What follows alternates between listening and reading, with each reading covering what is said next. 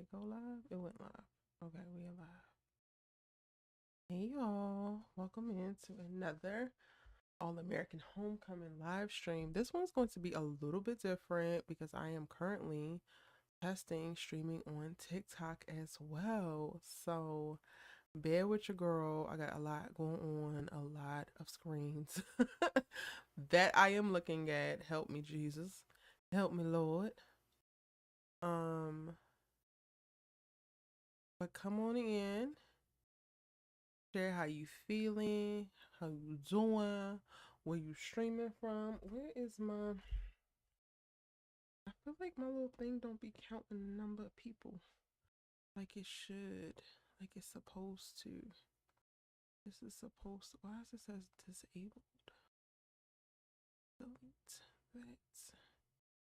Hey Kofi, hey Kenny, welcome in. I don't know if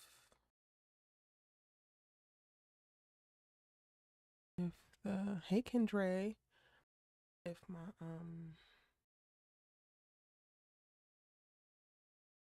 the chat is connected. I was supposed to be connected. What is that little like? Put that there. Okay, there we go. Hey Curly K. Welcome in. Welcome in. I'm about to start my little TikTok live, y'all, so y'all gotta bear with me. Viewers. Why does it say disabled?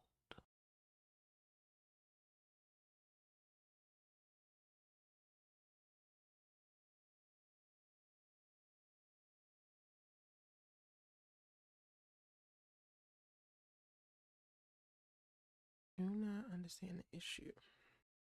Hey Hyacinth, how are you, honey? I am so confused right now.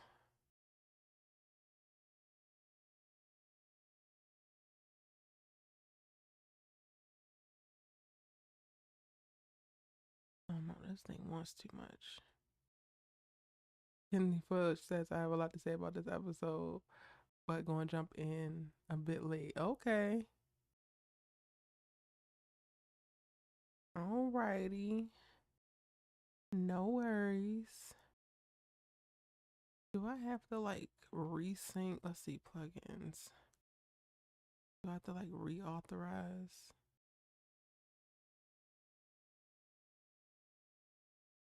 Ah.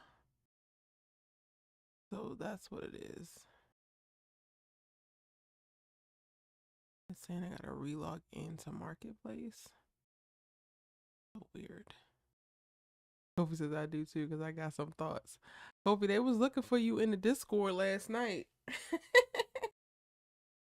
Not Kofi got some thoughts, y'all. Kofi got some thoughts. Okay, check for update. I have signed in.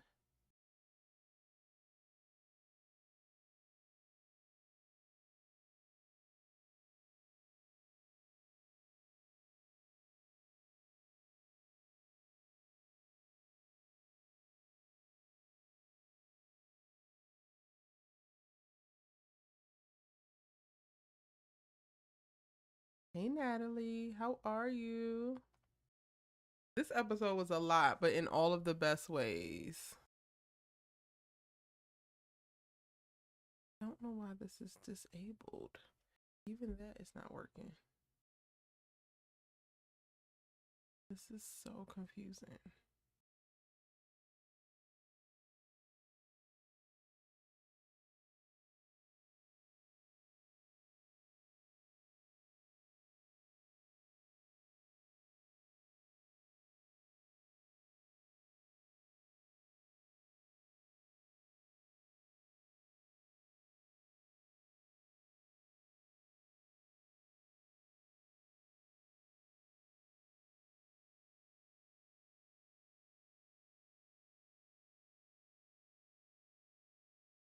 I guess it's not gonna work with me. Hey Kimberly. All right, as y'all come in, y'all, I'm gonna be also streaming to TikTok tonight. So I'm low-key a little tad bit, just a tiny bit nervous. Is the audio okay? Because I had to switch my levels, turning it up a little bit. Is that okay? Is that too loud? You know what? I can actually check this for myself. Erica, you are an independent woman. Give the people a show and don't have them coming in here to do no damn work. Y'all right. Y'all right. 1 second. I appreciate y'all's patience.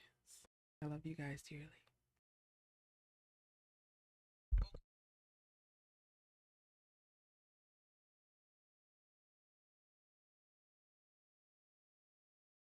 Okay, let's see. Is that too loud? Is this good? Are we good? We cool, they lie. It's all right.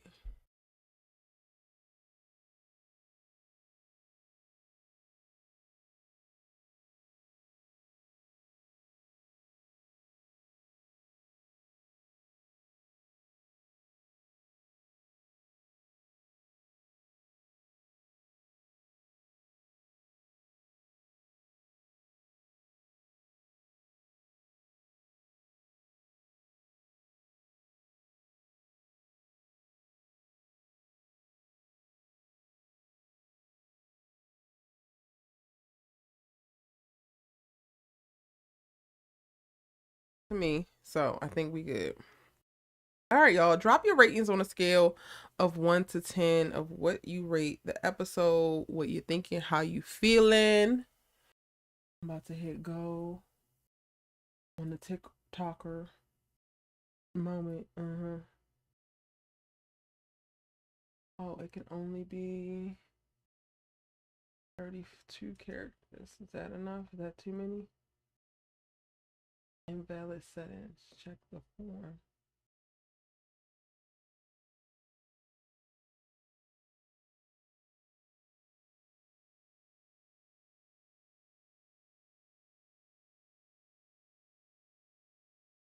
Kobe gave it a 9.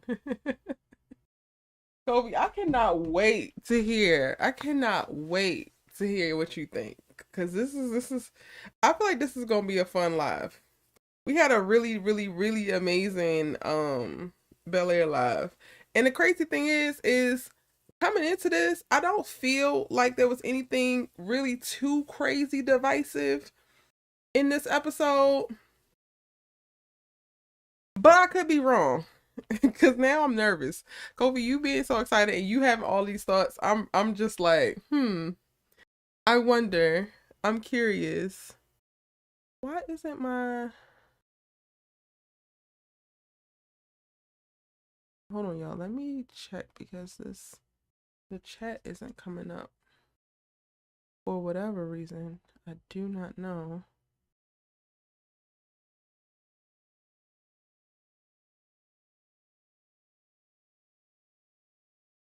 There we go. That was weird. So that you guys can see each other's ratings. I should be live on TikTok right now. I just gotta check that before we really jump into it. If you're just popping in, drop your ratings on a scale of 1 to 10, 1 being the worst, 10 being the best, for All American Homecoming Season 3, Episode 7, which premiered yesterday.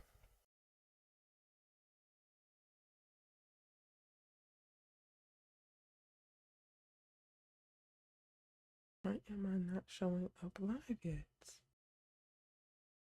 Let's go back. Oh, wait. This is my actual account. Let's go to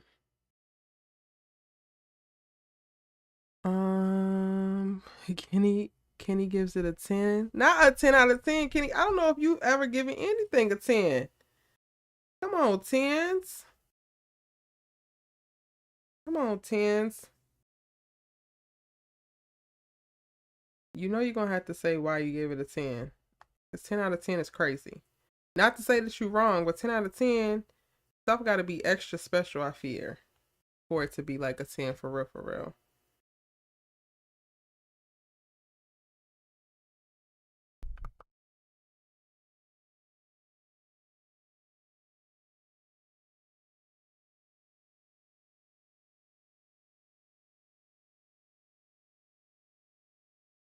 Ooh, ooh, ooh.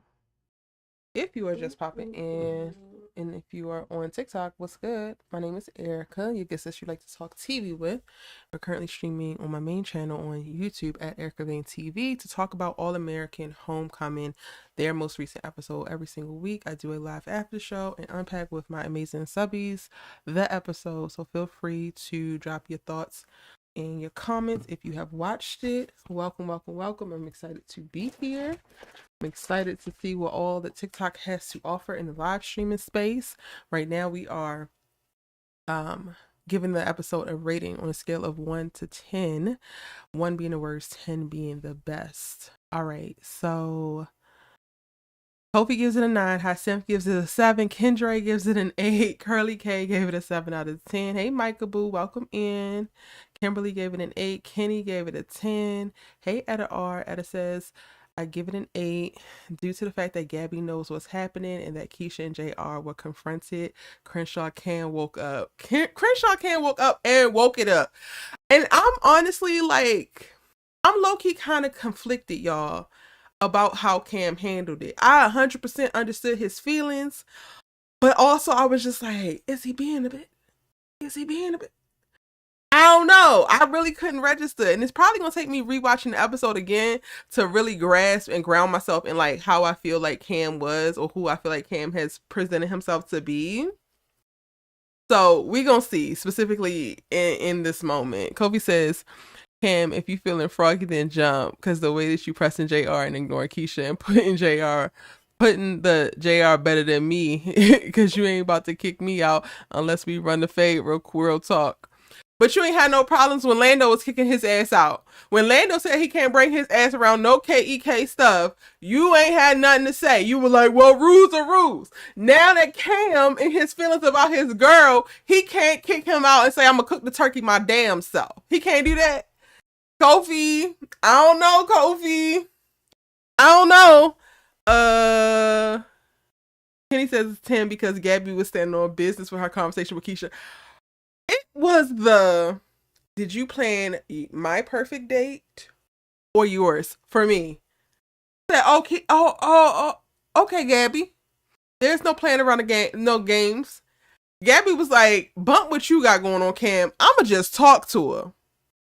Micah gave the episode a 5. Not the episode was boring. Micah babes, I love you, but I fear, honey, that you're laying down a pattern to point to what could be and addiction and or fascination with toxicity, boo. Because everything can't be boring because it's quiet and intense conversations is happening. You need some howling and some screaming and some thumping about, it seems. And that might be a you thing, not a show thing. I don't know. Besides the JR and Keisha stuff, but even that was kind of lacking. Cam was doing too much. Cam was doing too much. Oh, snap. Let me hit Antonio real quick because I fear he gonna have to come to bat for his homie. Like the leader of the camp be missing in action. Cannot be missing in action right now.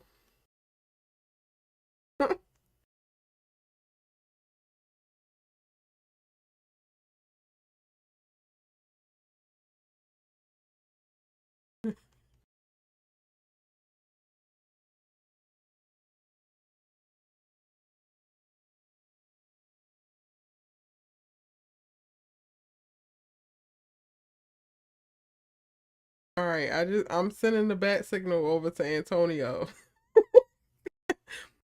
Because I'm even conflicted. I have thoughts around Cam, but I also haven't settled on anything. So, Mikey says because oh no, I already read that. Cam is doing too much. Tatum says I give it a 7. Etta says, do y'all feel like Keisha and JR were gaslighting Gabby and Cam? I feel like there's more to what's going on. Ooh, I could see that. With the way that Keisha acts, I kind of feel like Cam ain't do enough. Wake it up, Curly K. Wake it up. Keisha definitely hiding her feelings for JR, but I don't think he's doing the same. I would agree with that. E, I think it's because I was riding The Bel Air high. My ass came back down to earth watching All American. That could be it too. That's fair. That's fair. Because Bel Air came out the gate swinging with 3 fire ass episodes. And this was a very calm All American. Like, even compared to the last 3 episodes of All American Homecoming, this has been a much, like, calmer, subdued, more in your feelings episode. I advocate why Cam doesn't just break up with Keisha if he gonna act like this though. Points are made. Points were made. Okay. So where are we starting at tonight? Because between the whole Cam, Keisha, JR, gabbiness of it all, there's a lot. Simone and the whole, I don't want to tell Auntie Amara, I'm a week out from my surgery. I'm trying to have a real quick whole phase. I'm very scared, but I'm playing like I'm not. That is already a lot. Nate and Thea were just along for the damn ride. And Marcus, bless your heart, baby. Bless your heart. Understood so much of like what Marcus was saying, but I also understood his son and the desire to like expand and like get to meet some of his dad's family. I don't know if it's because of the first introduction to Marcus's son and I'm still not feeling him. I know he came around and I know that like he got his act together, but even in this episode, I'm not trying to just jump specifically on Marcus's side because I do understand the desire to want to know your family, especially if you didn't even think that you had a dad and like who you knew, but then you do, and now you want to know as much as possible. You want to be immersing as much as possible, especially because your mama don't know nobody, don't have nobody. It's just you, your mama, and your stepdaddy. So you're actually trying to get the family vibes. The way that his son throws tantrums and like makes so many things feel like the end of the world and how he has to have what he wants right now, it rubs me the wrong way. So I can't even root for his son and like I can't root for Marcus and his son in a way that I kind of would want to because his son feels very unlikable to me. Like very unlikable.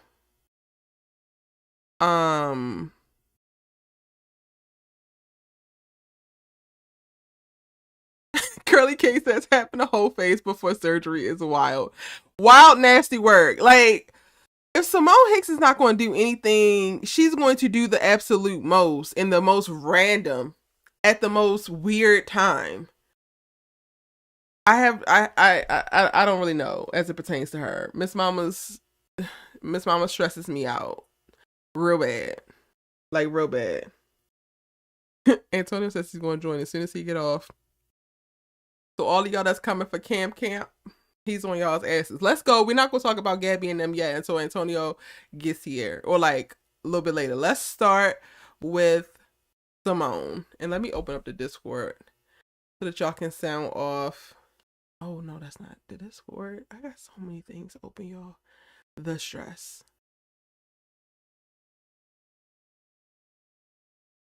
He was like, Harpo, who this? Yes, Harpo, who this?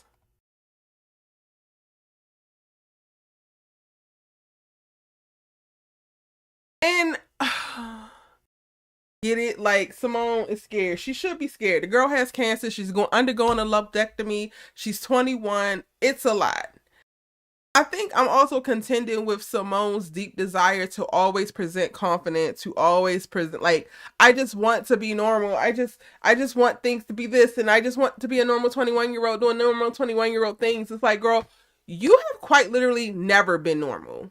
And maybe if never is a stretch, then at least let's go back to high school. The moment that you tried to put that baby on Jordan Baker, you stopped being normal. So why are we running back to a place that you don't even know as home? Nothing about your circumstances is normal. Nothing about the way you think is normal. Like, Simone, I'm gonna need you to get a grip and get a grip very, very quickly because her constant, incessant need to like be normal and have normal experiences. Meanwhile, she experiences the most extreme shit at a very young age is mind-boggling to me. Like, girl, you're living this life, you're in this body. And then you also have yet to realize that you don't get normal ass experiences. And not to say that you should not have those, but at what point do we realize that we got to take our lives for what it is and the circumstances that we get and carve out something else? Like, I really struggle with in this case, this fictional character, but also people who get convinced by society or whatever, something outside themselves, that they should be doing this thing, they should be thinking this way, they should be presenting this way, and they basically start to perform a life versus just living a life. And Simone becomes insufferable to me when she's putting on this fucking act that she's so perfect, putting on this act that she's the best tennis player, putting on this act that she's a phenomenal leader, putting on this act that she's not scared, putting on this act, like she has all of these damn masks, and I'm like, girl, with every single mask that you put on, you become more and more unlikable. Cut it out. Relax. Go through what you're going through. Instead of trying to be a normal 21-year-old and have a whole phase before you about to get a lumpectomy, how about you be Simone Hicks in the moment that Simone Hicks is in? A week out from a lumpectomy, still fine as ever, perfectly good, successful fertility treatments as well as egg harvesting. Somehow, some way, your goddamn expedited ass timeline is working thus far. Let's be present. Let's be present and let's honor and celebrate what we have been able to accomplish and who we are versus chasing somebody that we're not. This girl that you keep trying to be, you're not that, which is why you feel so much friction. And she just pisses me off because she feels the friction, and it's not even like, oh, I'm being pushed a little bit outside my comfort zone, this will help me evolve. It's like she's actively working against herself all the time. It's like, girl, enough.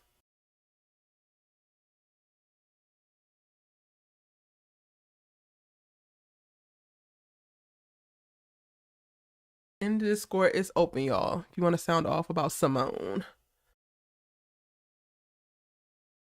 Simone just needs to take her aunt's advice. Gabby and Thea should be friends.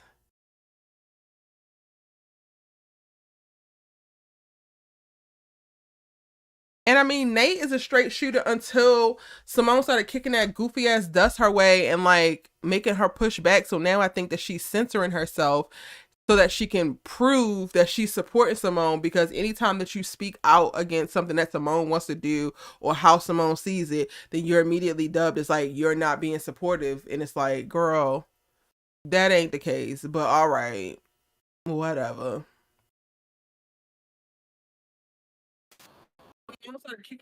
Hey, Kofi. What's up? How you feeling? Good. I'm good. This episode was a lot. I mean, I gave it a 9. I mean, they've been hitting on these episodes like 3 good episodes in a row. I'm proud. Mm-hmm. So, yeah, but on Simone, I honestly think she's scared, and maybe this is her coping mechanism of like just trying to, deal with what's in front of her, but none of these circumstances is normal. Like having breast Like cancer at the none. Yeah, like you have to face reality. You're a young woman, young African American woman with breast cancer, A young and athletic woman. Like when Auntie Amara said, like, she's an athlete, she eats well, all to like allude to and imply like this is not supposed to happen to somebody like her. That just highlighted exactly how non-normal your circumstance is.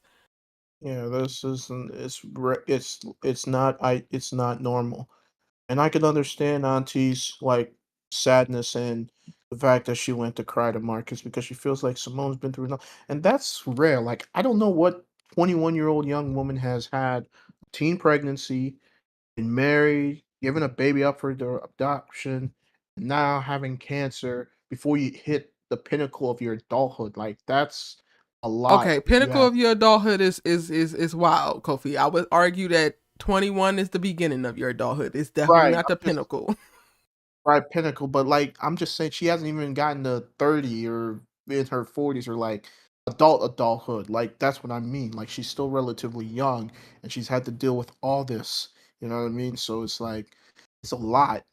And I can understand why she's, you know, Owen, well, I won't say that, but maybe well, just what trying would to you call it? Because she would call it hoeing. She said whole face, didn't she?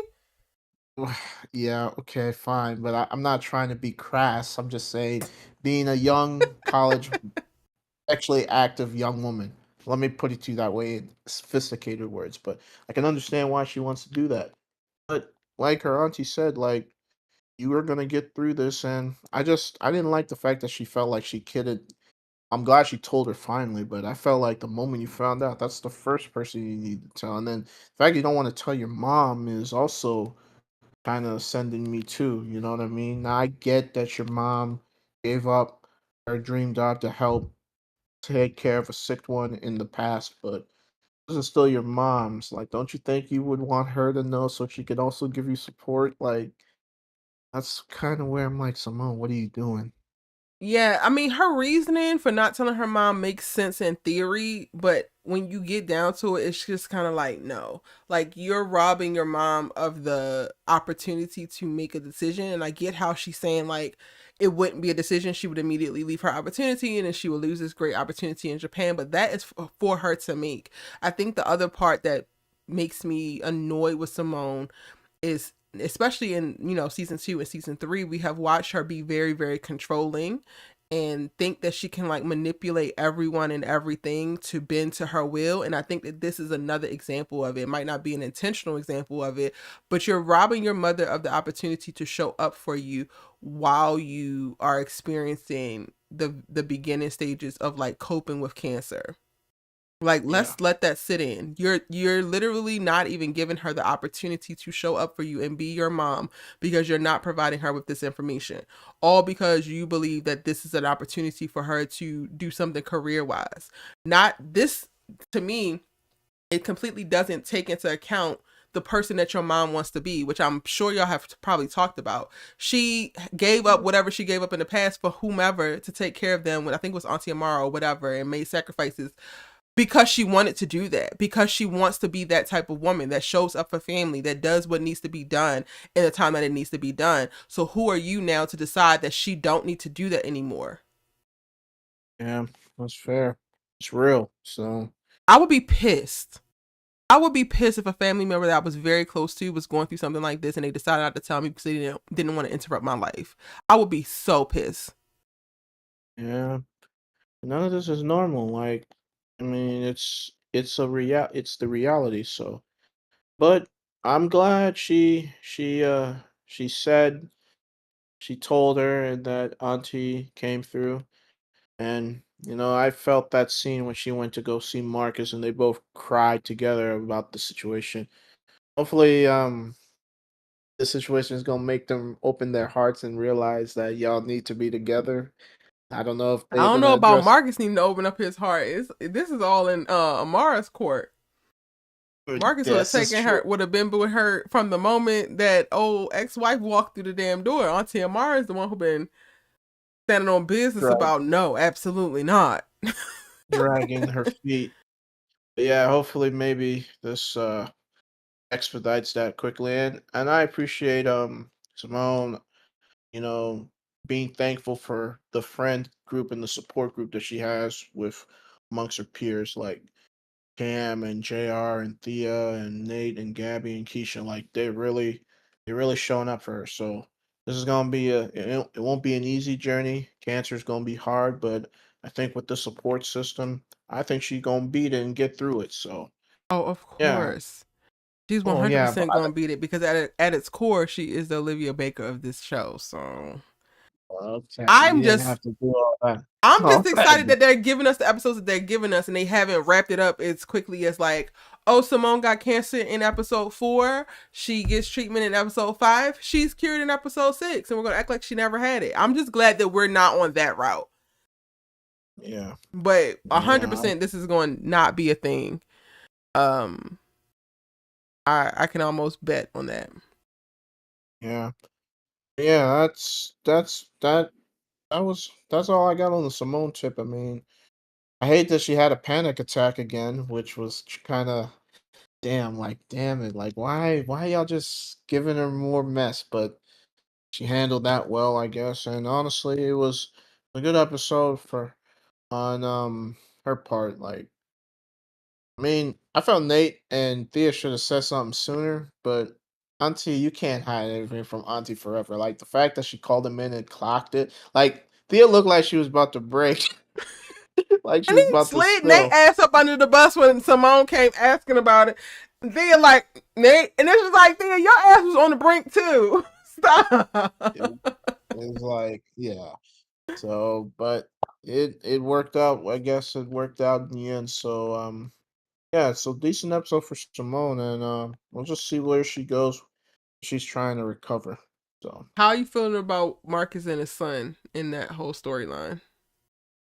mm, I thought it was interesting. I don't know why he felt the need not to want to introduce his son to his other members What of you his mean you family, don't and know? I mean, Well, you might it's have never experienced look. it. I can't say that. There's so many people with like so many varied experiences. It's so interesting because I literally just had a conversation with my dad today, and my dad is from the islands, and he doesn't talk to so many of his family members in the islands, and it is for self-preservation. It is because of betrayal. It's like tied to all of this of like when you had access to me, you took that for granted, and you basically put me into circumstances where I would have ceased to exist, and you were fine with that, basically. So I kind of got a reiteration of like, okay, Marcus, I get it. I get why you're not speaking to your father, because I actually have seen and had conversations with my father about how things have gone down with family members for him, and he operates alone. Like it's just me, my sisters, him, and then like two cousins maybe. And everybody else, he's just kind of like, I don't, he acts like they don't exist. Yeah, I get that, but I also understand his reluctance to want to introduce his dad to his son because of the situation with his mother, which I kind of got the sense that he had to have had a family member that had bipolar disorder because that's kind of like a genetic trait. So I figured it would he would have somebody in his family that had it. So we come to find out it was mom, and he has some unresolved issues with his dad because he felt like his dad gave up on his mom too quickly and put her in a facility to deal with that. So there might be some resentment and some, you know, Yeah. Curly K says, I some. felt like Noah was trying to find a way to be connected to Marcus. I understood. I also felt like Marcus should have been more honest with Noah and just told him that he and his father didn't have a good relationship. But I think he did tell him that. And I think that's why, like, why I struggle with Noah. Cause like, yes, you the long lost son, but also relax. This is the second time that y'all are like hanging out, and like also things will come. I think I really resonated with Marcus when he was like, I'm sorry, I'm not enough, because it did start to feel like that at some point of like, damn, I get it that you want to see my family, but we are still getting to know one another. And like his son goes into this place where he gets the pouting, which is such a terrible trait. It's like, please drop that in high school at some point, sir, because it's very unbecoming. But he pouts, and then he gets all sad and weird, and it's like you're gonna ruin the rest of this time because you didn't get this one thing that you want. But you typically do this, like I've seen you do this with pretty much every single thing that you ask for that you want and don't get. Yeah, I think it's still an adjustment. I agree with you on the not pouting tip. So and he just seeks family. Like I think he really wants that time and connection. So I could understand why I was low key disappointed when initially the dinner was just going to be him and Marcus, but he got to go to family dinner, got to hang with Cam, Gabby, and the And crew. that's the thing. It's like he realized it towards the end, and he's like, "Oh, I did get to meet your family. It's just your on campus family." And it's like, but and you were exposed to them from the very beginning. Marcus didn't stop Jr. from taking you. Like Marcus actually like got help from his tribe, from his community, and I think that that's the like short sighted selfishness that to me is appearing with Noah that I'm very turned off by. Instead of really being open to whatever comes, like I am lucky to have known both my parents and have had them in my life my entire life. But I would imagine if I didn't have a parent and I was exposed to one later on in life, at least the first couple months, I would hope if I'm forgiving them and it's a situation like Marcus where he didn't know it was my mama's fault, I would hope that I'm just coming into it open as hell. Like, you also get to know your dad by way of what he plans for y'all to do, how he moves, what he eats, like all of these things. There's so much information for you to take in, and for you to kind of like set aside or like dismiss what he is giving you to highlight and focus on what you're not getting specifically in this moment, to me it's just wow. And again, it's very selfish. Yeah, I agree. But I'm gonna chalk it up that he's a kid, so Ain't he like I give him 13? time. Yeah, he's like 13, 14. So you know, Curly K says, I he's think Noah also feels like Marcus owes him, which is why he responds like that. But Marcus owes you what? Because your mama's the one who robbed you of your daddy. Marcus didn't even know yeah, about that's you. true. And frankly, I don't know why she's not getting more smoke. Hello. Like for We this, gotta sit man. and This, watch you throw tantrum at the tantrum with Marcus. But we ain't seen you kick no dust to your mama. No flavor in her yeah, ear. that's what it's the shenanigans for me. So it's like but he got to meet his on-campus family, and hopefully, if there's going to be more appearances of Marcus's son, that they can, have that relationship and bond, and you know, I'm glad Marcus texted his dad at the end of this episode. To you know, that's good closure. Like sometimes life's too short. But it ain't Okay, closure. It's I'm like not saying it's opening up the closure. Pandora's box. And now I'm nervous because like Marcus does have his on campus family. Like the kids have rallied around him and JR supports him. Damon S is not there. Yeah, Amara is leaning on him emotionally because of the response, or because of what's going on with Simone. So she's not going to fully be there. I don't even know if this is the great time for him to go down the road of trying to reconcile with his dad, because what support is he going to have once he's triggered by emotions of betrayal and misunderstanding and judgment and all of those things? Right now, Marcus is being the strength for a lot of people in the group. Who the hell was going to be the yeah, strength for him? And he that's has fair. mental issues. So, you know what I'm saying? Like, anything could like trigger him to go into an episode, and who's going to pull his ass out? That's Noah fair. ain't. It's fair. And so We I haven't didn't even really. gotten to the point, like, Noah, you and your daddy kicking in. You so worried about bringing other people in. You haven't even gotten to the point of, I think, knowing. Like, I don't think that he knows that his daddy is bipolar. I don't think he knows either. So, Noah, you focusing on the Yeah, wrong things, baby.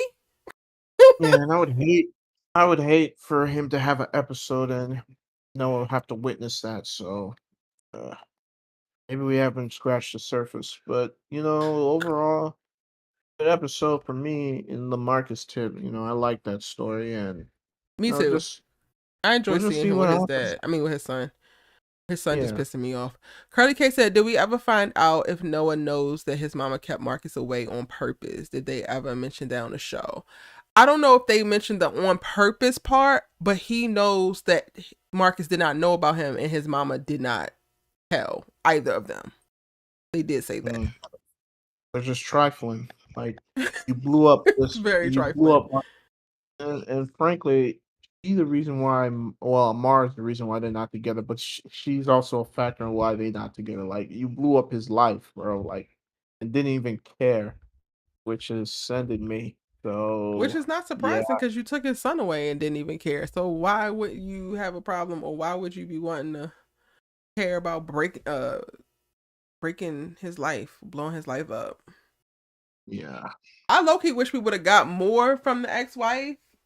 Because if y'all was gonna let her be the Crystal. villain, make her be the villain, and let me get a chance to actually hate her ass on screen. Yeah, Crystal. Maybe we'll see her. I don't know. Maybe we'll see her. I I don't don't think know, this is not the way this done. budget looking like this season for them, Chad. Okay. Well, there's that. But yeah, great, good episode overall for Marcus and them. So that's it. I mean, we waiting on Antonio so that I can run this fade with Cam. So I guess I'm gonna Not you hop off. gonna run the fade. What, a fade is wild work. Yeah. Yeah, You so wanna run yeah, the fade to him? yeah, because Cam was pissing me off, man, for real. Like Gabby, I understood why Kofi. she was pressing. Like he put the battery in her back, so that I understand. I'm not really coming at her. It's him that I'm annoyed with because you're supposed to be better than this, my G. So We'll wait. Kofi. On. I told you this is gonna be a live right here because I'm about to call some names to the carpet. I'm telling you. Ha. Not Kofi wants Cam to catch the fade. Yeah. Child, we probably just gonna have to go into it because I can't even think of anything else. I want Simone Girl. to, if Simone sleeps with people, I want her to just. But this, I struggle with saying this publicly because I understand how ridiculous this sounds to a certain extent, and I do not want to come off prudish. But it's like, girl, why are you adding bodies? Oh my god. Do we have to add bodies? Lando is right there. Like, he's right there. Oh, but Lando's in a Yeah. relationship. But we act like young people don't be having hookups though. I'm It's not like acting it's like that. normal. I'm acting like maybe young people should be a little bit more mindful, and maybe hookup culture is very, very unhealthy. Okay, there's that too. Yeah.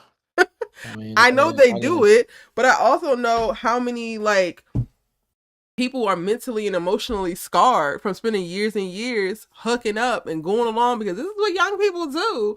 And then you make it later on in life and you realize that you've never had like a, well, Simone has had a meaningful relationship, so it's different. But there's a lot of people who have young people who have gone heavily into hookup culture and living a life and yada yada yada yada, and then they arrive late 20s and then never had a real relationship. They've never felt valued or loved or desired in any real way because they attach sexual attraction and sexual intercourse with those things when they're completely not necessarily dependent on one another. So for me, it's less about trying to push modesty on Simone and prudism, but like taking more stock in who you share your energy and yourself with versus scratching the itch with a random ass quick stick.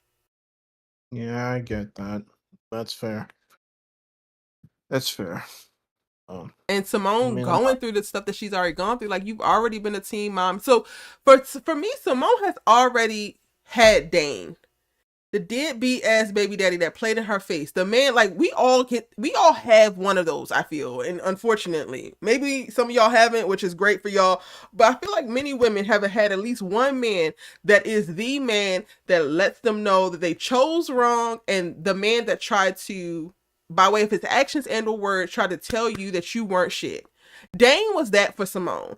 After you experience a Dane, it's hard for, if you learn and if you grow, which it seemed like Simone had, it's very hard for women to engage in behaviors and actions and situations that will put them in a similar circumstance to be exposed to men like that again.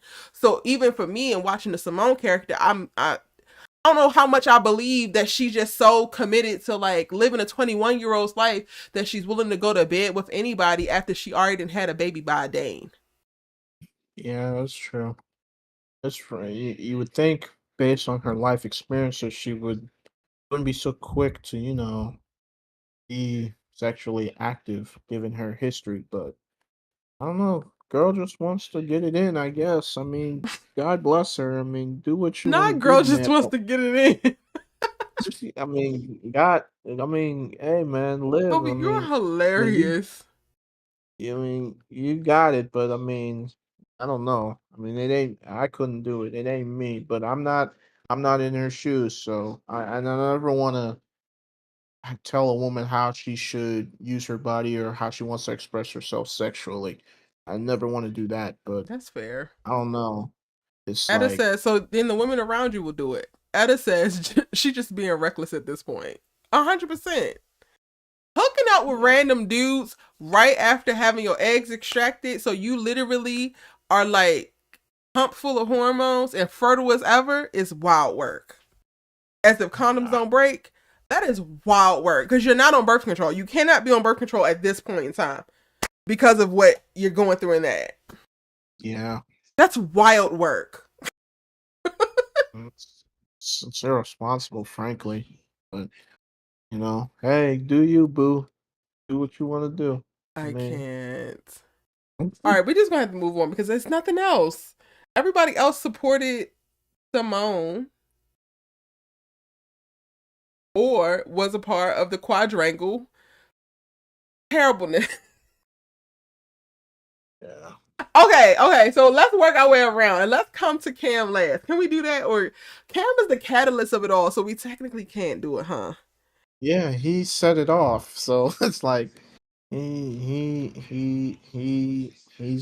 set it off. Like he started by ignoring Keisha, and then he told Gabby, and then he confronted JR, and then it all came ahead at that. Oh, then Cam and Keisha had a conversation at the loft before the dinner, and then everything happened. So we Okay, kind so of that's he what I will say. I will say I don't know how I feel about the like being in the presence but like ignoring the person and just kicking his funky ass energy. I understood his feelings being hurt Oh, and him being speak of the devil. frustrated. What? Antonio in the Discord. Oh, he is? I have so many Yeah. screens open. Okay, Antonio, you're perfect. You're like your timing is like perfection. Because Kofi is apparently ready to run Cam a fade. I'm not like What? that at all. Yeah. I told you I'm about to run the Wow. I like if I was JR, I was like, okay, if you want to press me, then we can run the fade right now. Like that's how I was feeling because he was pissing me off in this episode. Okay, Like wait. I ain't Before trying to Wow. before come for your Kofi before girl, Kofi lays bro. it out, I'm just gonna say my little quick thoughts about Cam, and then y'all could go at it. This is supposed to be Okay. hilarious. Okay, for me, I struggle with Cam sitting up in Keisha's face, ignoring her. That felt very like adjacent. Like, okay, man, not That too is. much. Because if you are that mad, then just don't be there. Go to your dorm. Stay away from her. I'm not a huge fan of ghosting either, but like communicate like I'm not feeling you right now and then leave her to figure it out why if you want her to feel it, right? But like him constantly like staring at her then rolling his eyes and like in her face, like Gabby and him listening to the song, Gabby gas him up and she says, "Can I listen to the song?" Maybe later. Like come on now, Cam. Come on now. Like, I get your feelings are hurt. I get that Keisha lied. I get that she's doing too much. But I just wanted more for him and like to lean into his more evolved Crenshaw Cam era. And this was taking me right back to like unevolved Crenshaw Cam. And I hated it for him. Was given old Cam from All American, like how he used to act before he came to Atlanta. And I didn't like that Cam. That Cam was a villain. So I didn't see. I I didn't think they were gonna write it like the way they did. Like Mm, I agree with you, Erica. It don't seem like that place that Cam is in currently this season. It doesn't seem like he would just be like. It would seem like he would more so ignore her when they're not around. But it don't seem like he would just like play in her face like why she right there. right. I feel yeah, like he would have just continued to like ghost her low key, but I don't feel like he would have just like ignored her and act like she didn't exist while they were right in front of their face. yeah. Like That was And I 100% kind of, nasty work. that's your yeah, I was girl, like, I kind bro. of feel like the writers kind of went a little backwards on that one because I don't think like where he's at in his life he would do that. Yeah. Yeah.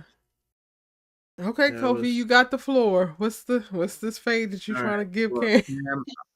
Cam, look, I understand you're mad and you're valid in your feelings, but you gotta be a man and be mature and stop being a little bitch. If you got something to say, just Kofi, say it. no B words. I'm sorry. Okay, my fault. Like, just the fact that you're being immature and you were ignoring Keisha, not even giving her energy, you put the battery in Gabby's back. Like, JR was like, hold on. You went to my girl? Like, if you had an issue, Was why he didn't you really just come to wrong for me? that though? No, See, not at all. okay, all right. I They mean, friends, ain't fine. they, Kofi? They friends. But They yeah, could talk. they friends. I mean, I get that, but like at the end of the day, like JR even trying to look at your girl. I don't want your girl. I got a girl. Okay, I'm just being a You know how friend. many times? You know how many times Keisha and Jr. done talked about Cam behind his back in previous episodes I about mean, their relationship. I don't recall. Can you give me some receipts? I don't recall, Not you man. don't recall, Kofi. I'm- The whole first two episodes. well, yeah, that's right. I had forgotten about that. No, that's a good point. And it's not Okay, like he look, didn't. It's not like he just talked to Gabby about it and then didn't bring it up to Jr. at all. Sure, he could have right, picked a different time or place. Yeah, sure, they could have did it in private, but yeah. he said what he had to say. I just think he was just being immature. Like the fact that you want to press him while they're trying to cook this turkey at the KEK house. And first of all, who's the light skinned yo who's like, oh yo, you got a problem? Like, nah, brother, this ain't about you. Like, this between me and him. So I'm gonna need you to step aside. Like that was sending me. But it was like, Yeah, that was funny. yeah, but Cam could have handled it better. And like, Kofi you feel said this that was way, sending me. You and know what's like funny, Kofi? I what? kind of low key.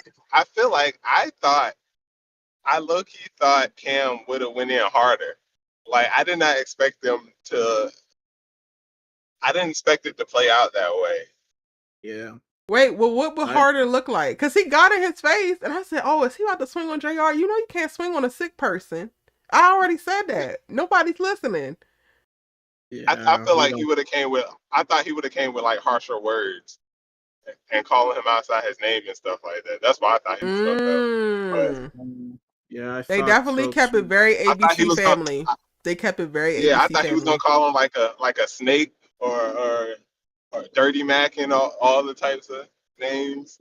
Yeah, I mean, I Ooh, thought and he so had too. insight into Gabby. He's like, you can't even keep your girl happy, but you over here worried about mine.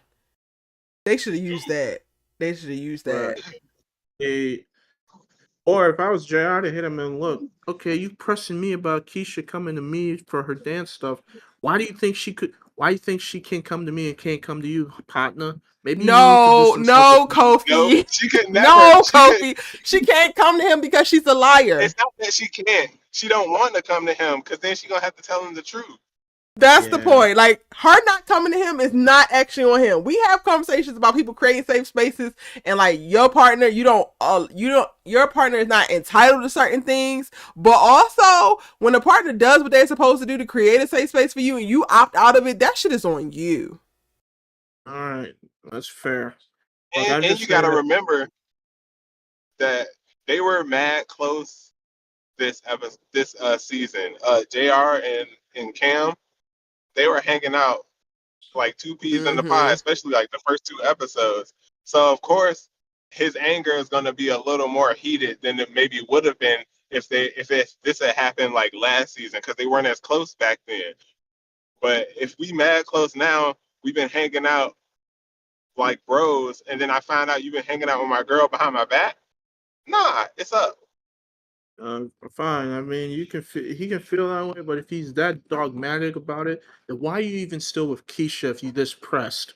Like, why don't you just break it off and rip off the band-aid instead of being, passive aggressive? And I low key thought they was gonna break up in this episode, but Me too. they held back. So I don't Yeah, I ain't know. gonna lie, Kofi. I did think that it was gonna end too.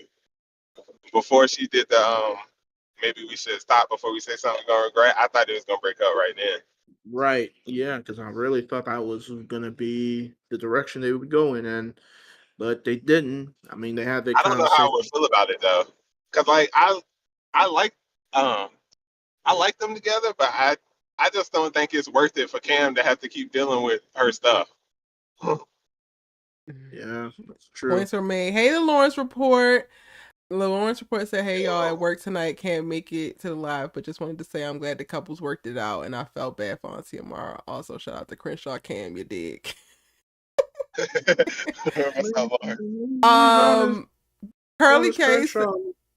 Curly K said, I think we forgetting that Keisha was ghosting Cam and not replying to his messages, and then giving him Sure. whack excuses as to what she was doing. Exactly. Okay, That it's fair. definitely did happen. That's fair enough. I mean, Now, Kobe, I I get that thought you don't ever want nobody to have smoke for JR. And I get that, like, on JR's side, he's been 100% innocent with it. It's like the more episodes Right. that go by, you actually realize that JR actually had nothing to do with Keisha's budding attraction to him. He's just that's being what I'm him, and he saying. happened to be that guy. And I can't even believe I'm saying that because I would never, starting this series, I would have never thought that I would be dubbing JR that. But even how he handled the confrontation, even though I didn't necessarily love the whole "you talk to my girl," they like best friends. Relax, you be talking to Keisha, like relax. But he had so much swag and like, oh no, that I'm like Gabby. I'm not worried about Keisha's ass. Like it was basically, I'm not worried about Keisha. What are you talking about? Loved it. Yeah. Yeah, like I said, he handled it a lot better than I would. I mean, I'm a normally even kill guy, but if you accusing me of some foulness, considering that we brothers and that we boys, and I helped you out, like the fact you would think I would dirty Mac and go behind your back and steal your girl, like that's kind of low key hurtful. So, It but is you I can see hurtful, know, but I that. would also argue Yeah, I like can see we that. gotta be mindful of our people, right? So like even if we hate the idea of like this even being presented or you thinking of me in this way, the number one thing is like how they actually arrived there. So it's also on JR, and I would argue that it was in his character to try to get to a better understanding before he went to a place of offense. Because Cam's Yeah, receipt actually outlined a very clear trajectory to his festivity. It's not that he hop, skip, and jumped over anything. It was like, okay, you were not in one video, Negro. You were in every last yeah. one of these hoes. I wasn't okay, expecting that when he showed Gabby Me the either. thread. I was like, oh, so this wasn't just a one time thing where she called him and was like, okay, I got this thing popping. You could come and see me this one time. He was there every time. all Every right, single but time. Shout out to Tanya Gemini. Hey boo on TikTok. Every single time. I was not expecting that. He had the screenshots ready, and I was just like, ooh. And JR yeah, sitting there smiling like a Cheshire cat in every last one of them. And like again, knowing the emotional maturity that JR possesses when it's not about him and baseball, his sickness. Clock it. But knowing what he possesses when he goes to have conversations with other people about their circumstances, I'm like, is this really true to JR's character that he wouldn't understand how this could be so offensive? Because if it was Gabby at some singing recital or some kind of major competition or something, and Cam was there and he is already struggling with feeling like Gabby don't need him and not being able to show up for her, you would be pissed as well if Cam was taking a spot that you could be feeling that's her man. okay, that's a fair point. I understand that, but I honestly think like I don't think he had any ill intentions by going No, he didn't to at all. He didn't have any ill intent. with the thing. I think he was just being a supportive friend. I just thought that was all he was doing. For me, a lot of this is I'm putting on Keisha because I think she not probably don't want to admit it to herself, but she low key feeling him. Like She she might be is. falling. But Curly K Yeah, makes a That's the point, part I Kofi. didn't like about that. Curly K makes a point. JR did lie. Gabby clocked one of the outfits that he was wearing on the night that he lied to Oh her. yeah, she did. Yeah, yeah, he did lie that's about where he was going. yeah. He lied. I don't know why he had to lie. I don't know why you just didn't say, "Oh, Keisha's a street dancer. I'm just going to support her." Like, what would have been the Well, you think Gabby was gonna go tell Cam? I mean, like that.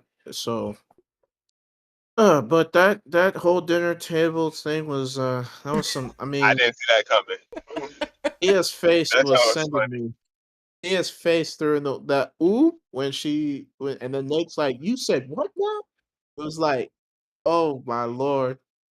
And Noah just sitting there with a smile, watching all this Enjoying it. unfold. Like, yes, this is what I want. This This is is what what I want. this This is is what what we being want to a family see. is about. Wow. This is what being a family is about. Arguments and He's like, dang, petty was this subtweets.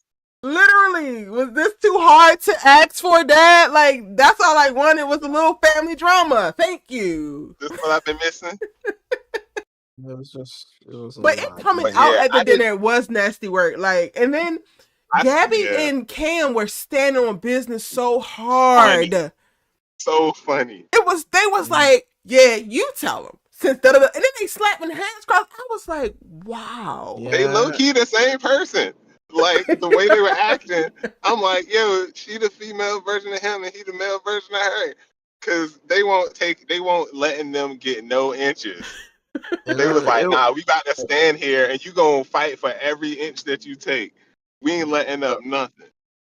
And it was JR saying, "Yo, look, I'm not about to apologize being a friend to Keisha to feed into y'all paranoia." And it looked like Gabby was about to snatch him across the table. Low key, I was like, "Oh snap, yeah, JR, you might want to pick your words in here carefully." Like she looked like she was about to, you know. I mean, I get you're angry, but like, I choose my words carefully, G. So it Yeah. was. And What low he key, say? Keisha was, You want me to throw away? You want me to throw away my friendship for your insecurity or something like that? He said. yeah, he Yeah, did. JR kind of yeah. had bars.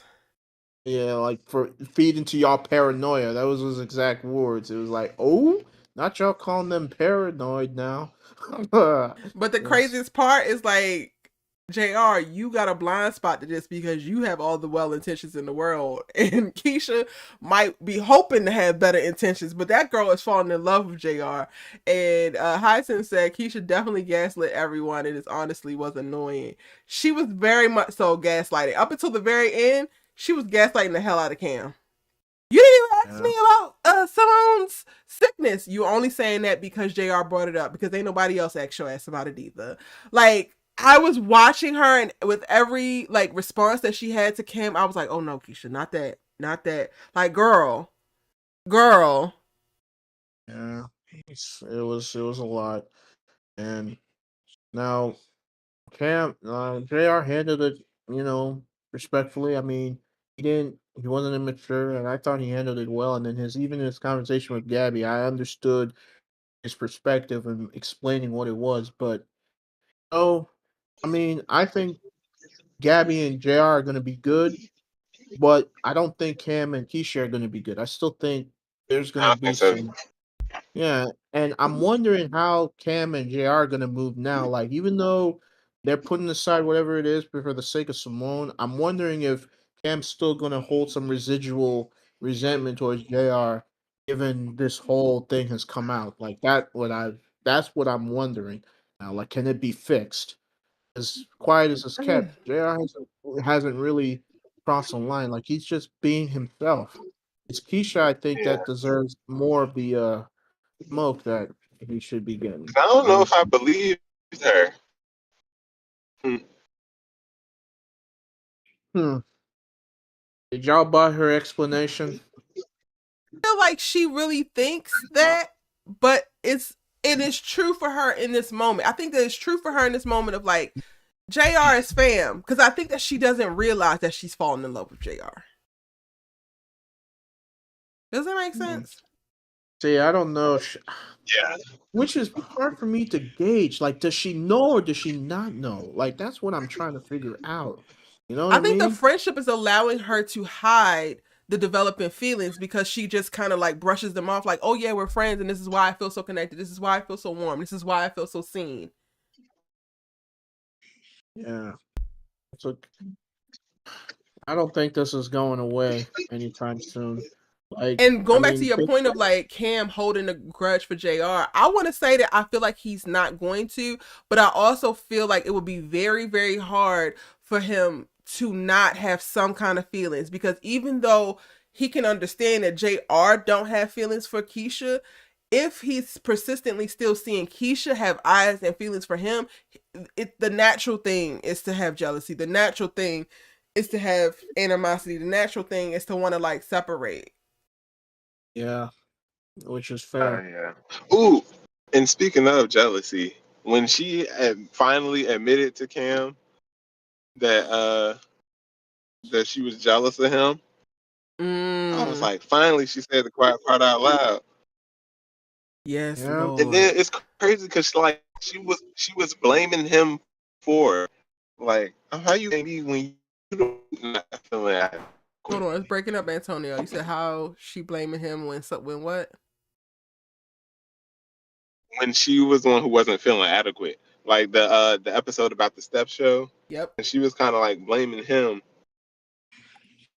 for what she called him like taking over and trying to change everything when she was really the one feeling insecure about it. Yep. Keisha said we called it. She was low key jealous. I was so surprised when those words came out of her mouth. I said, "Oh, she could be honest." I feel like it was the most true thing that she has ever said in the whole history of her on this series. Yeah. I think she was very open and honest in that moment.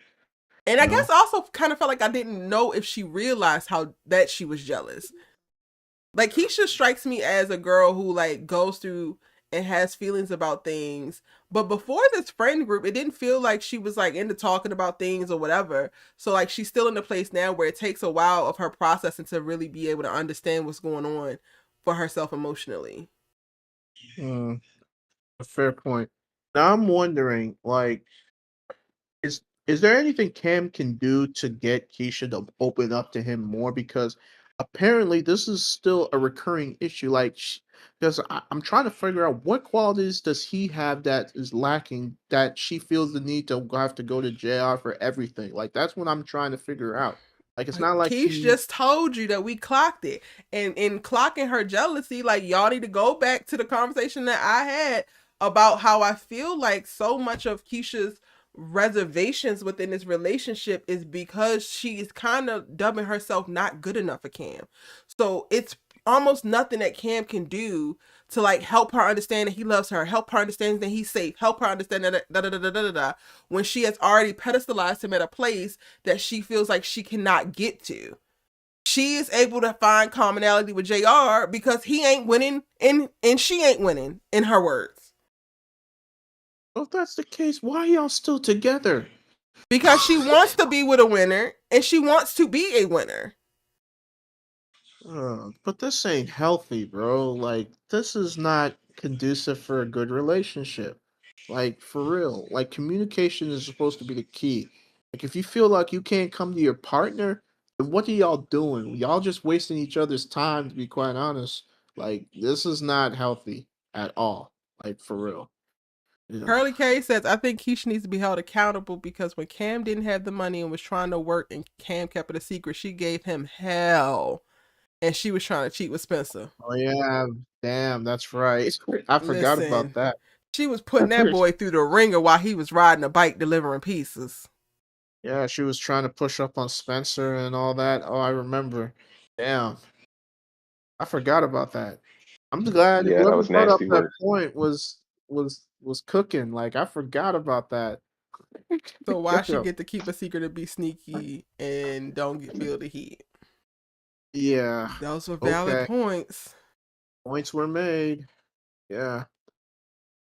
Um.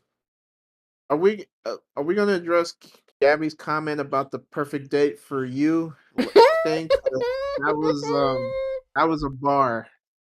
I was like, I said, ooh, oh, Gabby. I thought that Gabby was one of the ones before, but it was confirmed this episode.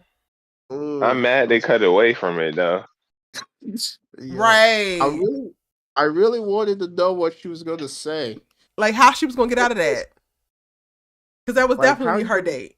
Cause I'm trying to explain and how the you gonna way just the how masterful she was with it about coming up to that point because she She lulled walked her Keisha right in to into a it. false sense of security. She She walked lulled Keisha her into into it. a sense of security, and then boom, hit her with the right hand. And I was like, oh my god, she boxing out here. That's crazy. That's crazy work. She messed I'm her up trying psychologically. That was messed up. and I'm trying to wonder is like Yes. is this friend group like fractured now? Like not the individual group. Like I'm talking Cam, Keisha, Gabby, JR. Like can they even interact with there not still being some awkward ick tension between the Yeah, are four y'all of them? still You know going what I on mean? double dates? Because you That's said what that I'm y'all trying wanted to to do a figure out. double date. I don't see it happen. It can't possibly. I don't Unless know. unless Gabby and Cam do it because they want to keep an eye on them. Which I think is not the good intentions. Like, either you trust your partners or you don't. Okay. Gabby doesn't want to be that girl. I understand she don't want to be Can you that girl. trust Don't someone get who can't be trusted though? Ooh, yeah.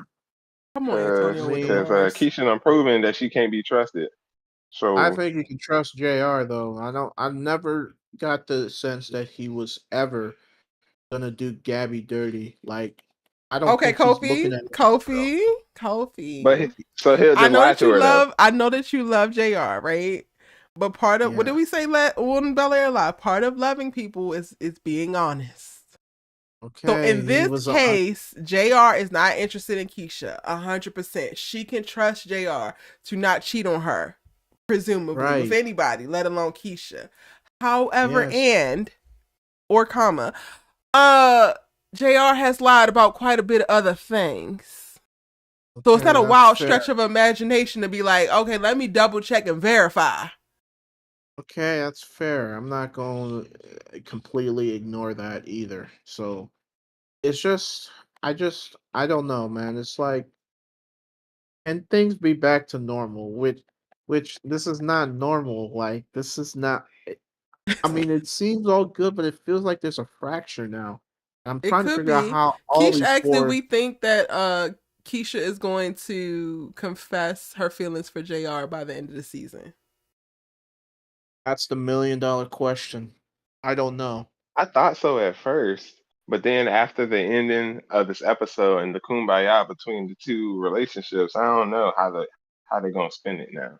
I don't I think, mean, I I could think this, totally see Keisha like overcorrecting and like we can't be alone together and oh I don't want to da da da and like she'll find herself in moments with JR and she's just like oh but I gotta check in with Cam, and then Cam will pick up on her being overly like trying to avoid and not present, which also winds up working against you and like making it be like, well girl, if you gotta work this hard to make it seem like you ain't falling in love with this man, the call is coming from inside Me the think you house. protest too much. Right. I could totally see that happening. Because so much, like, Yeah, and I I can made see this point that too. before, like, so much of Keisha's behavior, specifically in this healthy relationship, looks like her doing what she believes she's supposed to do. Cam correct her, then she start doing some other stuff that she's supposed to do. And it, like, you know what I'm saying? So I could totally see her, like, going OD in how she engages with JR moving forward so that it's clear that I don't want him. Just so we clear, and it's just like if you gotta do all of that, then it's something that you might be hiding, honey, and it might even be you hiding it from yourself.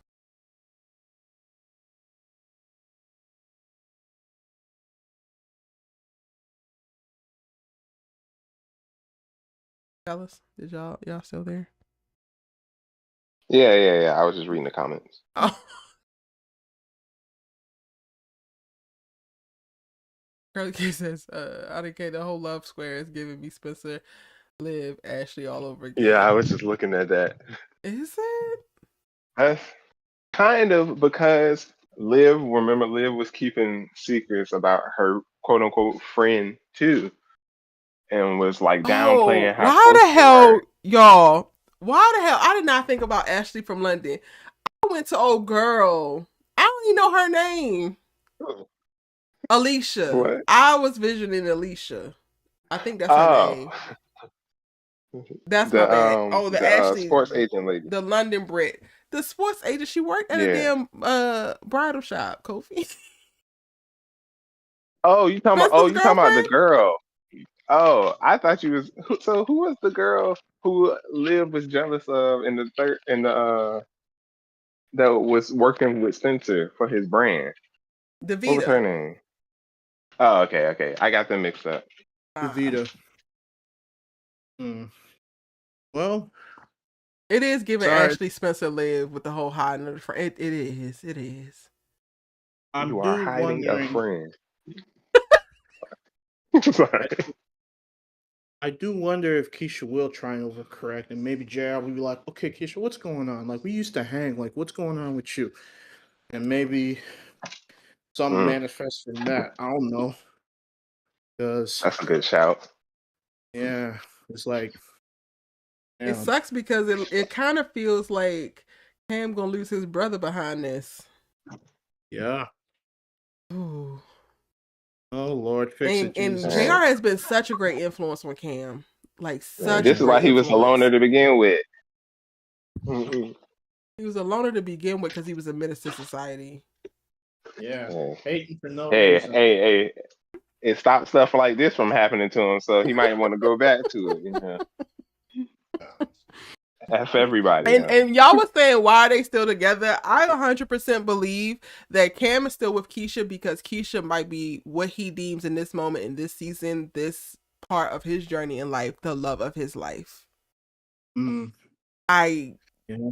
don't feel the Has to same for because Keisha, but I can't possibly it give you has. an exact thing for Keisha. He's giving her too many chances, as Travis Scott would say. Like it has to be. That has to be it. Has to be love. Because any other circumstance, old boy would have broke it off, but he must love her down to want to stick around. So that's probably what it is. Hmm. But what do y'all think it could be for Keisha? I don't know. Maybe a sense of security. Maybe The trying to fact that prove that he's not the problem in relationships. But I think this mm, is reoccurring. Like this is the same thing she did with her other relationship with old girl, like with her first girlfriend. So maybe she's trying to prove that she ain't the problem. I don't know. It's like it's not making any sense to me. I don't know why she's still in there. I guess maybe because she knows she can't have Jr. So she want to keep Cam. Hmm. Keisha does give "Can't Be Alone." Yeah, that too, She does give which that. is unhealthy. I feel like you got to go to therapy to deal with that. Like for real. Curly No. K says, I don't feel the same for Keisha, and I just got over my beef with Cam 2 weeks ago. You've Yeah. been beefing with Cam this whole entire time while we got the president of Cam Camp in the community? Woo. Yeah, she kept it low key because I ain't know nothing. Since when we beefing with Cam? I don't know why we beefing with Cam. I mean, I was beefing with Cam in this episode, but Cam, along with JR and Damon, like they one of my favorite characters. But when he went back into his old Crenshaw from All American days, that was like, oh, this is ugly. Like I don't like this. So, Kofi, so, who's so your hierarchy of men? Like, where, in what? the All American universe in general, or just this Well, show? Homecoming and then in general. Okay, this show, JR, Cam, Damon, You just said bump Lando. Lando. No Lando. No Sorry, land Lando. hoes. Nah, Lando. And then overall for No All Marcus American. either? Oh, damn. Well, Marcus is a grown man, and He's still a man. I'm true. I mean, Marcus is cool. I mean, but I tend to levitate more towards the younger guys because I can relate to them more. So So Marcus is behind Landho. I probably put Marcus in front of Lando. Okay. And then across the universe. Okay, across the universe. I mean, it's a tie between Spencer and Asher. Uh, A Jordan. tie between Spencer and Asher is nasty work, but I'm gonna let Hey, you finish. oh I'm my gonna let you gosh! Like finish. I was tempted to put Asher I number saw one, but that I was gonna coming get a mile dragged. away. I was gonna get dragged if I did that. So it's a No, tie. if you want Like to put Asher first, go ahead. Asher first, Spencer second. Go ahead.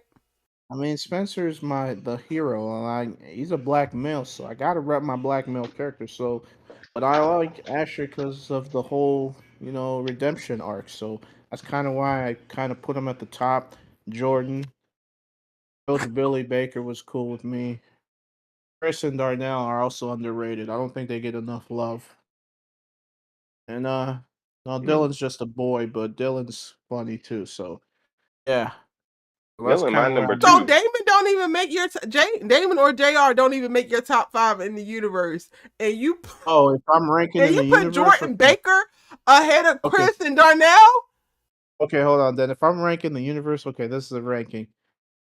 1A, 1B it's a tie for first between Asher and Spencer, and then right below that it's JR, Damon, Cam, Darnell, Chris, and Jordan. So yeah. I mean, Okay, Jordan, I I can't can. relate to Jordan. So, yeah. They all fine. They're different spectrums of black maleness across the universe. So it's like, you know, Asher Adam I tied with never Spencer thought about James it is until nasty this work. conversation. But like yeah, Asher you want for to do it, I, Antonio? You want to rank? sure. It's like die line. Cam, Cam, Cam, Cam, and Cam. Like not just. Okay, seriously though. I Cam love number him one. making a man reference. Go ahead. Cam number one. Grown man Dylan number two. I go Chris number three.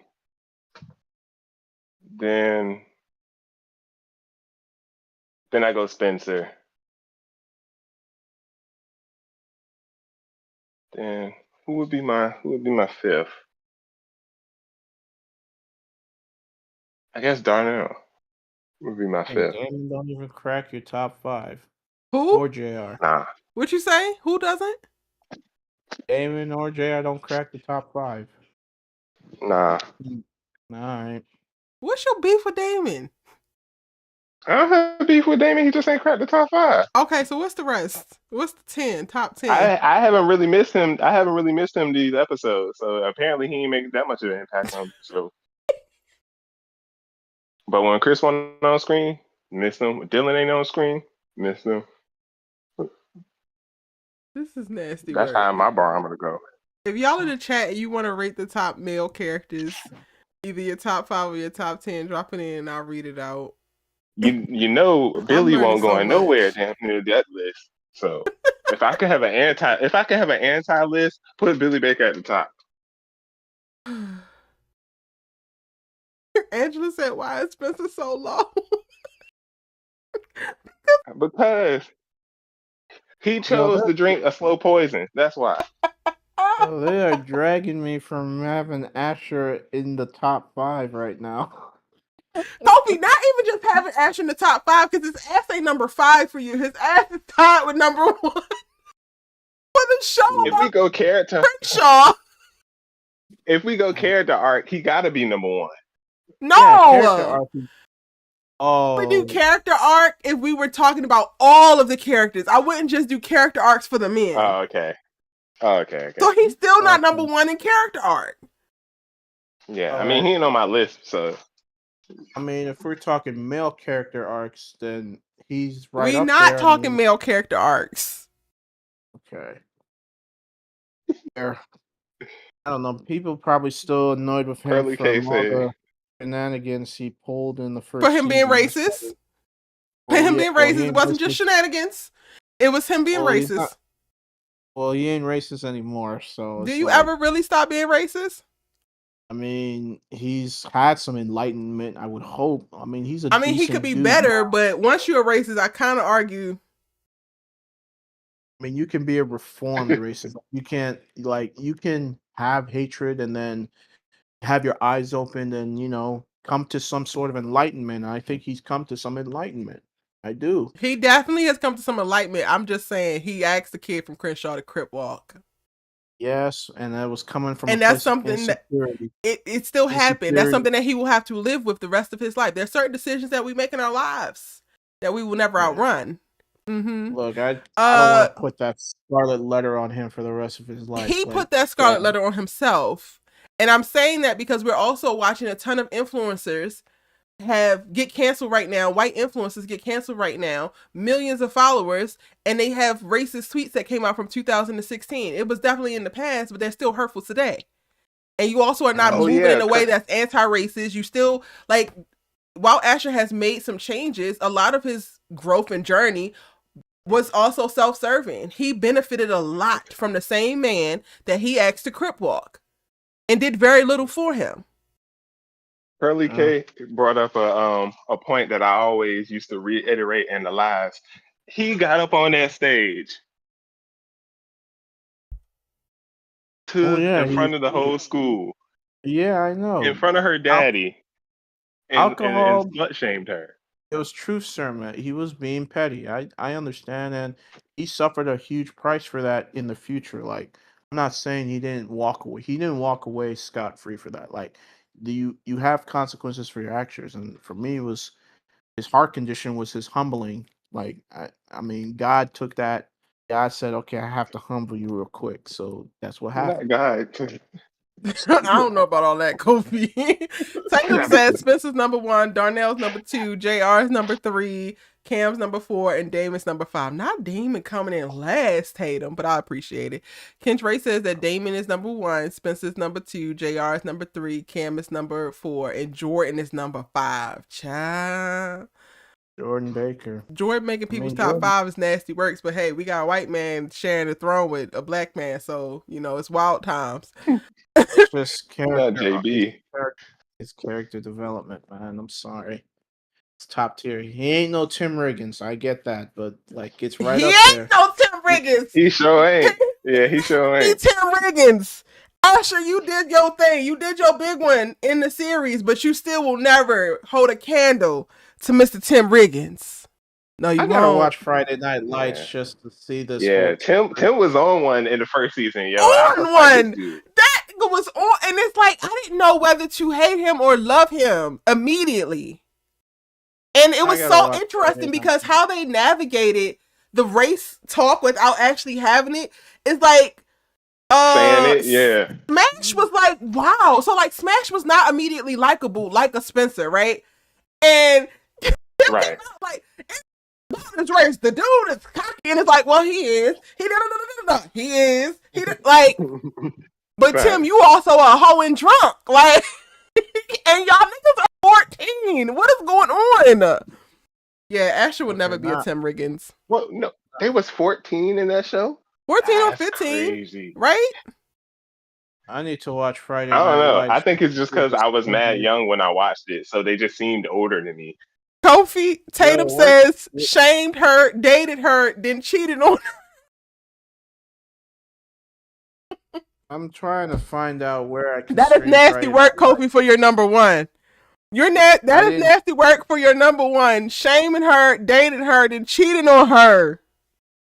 You act like Curly brought up a good point. His heart condition was because of the drugs.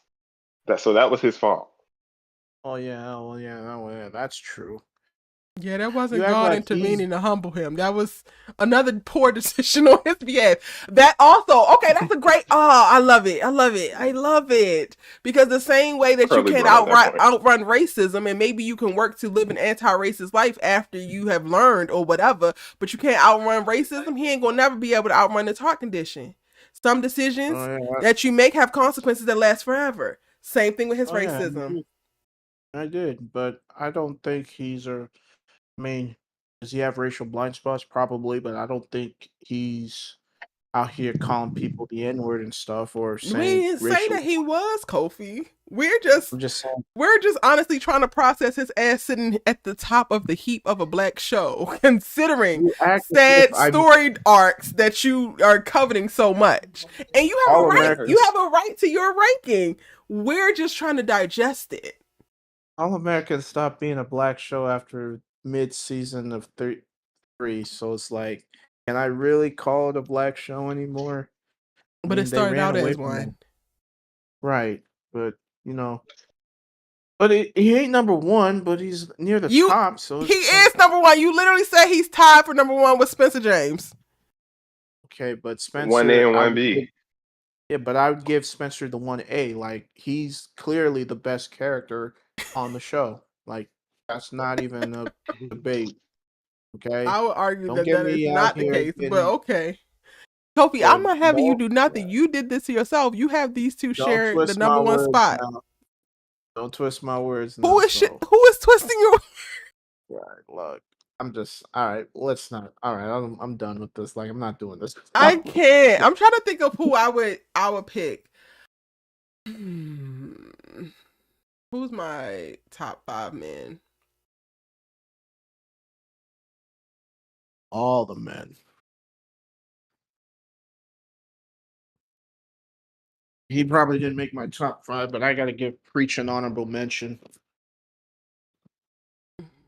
Preach had a great story arc, so. Oh yeah, I forgot about Preach. Dang, I might have to amend my list. Yeah. Okay, I was really grappling with myself, but I'm gonna put David number 1. He's number 1. He just is. Over Spencer? Hell yeah. Immediately, yes. I don't know about all that now. Immediately, yes. Sir, you put Spencer next to a white man. You don't get to judge my list. So why Damon number one? No, let me get the rest of my list out. Damon number one.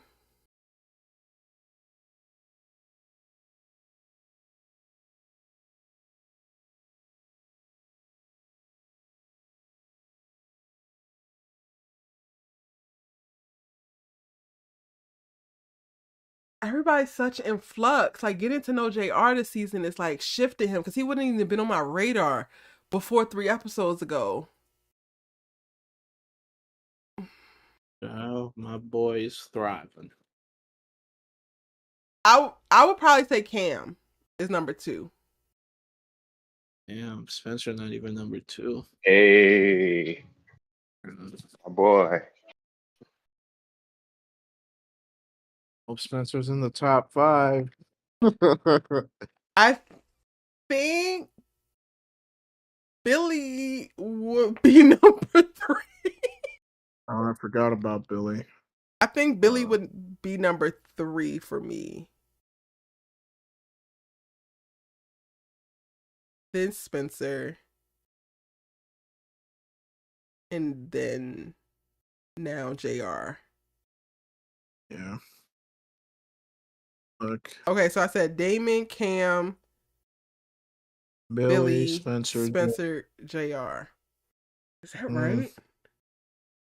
Yeah. Could be. That's crazy. I'm just glad we're not ranking the female characters because Billy not at the bottom. No. Because while Billy was raggedy, he was compelling. And the moment they threw his ass off the side of that goddamn cliff, that was when the show really ended. Like, we were struggling with his little raggedy ass daughter, but no Billy for Spencer James. Got the show right there. Should have He been created there. Jordan. He created Jordan, that's fine. He also created Olivia. He also created Spencer's story as we knew it. Yeah. I give Grace more kudos for that because she's the one who asked him. She did ask him. It was her idea. It wasn't his idea. Angela says number 1 is Spencer, number 2 is JR, number 3 is Cam, number 4 is Darnell. And you can't say number 5 is that person because they don't identify as that. But if they did, I would put them higher than Lou. Spencer would probably be number 5 if that was how Nate identified. Yeah, there is no Spencer James that we even like and knew without Billy. All of his best moments were tied to the storyline that he had with Billy. Yeah. Y'all want to rank the women? Ray wants to rank the women. Fine. I'll jump in the sandbox and rank the women. Sure. You want to go first, or you want me to go first, Kofi? I'll go first. For me, number 1. Dang, I'm stuck between Laura or Layla.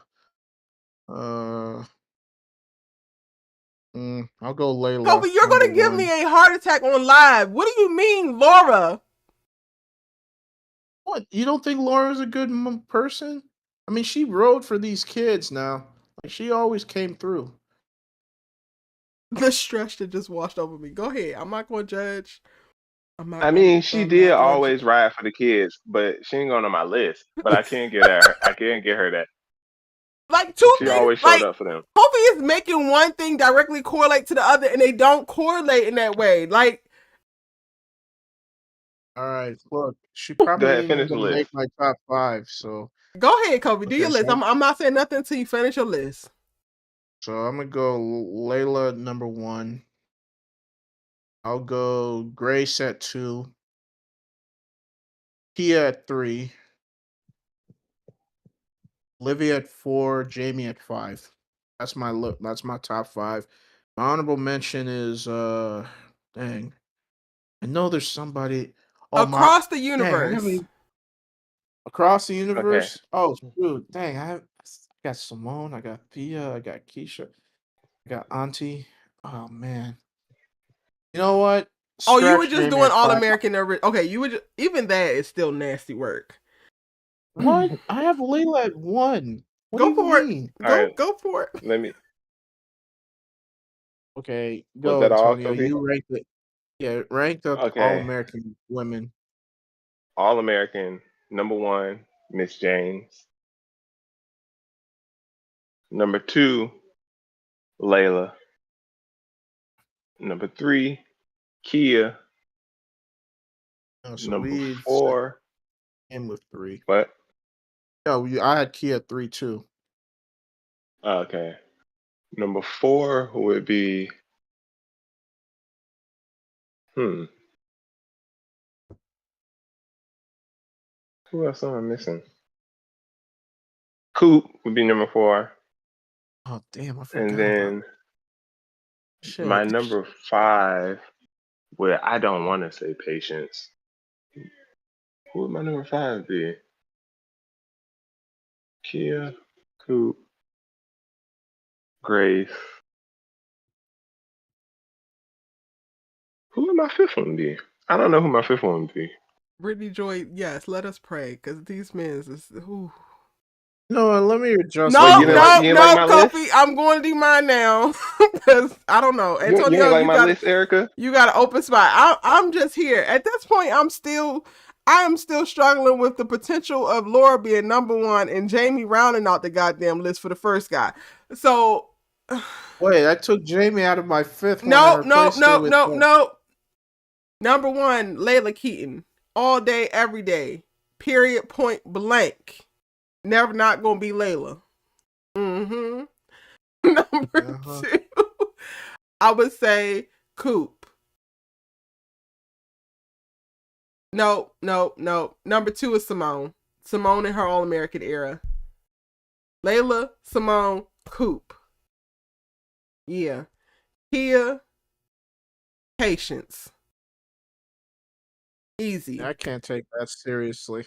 Yeah, I How the think hell can't you Patience would take have to that take my seriously when last you spot tried to too. make Laura number one? How you gonna take mine seriously? But I didn't put Laura number 1. I You ended up considered going with it. Layla. I considered it, but then I thought about it. I'm like, nah, let me go with Layla because her story's been more compelling. Like, Why the yeah. hell can't you consider my list? What's wrong with my list, Kofi? Okay, can we? All right. If you can take Simone in her All American era, how come you can't take Olivia up until season 3B onwards? Like season 1, 2, Olivia wasn't bad. Like she wasn't bad, I but she was still like, wasn't top 5.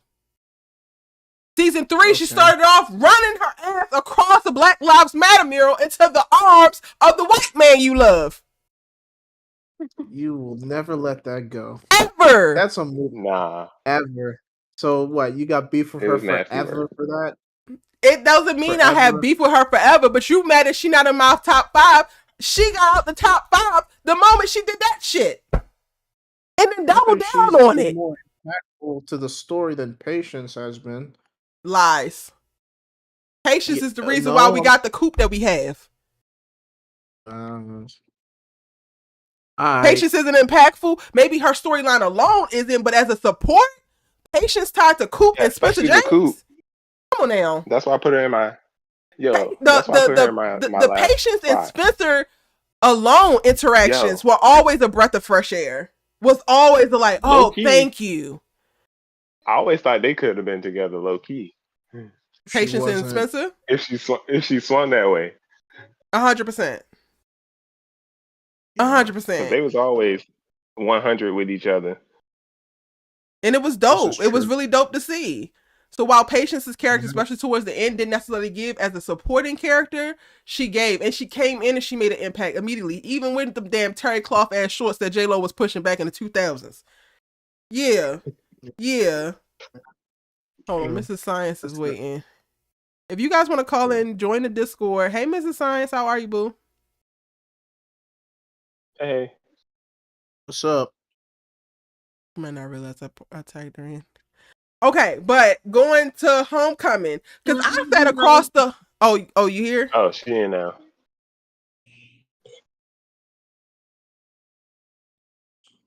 Hello?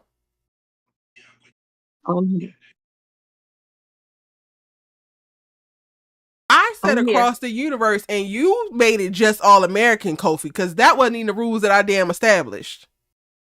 Right, wait, you said you're here, Mr. Science? Yes, I'm in. Good evening, everyone. Hey. So, okay, if that's the case, can I go again and do Across the Universe then? Maybe If you I'm should have did allowed that with to. our first ask. Go for it. Well, wait, Mrs. Science, you want to chime in on these horrible lists? I do. I Mine do. I weren't do. I horrible. do. You don't even have a fifth. You felt like everybody was so I put Patience you in my don't even fifth. have a fifth. I put Patience in my fifth. She rounded out the list. Oh, okay, okay. Go ahead, Sorry, Mrs. Miss Science. Science. What Go you ahead. say? So we're doing the 5 horrible or the best or what? The best. If we were Okay. doing the 5 So horrible, that would have been a lot easier, much quicker conversation. I know.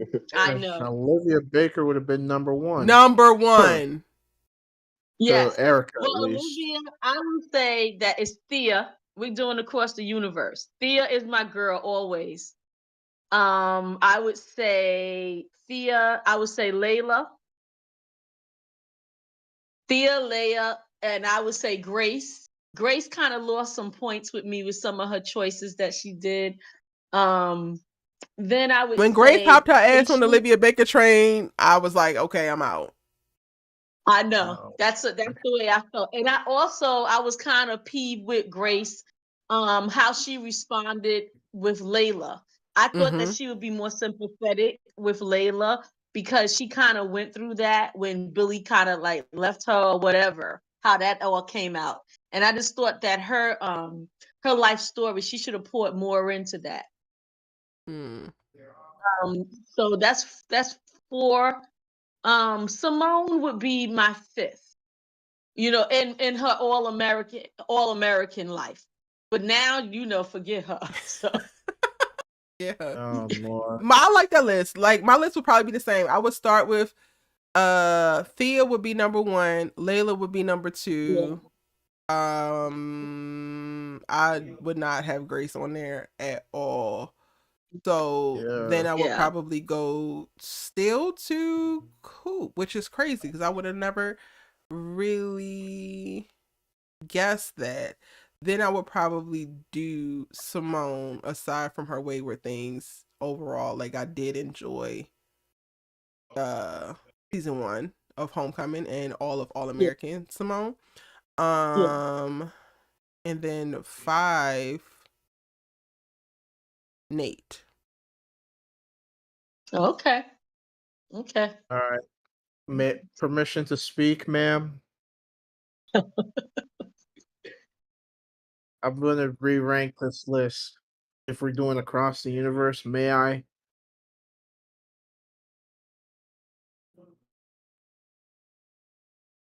We're listening, Kofi. All right, cool. I'll just go from 5 to 1. 5, I'll go Coop. 4, Olivia. 3, Kia. 2, I'm gonna say Thea. 1, Layla. That's my list. Do it again. Coop, Olivia, Kia, Thea, Layla. That's Putting my Kia over list. Gabby is nasty work, but okay. I have Kia at 3. What do you mean? I didn't mention Gabby. Ain't on there at all. Exactly, that's my point. Brittany What's said, wrong with my list? Brittany said, Gabby is number 1. And while I hear you and the sentiments I get, Gabby would probably wind up being like number 6, and Kia would have to be like number 7 for me. Like they just wouldn't be top 5, but they definitely top 10 because we're just now getting more of Gabby. Yeah. Only reason why I didn't put Gabby on there because she hasn't had enough appearances yet. Like if the series kept going, then she probably would have cracked the top 5. If I'm being honest. So that's my only reason why I didn't have her in my top 5. Kofi, I feel like at this point, Gabby and Kia have had the same number of appearances. Yeah, I don't have enough of Kia to really rank her. That's fair. I don't like the way how she just fell in. Like she's supposed to be like this very woke advocate and all of this stuff like that, and she just fell in line with that Olivia foolishness. Yep. But she was the biggest Olivia Spencer cheerleader, which was I mean, am I really surprised? I mean, I don't know, Yes, but still, because she like, didn't start out that way. no, she Spencer didn't. told her about And Layla, and she was like, "Oh, well, I'm glad she didn't get a Kardashian, and Layla's cool." Blah blah blah blah blah blah blah. But yeah, the writers bent the whole damn will of the All American Universe to Olivia, so there's that. Antonio, you want to rework your list now when we talk about the whole universe, or no?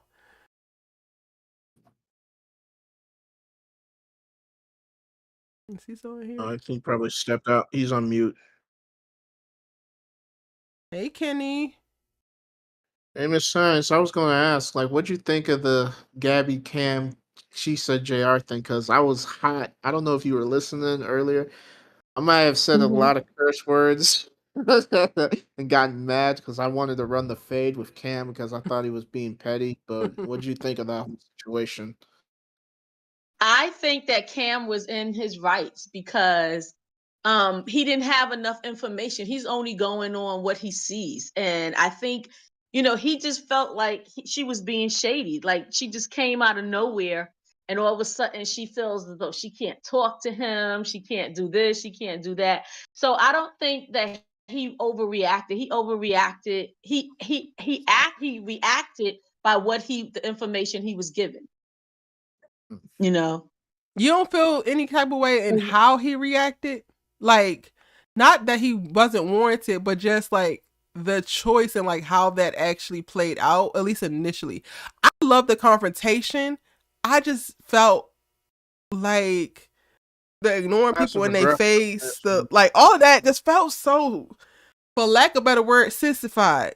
Like I was Yeah, just because like, sir. I wasn't a fan of the passive aggressiveness. Like, But that you was have to like, realize Cam's character. That was from his point of reference of how he probably dealt with things. And he's come so far. Like he's really tapped into his emotions, and Keisha and that whole group played a part in him, like for growth and change. And then all of a sudden, for that to happen, it probably just clammed him back into his own ways. But he came But he through. I wasn't mean, even like I that think that was an before. honest. I've never seen Cam like that. And he's had big emotions around certain things. So like I don't even feel like that it just didn't feel true to his character. It felt like OD for that, not for his feelings, because he's 100% valid his feelings, and everything that you said to your Mhm. point about his validity in reacting. It was just the catty way that he reacted didn't feel true to the machismo that he tends to have. Hey Kenny, welcome in, Mhm. boo. Hey, I was now about to jump on and say, I missed everything that Kofi had to say, so I'm gonna have to listen back to the live because that's like Prepare entertainment. yourself, because Kofi's in Redfield yeah, tonight. Kofi was I'm ready. Kofi was not his normal happy go lucky self. Like I kind of off some I cursed more than I usually do. Oh I wow, was so mad at Cam, so it was like, yeah, that'll be wow. entertaining. If I say so myself. Angela says, I Ooh, felt Cam was giving Keisha what she gave. They had just had a convo Yeah. about honesty and sharing. And that's my yeah, point. That is 100% my point. He definitely gave Keisha what Keisha gave. But the problem is, he's not Keisha. Keisha is mm, immature. Keisha is petty. Keisha's passive aggressive. Cam isn't those things. And I think that's why I had a problem with him in the initial reactions before the confrontation with him doing that. It's like, don't let this girl change you. Yeah. yeah. Because I think he was trying to hurt her, is what I got from the passive Mm-hmm. aggressiveness.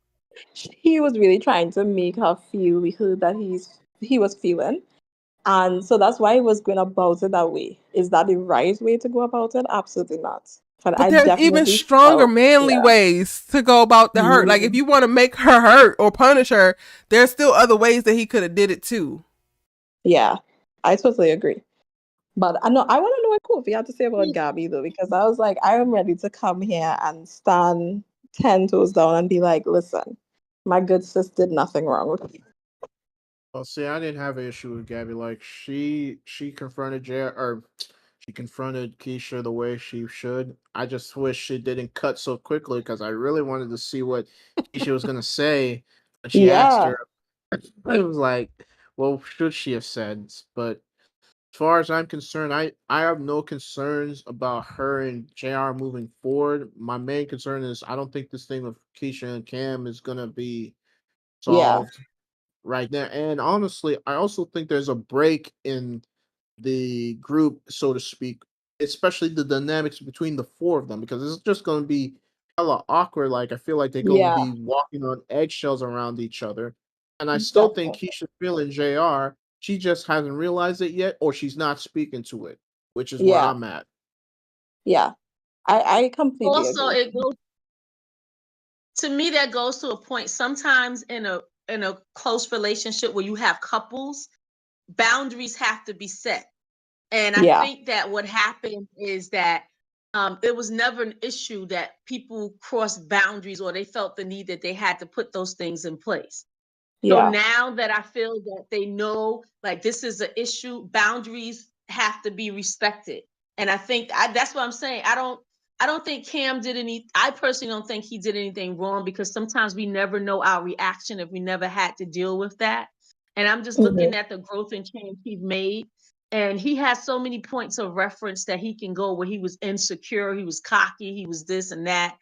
And he changed. And I think that all this stuff had a lot to do with it. But sometimes we don't know how we're going to react or act when we've never experienced something. So going Yeah. forward, everyone knows this is the deal. These are boundaries. Like, don't overstep your boundaries with my person, and you don't overstep the boundaries in our relationship. Yeah. That's real. I mean, Angela says, yeah. real quick, let me insert this. Angela says, I think it's good for her to see how she acts. He tried before Mm. speaking and she didn't get it. Mirroring can break a person's habit quickly. Hmm. Points were made. Between that and Mrs. Valid. Science, y'all got it. I'm gonna go ahead and take the sissified ass passive aggression, because you know what? He might have needed to show her herself. I get that. Yeah. I get that. Yeah. Mm. But no, but I Keisha, to mean, me, Keisha actually, and Thea, I'm sorry, Angela. I think Keisha is just more like, she's stressful. Like, to me, Thea was like, I don't know what's going on with Thea now, but Keisha is just too much. Keisha is a mm-hmm. lot. And Yeah. it's okay. So like what I struggle with is like feeling that and not wanting to actually accept that, because Mm-hmm. we as women, we be on journeys, right? And it takes a while Yeah. for us to arrive at certain places, and we know where Keisha started. So the crazy part is, it's like you root for Keisha to make it right in this relationship, to thrive into this relationship, and to find herself at home and safe, and to feel and to be loved beautifully in this relationship. But then you also, like, or at least I do, I ache for Cam having to be the one to traverse this shit that she's creating, these trails that she's creating and problems within their relationship with her, to get her to the point to learn certain things. And it's like, but that's the only way that we actually learn. Mm. It's Yeah. hard. Mm-hmm. It's true. Mm-hmm. That points are being made. Okay. Seriously. And it's like, would she learn real meaningful love and like what it looks like to be completely honest if she was just bouncing from F-boy to F-boy like she had been doing? No. She would continue to learn No. transactional ass relationships, because it wouldn't even be love. It just sucks. Mm. The person that we come in contact with that winds up being our teacher in various spaces, especially when it's the place that we got to have the most growth, it sucks for that person. Yeah. Mm. And do Yeah. you think Keisha I gonna don't speak know. to this point about her and JR? Like, you think she's gonna decide to take a step back, and then that'll make JR question, yo, why we not hanging out anymore? Like, what's going on? Like, what do you think? I feel like that might be the direction they could go in, honestly, because after this, I was like, ooh, some confrontations happened, some accusations were made. Like, there's no going back from that. I know they want to fix that with one, conversation. between the couples, but that's just definitely gonna be awkward moving forward. And it'll be interesting to see how they move now going forward, because you come and you say, oh, well, Jay has like a brother to me and this, but I'm like, you're not moving like a sibling. And why all the lying? So I think that would be interesting. As if I think that would happen, I definitely could see Keisha trying to pull away, and maybe Gia might be the one showing, I guess, more interest. I don't know, but I think they need to leave it as it is right now, and they need to set my boy Cam free because I am not buying this conversation between Keisha and Cam. I'm so sorry, I can't buy it. Uh, So you think she's I holding don't back? I don't know how she got that breakthrough and that full circle moment. I feel like I need a little more as to how she got to that place. I could kind of see how Jia could get to that place, but I can't see it for Keisha, unfortunately. So their conversation really didn't do it for me. And yeah. I think that Keisha loves Cam. I don't think she knows how to love him though. And that's the difference.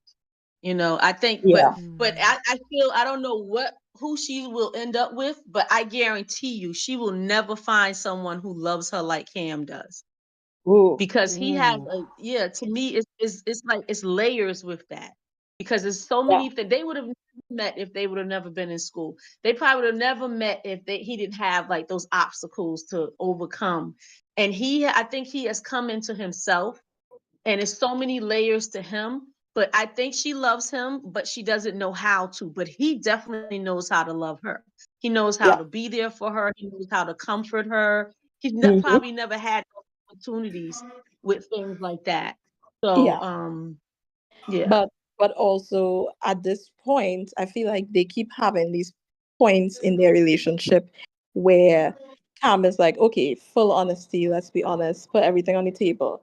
And come to think of it, after watching the episode, I realized, okay, well, we still have more lies on the table that haven't been uncovered, because you're still keeping like your grad school rejection letters from him. So that's also another thing that you still haven't been, Oh yeah, open I about. forgot about So that.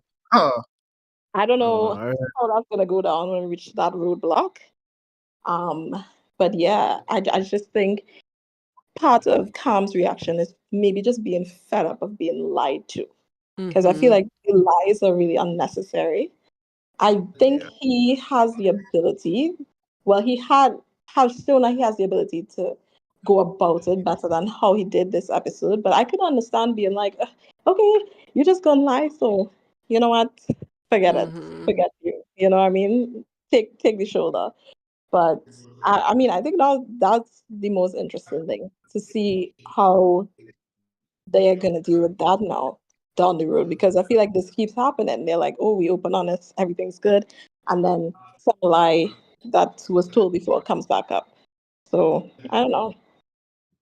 How do you think I Cam also and JR think are that gonna move now, moving forward? Like, they Oh, still be boys. I mean, as quiet as it's kept, you accused me of trying to steal your girl. Like, how do we come back from that?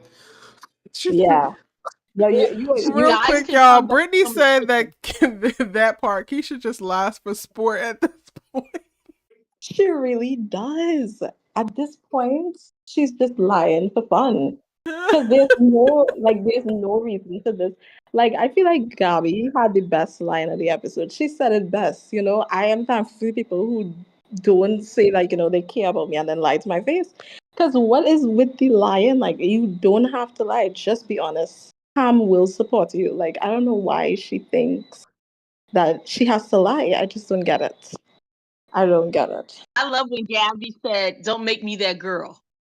Oh, yes. When she said that, like that was the Dendada. Like, don't Yeah. make me that girl. Like he caught on. He was like, "I got you.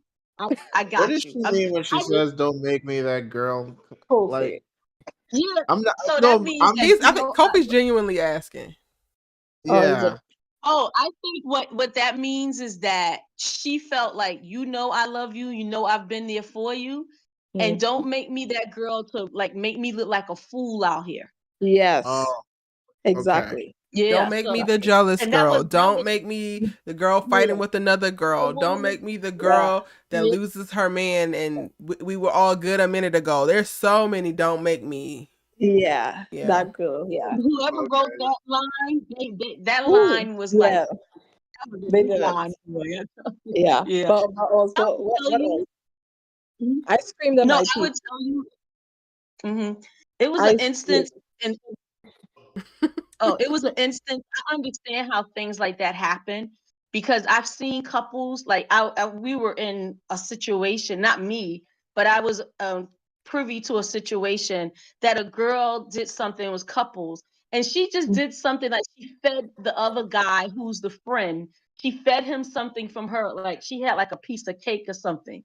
And she like dropped it in his mouth, gave him a piece like that. And everybody's sitting like, her husband, he went like furious because that's boundaries. So she knows like you don't do things like that, and the guy knows you don't open yourself up to allow another woman to do something like that. So Okay. it's Yeah. sometimes Yeah.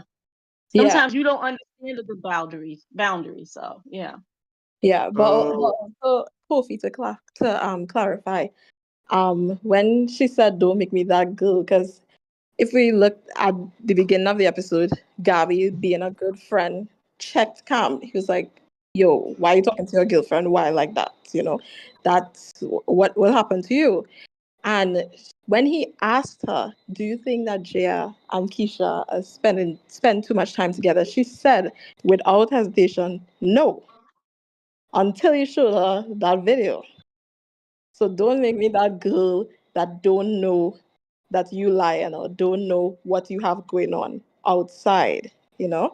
So all of that, I feel like that line hit so much better because of the build up as well in the Yeah, episode. I would agree. I, Angela I says, I get it. think that Keisha knows love based on performance. She felt she had to perform well for her father's love. She keeps telling Cam she is jealous of him. Keisha isn't used to failing and or not doing well. I agree, Angela. That was good. I saw that up there when she wrote that. Excellent, Angela. That's an excellent point. I Yeah. also think that the writers, they didn't do their due diligence in giving us a little background of how Keisha came to be able to do the bone marrow or whatever, and what was Cam's reaction to it. So I think that it's a lot of things that we have to put together. I would agree. But I would agree with that. Hey, Cindy, Yeah. Boo, welcome in.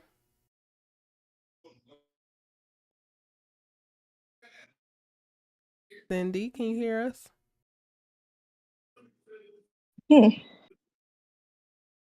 Maybe she'll see that she's in. Yeah. Carry on, y'all. It looks like her mic's Yo, on, but she's not talking. Go so ahead. is there so how do JR and Cam move forward now? Like I asked, like, how are we still gonna be boys when you accuse me of trying to take your girl? Like, I'm Yeah. trying to figure that out. Kofi, I don't even think that it's about him trying to take his, like, the accusation. I really don't think that the accusation is the thing that's going to break them. I think Keisha falling in love with him is going to be the thing that breaks them. Yeah. For I feel like sure. you can actually come back from your friend being in their feelings and saying something untoward in reference to, like, did you steal my money or did you push up on my man? Like, I feel like you can come back from that if you truly believe them to genuinely not have done that thing.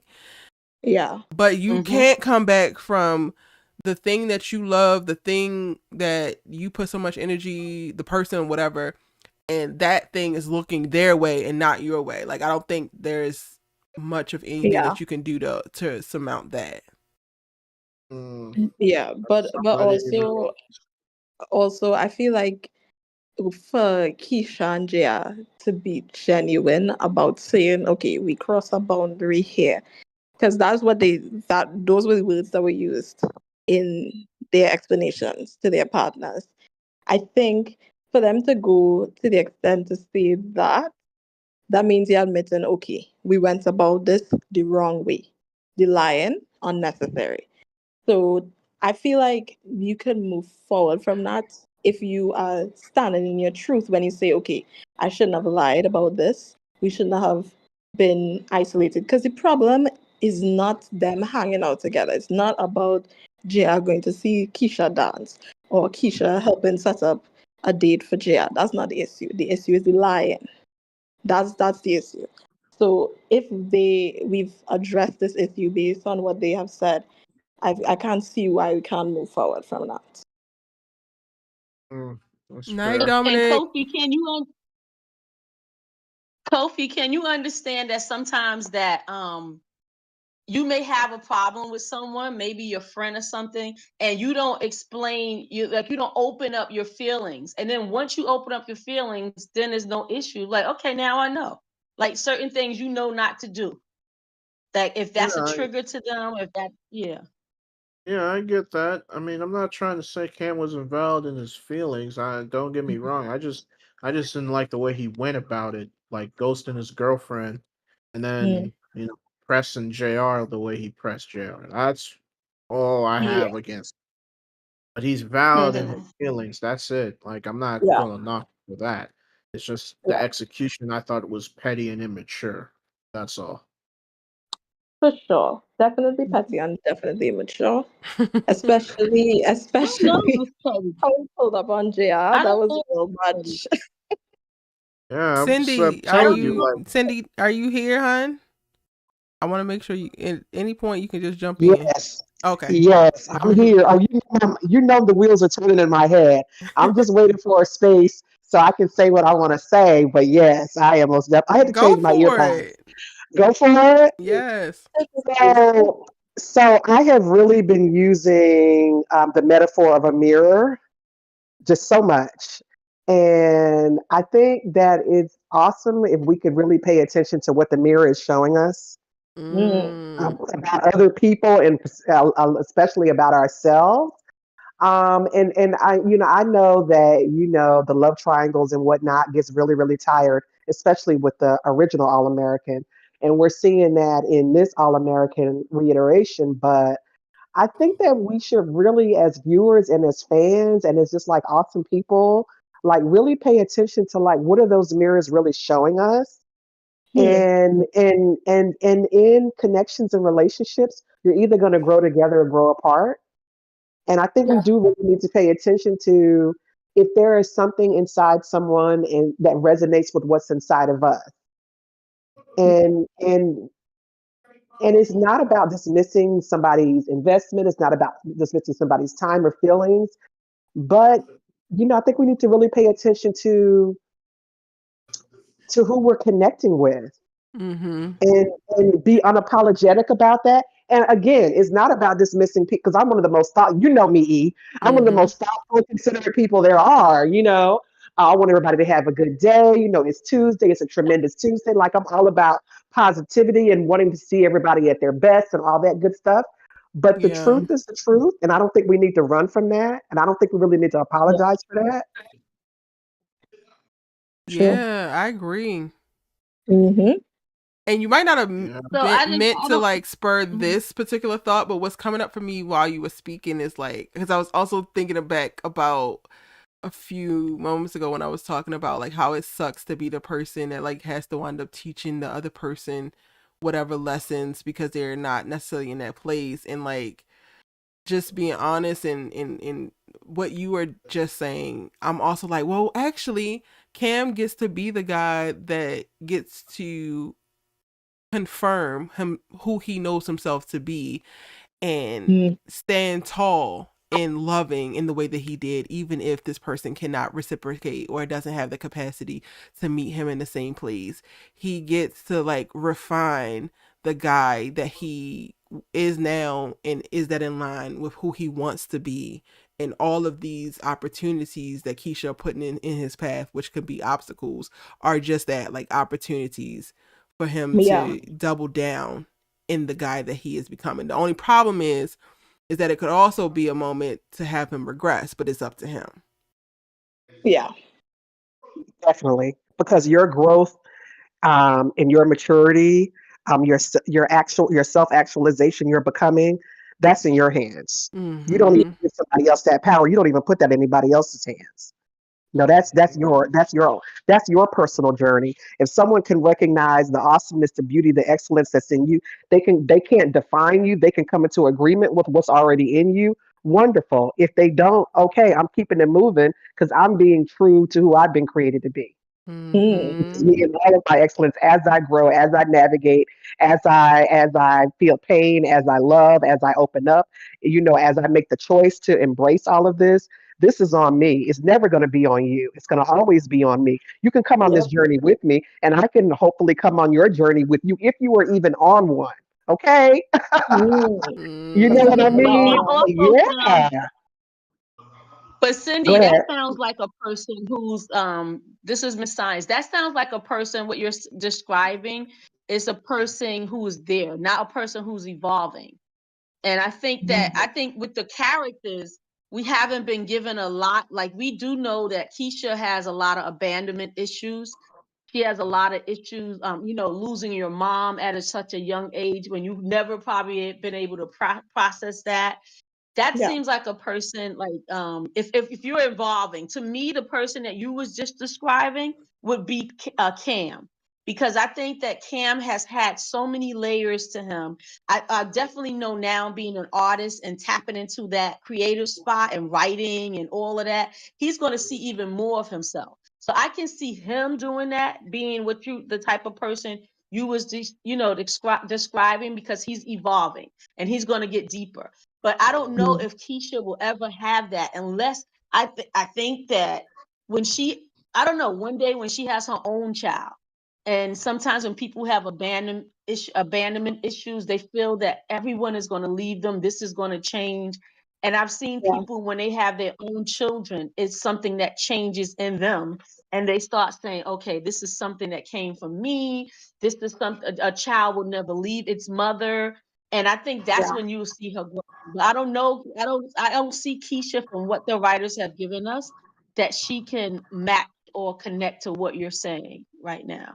Well, this is the thing that I think that was just, I don't know if you want to call it missing it or messy or what, but the way that she showed up for JR with just genuine love and like the foundational great stuff, the friendship, and the way she showed up for him, with the donation, with, you know what I mean? Like the way that she showed up with him was just so much more layered and nuanced and deep in comparison to whatever that stuff was that her and Cam had going on, because the way that it was portrayed in the previous season is just like they were just, like Erica says, bumping uglies, bed buddies, or whatever. I don't think they really took the time to really show the depth and the layers of love and concern and genuine connection, as far as like really being thoughtful about, are you okay? Like they did with her and JR. And which is so like, you're supposed to be in a relationship with Cam, but you actually went a whole lot deeper with JR,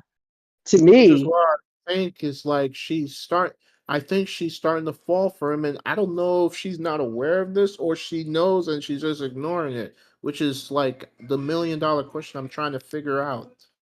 Do you You think that know? there's anything to the idea that she is able to go harder and deeper with JR because he needs it more?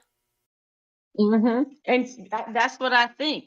I think because she said something last night. She said, I never had a brother and I never had something like that. So with her, if a person thinks that someone is going to abandon them or leave them or whatever, she probably feels that, and I'm just guessing from, what I know about human nature.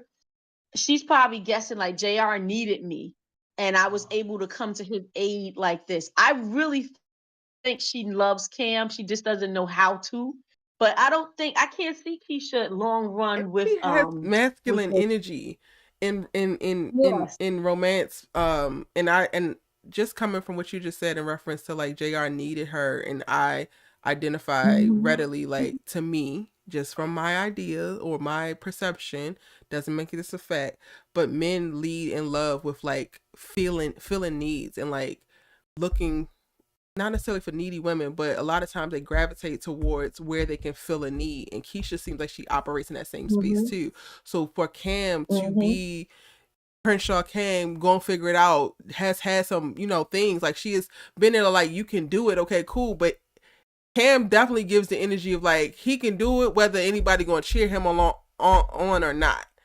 Versus JR, it be looking like sometimes when he down, he might actually be out. Yeah. Look at Angela said. She said Cam knew that JR would tell the truth, but Cam knows Keisha lies. She said What? she lies to protect herself. That's Good one. Good, hilarious. Angela. That's a good question, though. Do we JR think doesn't expect that? anything from Keisha. That's also a point too. I mean, but that Mhm. also ties into what I said Oh, 3 yeah. episodes ago of like being with somebody who operates in excellence, and as you feel like it's winning, you ultimately start to feel called to do the same. And then whether they actually are demanding that out of you or not, you feel like that expectation has been placed on you. Because quiet as kept, the only thing that Cam Yeah. is actually asking Keisha for is honesty and loyalty, which to me ain't nowhere near enough. But I feel like Keisha looks at Cam and she's like, he expects the perfect girlfriend, and like I should be willing to be alongside him, and I can't hold a candle and none of that. Girl, I got a Which, question. oh, How do go y'all ahead, see Kofi. I was going to playing say out? something, but hold go on ahead. 1 second, Kofi. Let Cindy say something and then ask your question. I just want to. I want to raise that again as far as Keisha loving Cam but not knowing how. Just from my own life's experiences and what I have observed in other people's relationships and what have you, that's the beginning of the end. Not knowing how. I'm not trying to knock anybody because developmentally or emotionally or whatever where they are, but I have just seen how if you don't know how and that's where you begin and that's where you end, it's like it's over.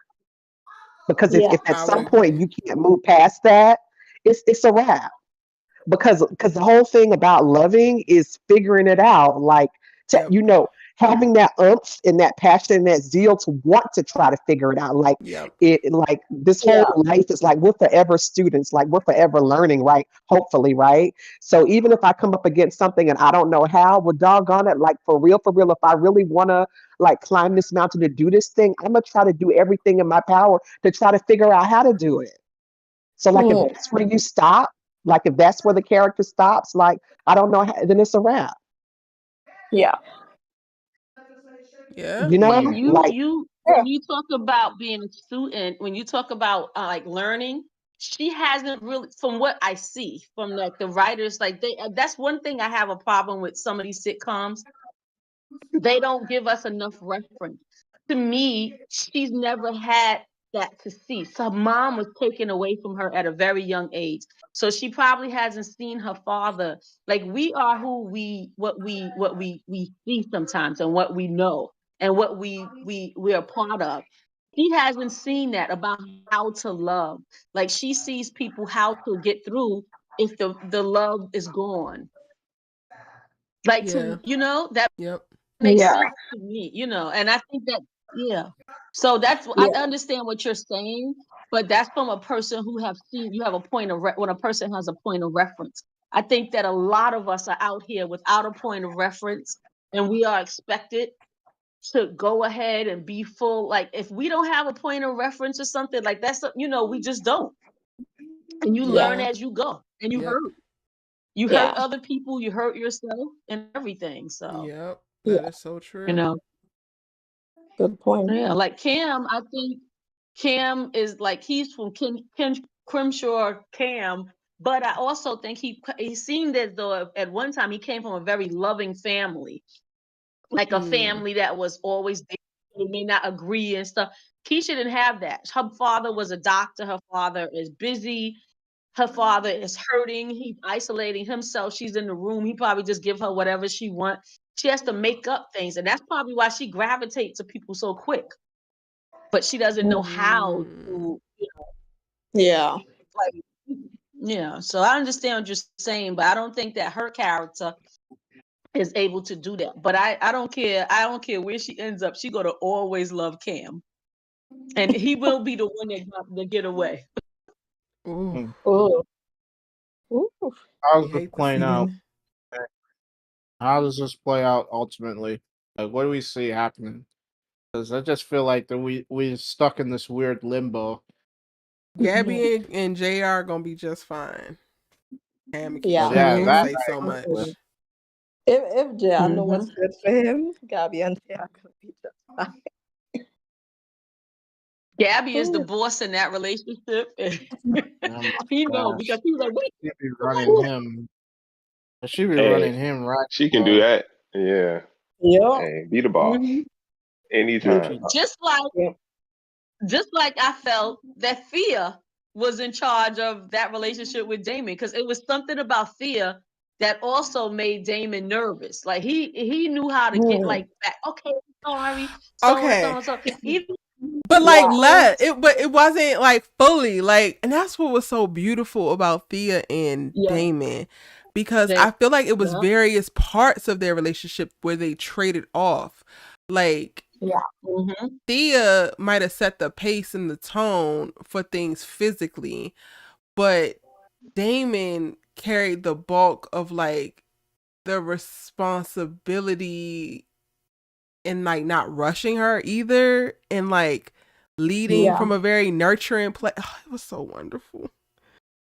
It was It very was good. wonderful. It I was miss I that wonderful. relationship agree. so I much. They were agree. so perfect. Oh my god! Which Like, is which is why, Erica, I'm glad that Thea is just like a guest recurring character. They don't, because Damon was it. They don't need to even have Thea with no another, okay? yeah, Damon was it for yeah. Thea. So they don't even need to have Yeah. her mixed up with no other for the purpose of this series in these last few little episodes because Damon was the ultimate for her. Thea was Yes. Yep, such a I great agree. example of like the girl who not necessarily in the same place. So like I would argue like Keisha is a little bit more like physically intimately advanced, but like they're at the same place in reference to healthy relationships. Thea just never had the physical or like proximity, like the physical intimacy or the proximity demand. Keisha was just smashing people without any actual real intimacy or real connection. So they both were like starting these relationships, these healthy relationships from, to me, what seemed like a very similar place. And like Damon bringing her along of like what that actually looked like and creating space to like help her through what she had never seen before because she don't have any reference points, and like working with her and then also learning from her in the ways of submission to her as well. It was just so beautiful. Yeah, They Mm-hmm. worked I hand in agree. hand. Mm-hmm. Her being able to Yep. match his like ambition and intensity in athletics while also still needing Mm-hmm. so much in the social department. Yeah, those two need to Yeah. continue. We were like it was cut off too soon for us or whatever. So those two definitely need to Yeah. continue on I don't in know if I something could else in ever some other root for them ways. again though, Cindy. Hey Chanel, welcome in, boo. I don't know if I could ever root for them again because the way that they had Damon play in Thea's face for Simone. Mm. Yeah. And I I, don't I want to But think I Simone think that. I'm talking continued about to the art, like just the art form. Like I Uh wouldn't mind seeing those two like continue on, like beyond HC. That's what I mean. Yeah, like just the art form, just like as individuals. Like I just oh, love their okay. chemistry. Yeah, I Okay. love their chemistry. Yeah. Okay. I don't want to think that he wasn't fully invested in Theo in the time that they were together for the time they were together. Like Mhm. he really cared. He These writers ain't gonna convince me of it either, no matter how bad their writing was trying to make me think that. look. I mean, it's just unfortunate because I did like their relationship. I'm not, and I'm one who, I mean, relationships aren't the selling point for me with these shows. So for me to Mm. say that, it's a big step. So I Yeah. mean, unfortunate, quite honest with you, but you know. I didn't think that All American would be able to top what was Spela seasons 1 and season 2, and then Damon and Thea happened, and I said, "Oh, this one is it." Yeah. But the crazy thing to me is that Sia almost like she had Damon in check, like until he Mm-hmm. went crazy for Simone. But she had him in check. Like he would never, he would have never, you would have never caught him like flirting with another girl. Like he was like, this is Yeah. fear, and like when she go crazy, she go crazy. So he knows. Yeah. On the tip of like, one, I don't want her to have to come after me, but then also she's Thea Mays. So he also just had a certain level of respect for her just in like all of that she has built up for herself. We love to see it. Yeah, she's that girl. And I'm liking Thea in this season. Like, she's not, I don't think she has a particular sports storyline per se, but I like how they're using her in this season just bit by bit. Like, when we see her, it's like that sweet spot. You know what I mean? I mean, and low key, she's low key funny too. Like, I never saw, like, she has a sense of humor that I've Because never you seen wasn't before. I paying don't know. attention. You was too busy rooting for Simone's goofy ass that you ain't see that every last one of her little Oh, sarcastic mean girl moments was rooted in comedy. Because she did well, ass. hold on. Yeah. Well, hold on. I wasn't rooting for Simone now. I'm just saying, but you could call me out for not paying attention, but I wasn't rooting for Simone. Like Okay. low key, she's I funny. like Like, the Thea. No. Yeah. I like Thea. the time Damon said, Damon said, "Oh, Simone said go on a date," and she looked at him like, "And you supposed to help me?" Like it was so funny. Like that was hilarious to me.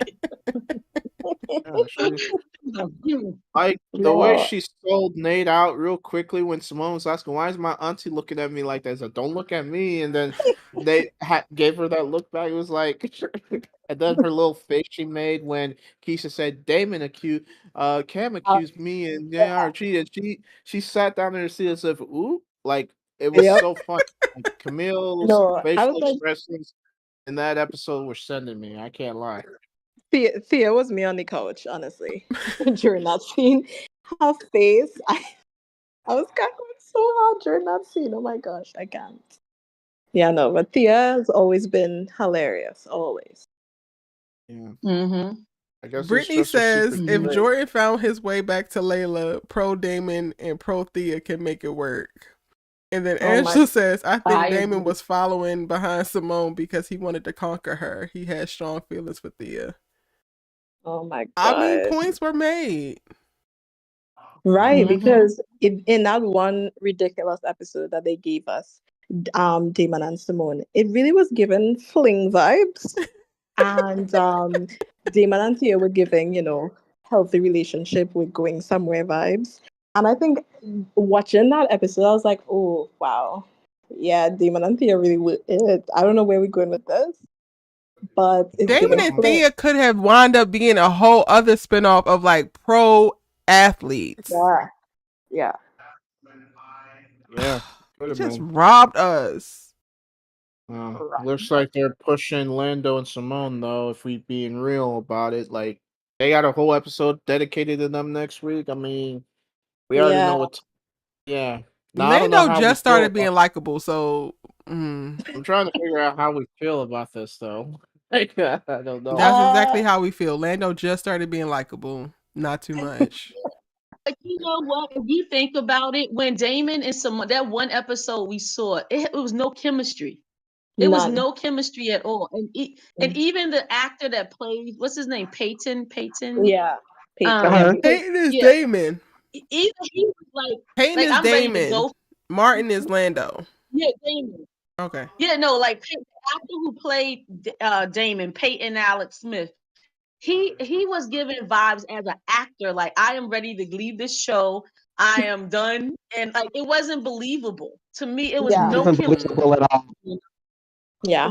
It wasn't believable. Yeah. It was turn in your last assignment before you graduate. Yep. There you go. But it wasn't his Yeah. last one. He gonna be back again at some point. The only way to describe it. Yeah. Speaking of that, is anybody gonna tell him that Simone has cancer, or is he gonna find this out on his own? People were up in arms in my damn comments like Damon needs to come back for Simone. I said the hell he do. Like, Still gotta but come that's back, but like, he do need to know though. Do we need to yeah, that's know? yeah. He need to know. Yeah. He dropped a real one to get with her ass, and she is playing him to the left.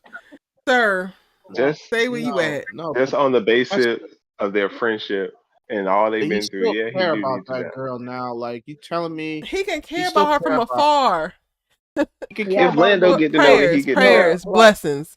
guys, No, if Prayers, guys. Lando prayers, gets to sorrows. know, then Damon definitely needs to know. Like everybody knows except him. Like you don't think that's He No, don't go there no no, more. guys, literally, Simone won't even tell her mom. Damon is not finding out. Okay. Hello, Right, that's a good hello. point. That That's a good part. point. She won't even tell her damn mama, But and y'all want her to go run over the she don't like damn. her mom. you know. I mean, no, that's cap. I think whenever Damon comes back, I think Y'all he's gonna talk find out. about Damon just wanted to conquer Simone. Quiet as cat, but we really started to unpack this. Did Simone just want to take Damon from Thea because she couldn't beat her ass on the court even with 2 arms?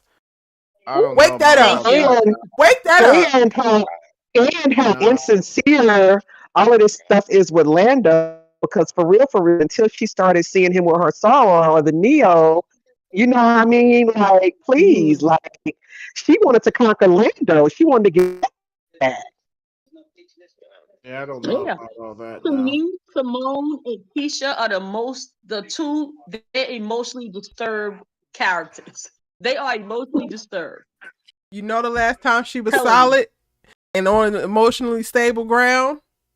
When she was with Jordan's ass. She'd take her ass Jordan. back. Yeah. Well, that Yeah. ain't happening anytime soon. Jordan happily married with his Beverly Hills princess. Happily Oh is my God. negotiable. Happily is Y'all negotiable. can forget me. Y'all can miss me with that now. So But I have a feeling, like I said, I feel the way that this show is going to end, they're going to do like a jump, and everybody going to be at Simone's funeral, and Oh my that's no, why God. they're not going to No, give. no, no, no, I'm no, telling no. Oh, We're not about to get. wow. no, No, no, no. no, you. no. I would Not really. her I I would guarantee. send. funeral. I would send Yep. an angry letter to the CW, to NK, to everybody if they did that. No, no. Not Well, get Kofi's ready gonna to write a write. letter. Get ready to write. Not to whom it may Get concern. ready to write, because I guarantee you that's how it's going to end. I They're don't going think to so. be I at don't. No. Simone's funeral. It's going to be like 10 years. It's going to be like Best Man. Wait, but I, but To me, Oh it's going to be Lord, did Dominic had to come and chime in. Hey Dominic. Hey everyone. Something about that hey, prediction then shook it up. she's not gonna die. She's gonna beat the cancer. It's just gonna yeah, probably take to the end of the season. I think. Exactly, She'll everyone. be Put able your positive glasses on. She's gonna make it. yeah, yeah, she'll beat the cancer. It's just gonna be Yep. a season-long thing. That's what I predict. Yeah. Yeah, yeah, she's gonna beat it through this series, but I guarantee you, like they have homecoming 20. You know how you have your 25, your silver anniversary for your homecoming and all of that stuff like that. You yeah. watch. That's what's gonna happen. I'm sorry. I'm No, sorry. I no, just, but did they I did they just write, really, I did they really write didn't up? appreciate. I really didn't appreciate what the writing did with Simone's character, because they entered her into All American HC as somebody who, has had challenges and obstacles to overcome. Okay, was really, really trying to, figure out her place, as a woman, as a student, as an Mm-hmm. athlete. And then to turn her into this person who is just so like self-centered and self-serving. You don't care about snatching Lando back away from your sorority sister. I mean, everything is supposed to be about you. It's totally opposite of the Simone that was developed in our eye in front of us with season one. And I just don't like the arc or whatever you want to call that her character is doing. Like, I didn't really appreciate that at all. Like, Yeah. You next, don't think 'cause, Lando's responsible for that? I mean, he's the one that frolicking and going in near Simone's orbit when you got a whole girlfriend out here. Like, I can't put that on Simone. Kofi! Ooh. Kofi, the Simone, narrative switch is wild work. Cause hold I'm on. not a fan of Lando's character. But the way that man has been avoiding her like the plague, and the whole went and said, I'm gonna go tell your big bro if you don't come with me on this canvassing. And you try to say now this is his fault? No. Blackmail, I'm saying, no, I'm Mm-hmm. saying like emotional we and can't. otherwise. To the No, front, Kofi. I'm saying like we can't. I don't see Simone like actively trying to steal this man away from the She's worried girl. about Like, the You already cancer and did it. giving up her right? eggs. That's But prior what to her finding out she was shooting dirty looks over to Lando's ass. Are you serious? She was already Yo, doing it. She was in the process of doing it, and Yeah. then she ran into The the cancer road bump interrupted her of cancer. diabolical mindset. She got distracted for a moment, but once she beats the cancer, she's coming back to her diabolicism. so you She's think not saw the giving it up, preview and for it's next week. nobody's fault but her own. Those are Simone's choices. I cannot believe you just said that. It is Lando's saw the fault. Like, preview this for man next was week. not passed, and she said, "Oh, okay, bet." Well, Yeah. I didn't say Just Lando's all fault, you got but to do like is look he's at not. the preview. He's pursuing her too. Like I'm not. Are we just gonna give him a pass for that? Like, come He's on No, now. no. not pursuing her though. Oh, all right. Well, We are not No, no. revisionists. We are not white people. We don't rewrite history. No, uh, what I all will say, right. I don't I think got that it. Lando is pursuing Simone, but I think that he went about this whole relationship the wrong way. 100%. Right? That's what the issue is. But he's Not handed over necessarily that he control to Simone's ass. Like, yeah. Erica's Yeah. plan Well, versus Gaston. Literally, I can't believe Kofi said that. all right. And I y'all need know to I hate clarify. when you have me defend people I don't like. Look, okay. I Y'all need know to I clarify hate it. because clearly, y'all misunderstood all this. So let me clarify. I Okay. don't think Simone is trying to steal Lando, but I do think Lando Wait. having a Pause. You don't think that she was still Lando? Do you think she's capable of it? Yes, I do. But do Okay. I think in this moment is she doing it? No. Well, She's we trying said to fight no the because she's cancer. fighting the cancer. But before she Right. got hit with the cancer, something was percolating up here, Kofi, and you cannot ignore that. I mean, She looked there's at no that girl and bias. him having a conversation, and then the next moment she was like, "Hey, we about to be friends whether you like it or not." Yep. That's She fair.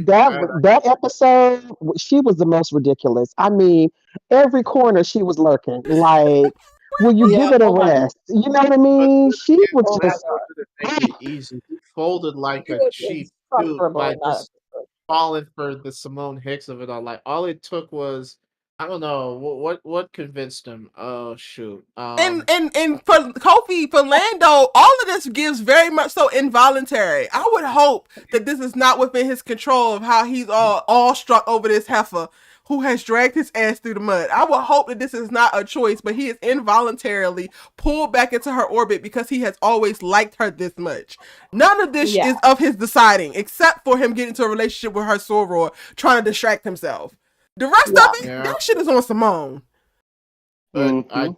I do think he's about to get way too close. Like I feel like this next episode is gonna reveal some things, and he's gonna break that little girl's heart, man. And we I'm will only, rebuke it in the name of Angela. Jesus. We will rebuke it in the name of I'm Jesus. telling you, it's gonna happen. I'm sorry. Like Y'all, you getting too Angela close. said Like in the chat, Simone likes men who don't have an interest in her. Oh my. You know what? I That is mean, a good. Angela, real, it's gonna real. happen. Like, did you all see Oh, how God. distraught he was when he found out she had cancer? Like, dude looked like he was about to cry, bro. Like, so Yeah. it's only a matter of time. Is the way Especially that if you they're get gonna with And I Simone is think that he's you tell her looking that at you don't her. like All her of no them was more and about then to she cry. like you? well, yeah, but he Oh was a little bit no. more pressed about it than Well, I, everybody else. I, I Like, think I think he was pressed because he had really liked the girl, and then she stopped dating him, or like avoiding him completely for a year, and now the same girl that he had feelings for possibly is gonna die. So that's what I think he showed that emotion for on the yeah. screen. And then also, he's had family members that's dealt with this too, like female family members in his life, so it's a trigger. Yeah. If they're gonna dive into that, that's what I'm curious about. So, ugh, Simone I is the mean, girl Kofi, that if always. if Lando was going to chase Simone, then he had a year and 3 months to actually do it. This man is yeah, doing the best that he can and is treading water right now. He is in a whole new world and he don't even know what which way is up. The man is finally actually making friends. He done turned up the corners of his goddamn lips so he actually can crack a goddamn smile. Simone might be dying, so he's also worried. He still has very real feelings that never got closure as it pertains to Simone. He's getting a big brother in JR, and while he has had siblings, his little antisocial ass has never really, I guess, experienced sibling tree. Whatever. Like, Lando is not in the driver's seat at all right now in a lot of his life. Yeah, that's fair. Good point. That's a good point. Oh, go ahead. Chanel said, I gotta give my girl some grace. Chanel, no. Simone, the grace that Simone is getting right now is because she got the cancer. Because other than that, I don't want that for her, man. Quiet as a Cat. I mean, she was kind of one of my favorite characters, and just in terms of story arc, where I've seen until she turned into Olivia Baker, yes. Which I still struggle with that comparison. That's because you struggle with actually holding Olivia Baker accountable for being Olivia Baker. So of course you're going to struggle with Simone being Olivia Baker. Have at it, Erica. I mean, I haven't seen, whatever. You keep saying that, and then I give you examples, and then you say, "Well, all right, there's that one," but and then you just completely dismiss all of the receipts and proof that I have. So like, this is just like a repeated cycle. They didn't give Olivia Baker cancer, so I mean. They just gave her a lifelong addiction that she just magically beat at age 19 and is never going to see again because she's a world famous authoress with people wanting books signed at a damn Super Bowl. But her thing can come back in remission too. It's like maybe she write a book about breaking addiction. You don't stop being an addict. You're an addict for life. So you don't stop being an addict, but anything is possible for Olivia Baker. You have beef with the writers, Kofi. You don't have beef with me because I know that you don't stop being an addict. Tell the writers that. True. Yeah, because I thought they were gonna show some sort of struggle for Olivia, especially around Spencer's 21st birthday. There was a lot of alcohol there. Trying to tell me no kind of, uncomfortableness. She was kind of low-key encouraging it too. Yeah. So going off script. Yeah, but then when JJ comes in drunk to a memorial for his dead coach, all hell breaks loose. Girl. Okay. But that was trifling. Part though. Let's not act like that wasn't like that was too far. Your coach died. And showing up drunk to a memorial on a football field is too far. For exposing you. You coming to a football field for a memorial drunk with hundreds of other people is too much for your drunk ass friend. But going to a dive bar with 5 to 7 of Spencer's closest teammates is perfectly handleable. Those are two completely different situations. One's a birthday party, the other's a funeral. Look, people handle grief in different ways. At the football field, there's not a fucking bar where she can drink. How is JJ coming in drunk, her sobriety, but she can take her ass into a dive bar with all the rest of the fellas and hand over shots and run around? Here you go, here you go, here you go. No, okay, but you don't immediately relapse as a drunk because somebody is drunk around you.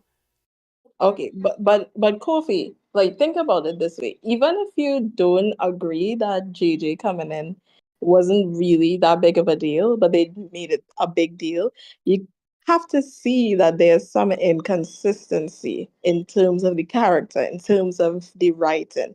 Because if that bothered her so strongly, how are you just so comfortable being in a bar with people drunk, especially your boyfriend or whatever, and your friends and everybody around you is drunk? How is that? How could that not be a trigger? You know what I mean? All right, that's a fair There's no point. way she would have approved.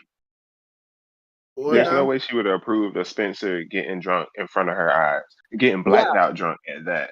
There's no way she would approve of that. And that's a writing mistake. That's a fair point. That's inconsistency in the writing. I'm not gonna Knocked down. Okay, then. But Okay, that's to me, to be a writer for a place like the CW will really irritate me because sometimes it takes years for you to craft a character sometimes. And for you have to, like, to me, the CW, it doesn't give them like the room, like hurry up and wait. That's what they do. Like everything has to be rushed. And I think they had these wonderful characters and they got destroyed because of time and social media, because you have to fit a narrative.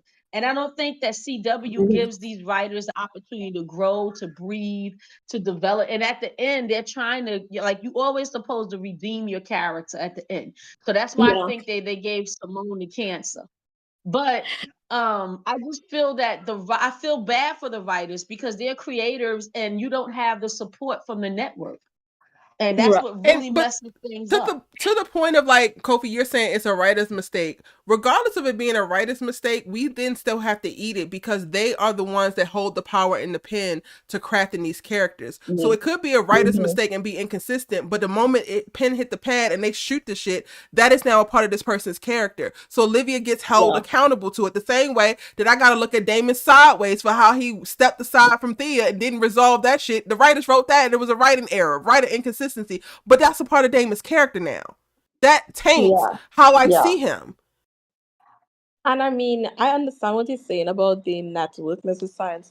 But the thing is, when writing a character, I feel like there are very distinct features about a character that makes them different from the other characters in the show. And I feel like that is one very key distinct feature about Olivia. So for them to be that inconsistent about that is a little weird. And I think it might go a little beyond blaming the network, in my opinion. Because there's so many, like, there are so many very clear choices for the Olivia character. And I don't want to necessarily make this about Olivia, but to, like, try to brush them off as one-offs and, oh, this is the writer. No, they consistently laid out shit like this for her over the course of 4 seasons. At what point do it stop being writer's errors and it starts being a part of their intentional decisions for this character? Yep. That's a good point. That's fine. That's fair. That's real talk. So yeah. I mean, actually, I have a question for Kofi, actually. Sure. I've had this, first of all, I've had this question waiting from the time I've seen this episode, okay? Kofi, I wanted to get your view on this, right? So, Pam confronted Gia with the KK brothers there, and they kind of, came to Cam's defense, and they were like, "Oh well, Gia, you gotta go," right? What were your thoughts on that? Because I was like, oh my gosh, I wonder what Kofi's thinking about this. I've been pissed about it. I called it I'm not gonna curse on B this. move. A B move. I thought it was a B move, to be quite honest with you. And he said, who was a little light skinned? He was very riled up. Yeah, it was. Like, I was calling, I mean, you ain't never seen me that angry because I just felt like this was so petty. Like, if we gonna handle this like men, why don't we just go somewhere private and talk instead of. I thought Cam was just putting on a show, to be quite honest with you, because he had the bruh. You going out with my girl private? I mean, Sanoa, you can come into the Discord and discuss. Sanoa is like spiraling in the chat, y'all. You haven't been here for a while though, Sanoa. Okay, so basically the long and short of it is most of us still want to root for Simone, but she's way too Olivia adjacent for us to be able to jive with her. But go ahead, Kofi. I was just saying, like, I understand your anger, but if you want to talk, like, let's just handle this like mature men and talk. Like, I'm your brother, so like, let's talk. Let's go. Yeah, I didn't need a damn audience to, oh, I got my boys right behind me, so why don't you step? I got the turkey, boy. Like I said, is there something to be said though about Cam is in a frat now, and that's how frat men handle? That's what I'm about to say. JR ain't in the frat, so you gotta step. We at my house. Look, Get out. Go home. Go see your girlfriend. Harry JR better than me, because I'm telling you, I would have ran the fade. Real What he gonna talk. do? And he was about to get stomped out by the rest of the brothers because you come in. First of all, damn if one. you cannot swing on a sick person, the sick person cannot swing initially. Who can't? Because if you force me to beat your ass and you sick, now I'm double mad at you. So JR could not ever swing on nobody. All right, then let's talk. Then let's. Is it go cool ahead. if I drop him off at the hospital afterwards? Oh, you know what? I mean, well, this is your president. Sickness is not an excuse to be a butthole. It's not an excuse. It's just it's a get out of ass whooping free card. I will say that. Not for me. And I don't think JR was being a butthole. I don't think he was being disrespectful. I honestly think he was just being a friend to Keisha. Now, should he have lied? No. But it's not like I'm trying to push up on your girl. That's where I'm so confused at, like, Cam's disposition in this whole thing. Like, I understand that. Okay, sorry, go ahead. I mean, he's seen him at the party the episode before. Yeah. Right. He's seen them. He and keep keying. So say something then. He did. No, I'm saying say something at that time. Don't say it in front of the bros. That's what I'm talking about. Cool for you. Made a point. You said something earlier, which made me ask you this question because I wanted to circle back, right? You made a point. Is it that Cam went and spoke to I think it wasn't Kofi or maybe somebody in the chat said that they thought Cam went and spoke to JR because he knew Keisha would lie to him, right? Right. So the thing is it fair to say, okay, bring it up or confront it in the moment when you've done that in the past and people lie to your face, So that's like where the debate is there. And I'm wondering your thoughts on that, because if that's the case, in the past you've tried that before and you've been lied to. So you're like, okay, well, we have to try something new. We're gonna have to take a different approach. So okay, that's fair enough. I mean, I'm not going to fault him for that. Like, I mean, if he felt like he needed to do that, then yeah. But I just think there could have been a better way to handle it. If you felt this dogmatic about it, look, I'm your friend. First of all, you can't just come. First of all, I thought it was trifling that. First of all, you went to my girl and talked to her about this when you could have came to me. That's one thing I felt like. They friends too. No, so right, yeah. It don't matter. They friends too. It don't matter. They were friends before they started dating. I was about to say they were friends first. Kofi, are you they were friends first. Are you saying that you think that Cam shouldn't have brought it up to Gabby? No, I'm not saying you should have brought it up, but if you just said it, you literally just said that. Here's what I'm saying: if your issues with JR, you talk to JR before you talk to Gabby. That's my thing. Like, you're the one. He's the one. Though? No, but honestly, you got the issue with him because they both dudes. Quiet part out loud. That's it right there. That's it right there. No, wake that up. But I feel like Cam was trying to run it by Gabby because, as mentioned before, Gabby was his friend to begin with. So I think he really was trying to run it by her. He didn't come in and was like, oh, I think, Gabby and Shady are the son good. He asked her. She said no. And to piggyback on that, it's like, in addition to them actually having a friendship, she is quite literally the other person in this who is potentially in the exact same spot as him. So it was really much given, am I crazy? Yes, exactly. That's what it was given. And it's even in the way that he said it, right?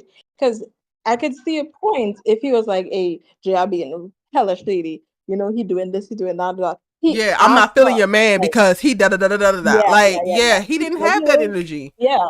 He just asked, and he's like, what do you think about this? Showed her the video. Then she had her opinion. Okay, well, I see what you said.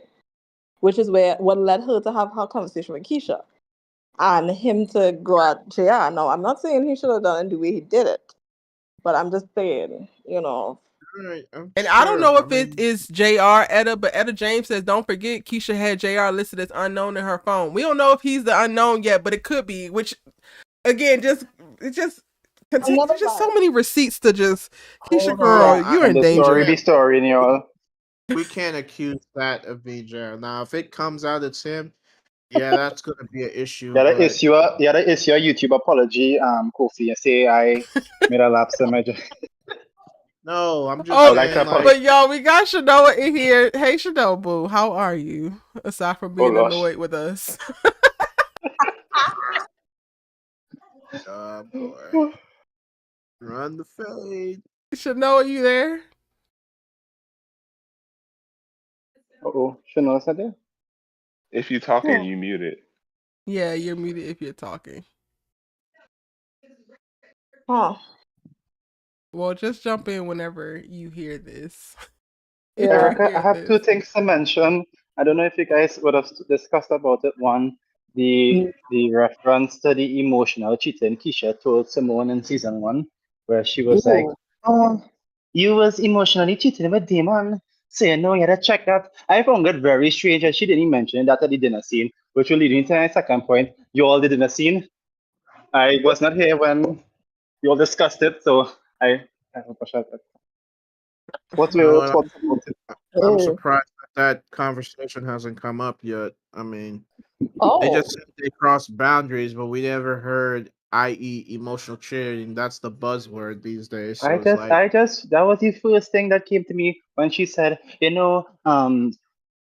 Cam and Gabby accused us of cheating, Of which is cheating. cheating. insane. And then Yeah. they thought about the emotional cheating. And it's so funny, it came from her mouth as well in season 1. So I want to get your thoughts on that as well.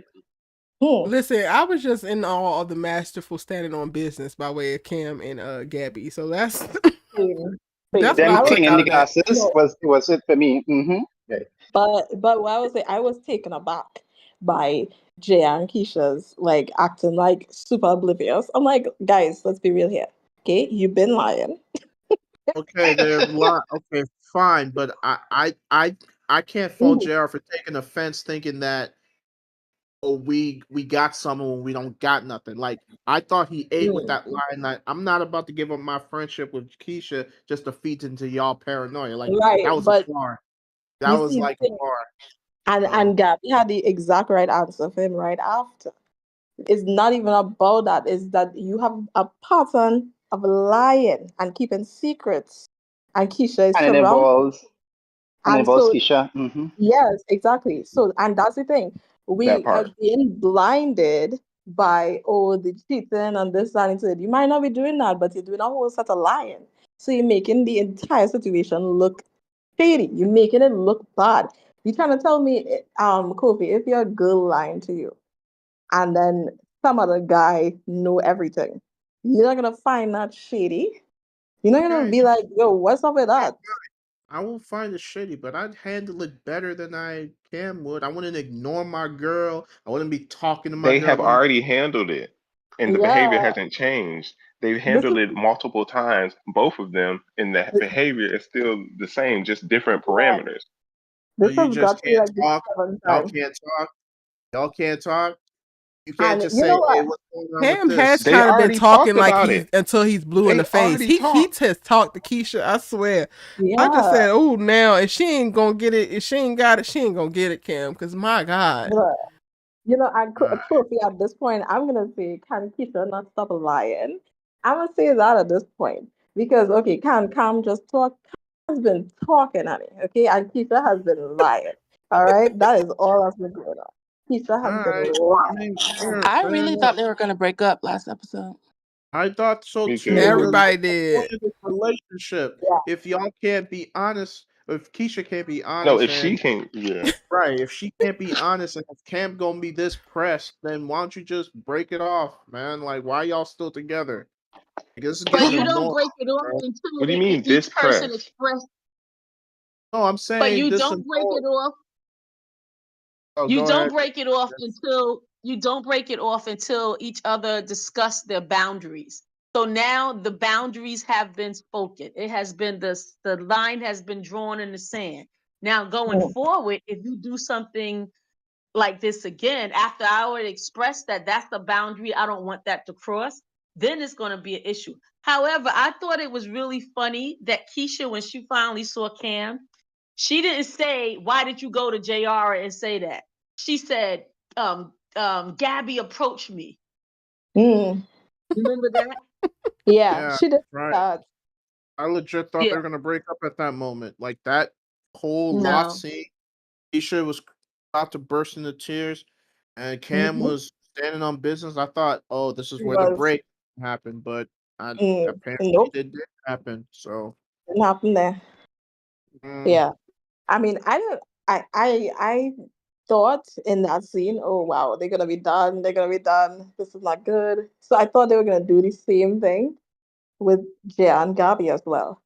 But I see. I guess they came and patched it up at the end. I wasn't too convinced by Keisha and Cam, as I mentioned before. I Not wasn't. at I was all. not. I didn't buy Not that. at all.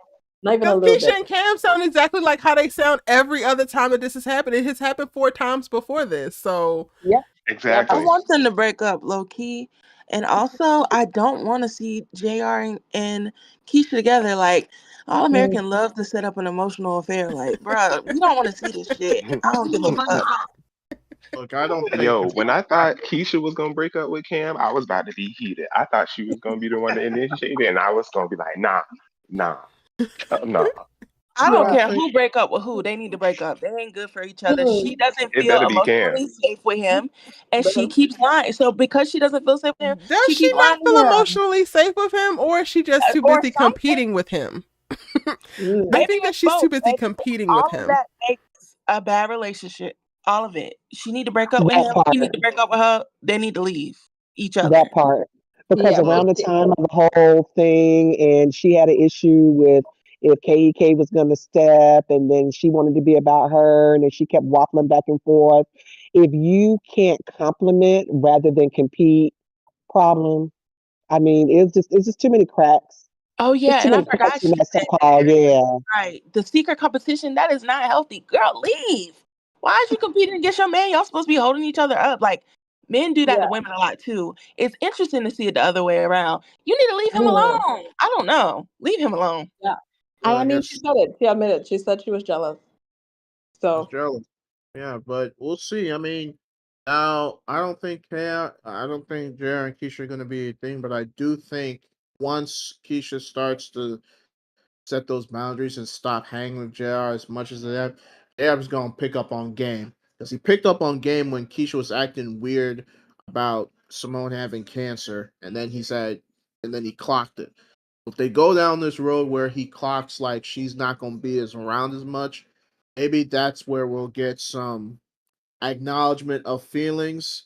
Because I think I you hope don't not. Like, I hope that he don't yeah. be too moved by her pulling back, because he's supposed to be also entering into the era of showing up for Gabby and like creating space for himself to be needed because she's been so damn independent.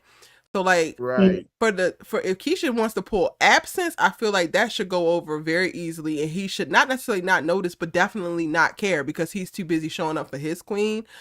I really hope that if they're going to go this route for JR to be the one to clock it, or one of the men to be one of the ones to clock it, it's going to become Keisha doing too much when she is actually around this man. Yeah. And And then honestly, if they go that route, I want him to rebuff her so hard. Like, oh my gosh, I don't want to see them Yeah, together I don't think he's at gonna rebuff all. her. I think that we're He'll safe let in her reference to down. like JR don't want her in that That's way. what I'm saying. Like, I don't want him to want I Keisha. I don't want think him and Gabby to stay together. They're so I, cute. I don't yeah. think he would be harsh. I think he'd let her down gently if there's an acknowledgement of feelings. Of I course, don't think because he'd be JR cruel. is the sweet guy. No, when I say rebuff her hard, I just mean be very. I'm not saying be harsh. I want him to be very clear that he doesn't have any romantic feelings for her, but he still wants to be her friend and show up for her that way. And if she need to take space to like get over her little crush, do that. But I don't want there to be any kind of what's What the if? word? Yes. What is the word for that? Acknowledgement of feelings. No, when it's like there's a little bit of you don't really know, like it's open ended. There's a word for it, but I can't think of it. I don't want there to be any question about how he feels about Keisha at all. Yeah. See, And and I that's was friendship. always under the premise that maybe, just maybe, low key, he was feeling her because I distinctly remember watching the first episode of the season when he came back, he gave her a smile, then they meet in the loft and they're talking, and he's like, baseball took everything. He's like, and then she calls him one of the strongest people he knows, directly from a line from All American. I clocked that, and then he looked at her with this certain look in his eyes, like, "You want to get something to eat?" Like, I thought he was kicking her some energy, but maybe it was just him being himself. Maybe I was That was reading him too being much himself into it. and him looking at the girl who saved his damn life. It And was Yeah, less also, exactly. romance he in that had than that kind of anything. energy with some of his Yeah. other female friends. Like, there was a point, and I think season 1, that I was like, does JR kind of have a thing for Simone? But then they never made that a thing. I was like, I think this is just kind of his personality. Like, he's very observant, very caring. Oh my gosh, the word I was looking for early is ambiguity. No ambiguity. But anyway, he's very observant, very caring. And I don't know, sometimes it can come off a little flirty, a little bit. So I'm hoping that that's just his personality and that he doesn't like her at all. Yeah. And also, it's just You how know what? jaded our society is, quiet is kept, because I would argue that technically that part, like being caring, being considerate, being observant, shouldn't be considered flirting, but it is for us because we so used to people treating each other poorly. And that's so real. And I think we're also so used to men only being nice to women they're attracted to. So maybe that's a part of our brain that's like, well, you can't be nice to her as a friend because he gotta like her. So many men are doing that. I'm so glad you brought that up, because even I find myself checking my friends or even my brother. I'm like, hey, you don't have to just open the door for women that you are interested or women that you're down for. You can open the door for other women, right? You could give care to other women. You can also give love to other women. Like, it doesn't always have to be who you are emotionally or physically attracted to. And that's just a fact. Oh,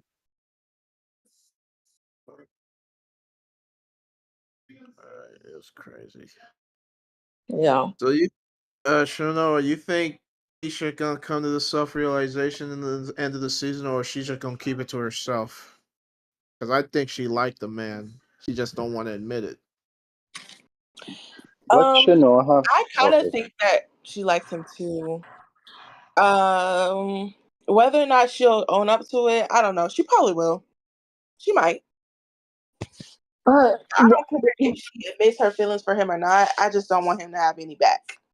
No reciprocity. I don't know. Well, Shanoa, we have a question for you. We was defending Simone in the chat for the past 30 to 45 minutes, so we'd like to get your thoughts about Simone as well. Well, I don't know if you remember me saying this way back when, but I'm captain of the Simone Hicks defense squad. Yeah. Just like Antonio with my girl. I don't know. I'm sorry. Girl, I could Respect get to a behind fellow captain. I just gotta always give her the benefit of the doubt. Sorry about it. Sorry, you can't. I don't know. Y'all can have y'all opinions. Like, I'm never gonna slam y'all, but I don't know. Do you think she's the brown skin Olivia Baker? Because that's what Erica think.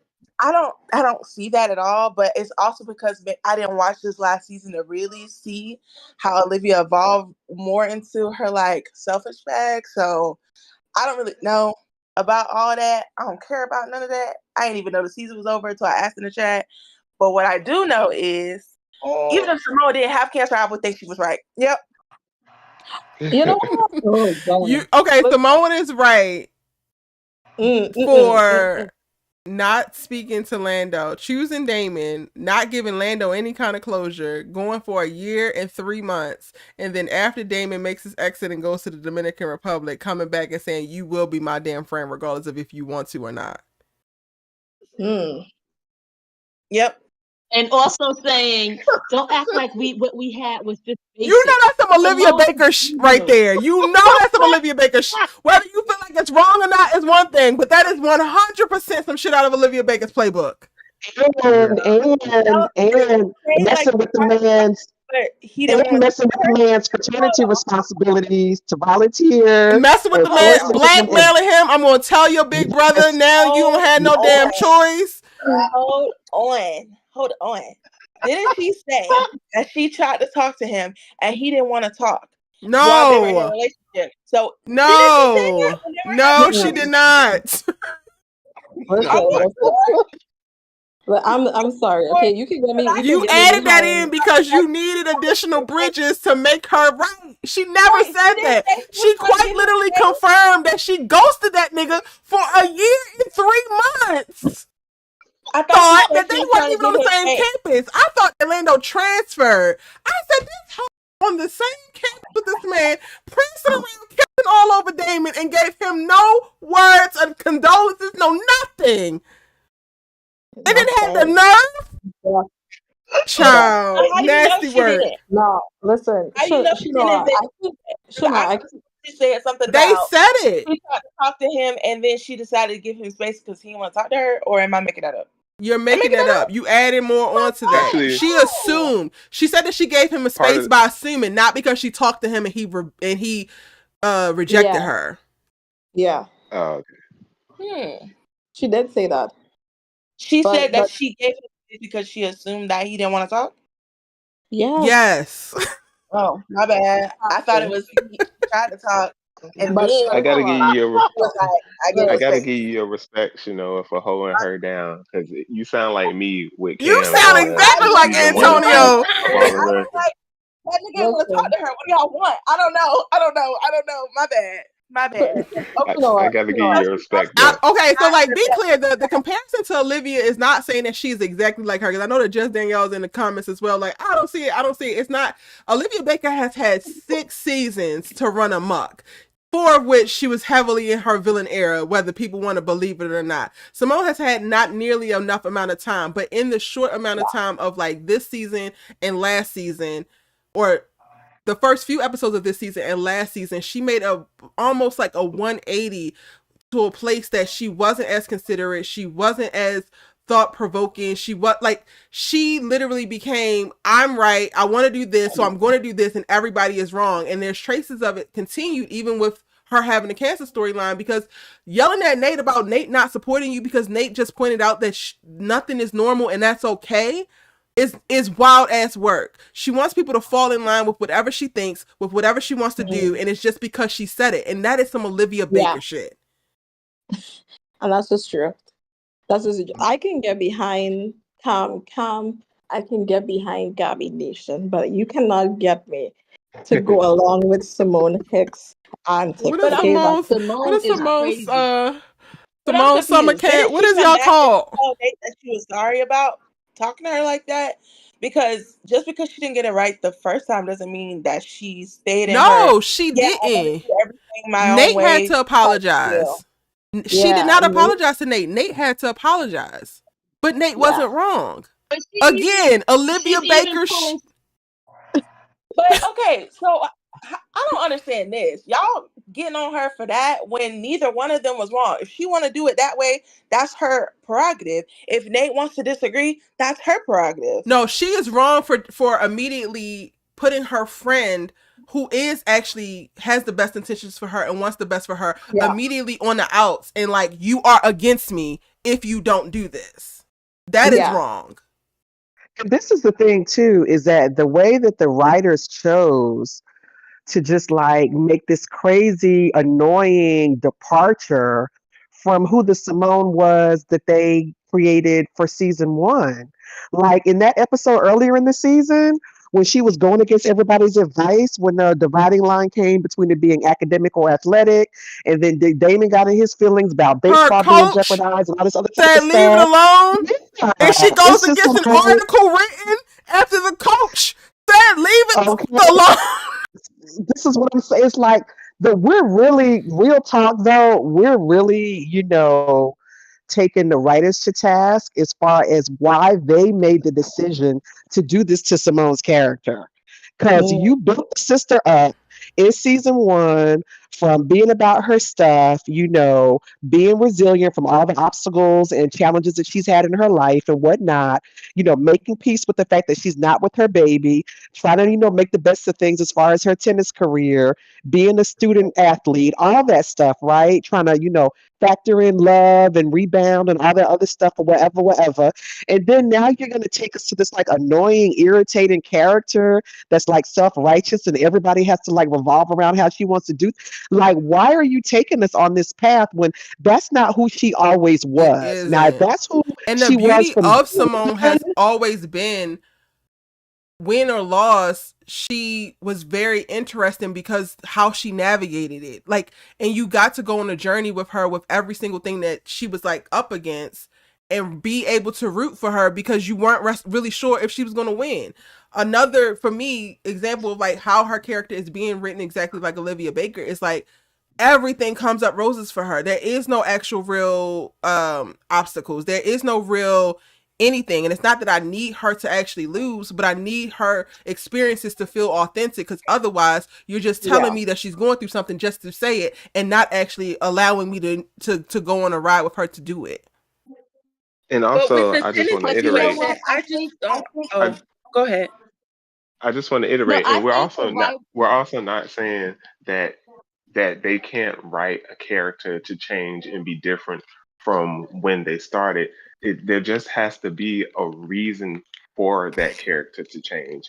Either a situation that happens in their interaction between other characters or their environment. There has to be a good reason for a character to change from where they were to where they are now. And we don't think that All American Homecoming has done a good job at giving us a real good reason as to why her character changed. But I feel like she was sort of similar still to how she was in season 1. She still wanted to save the tennis team. Just because the coach told her not to do something doesn't mean that she didn't have the tennis team's best interest at heart.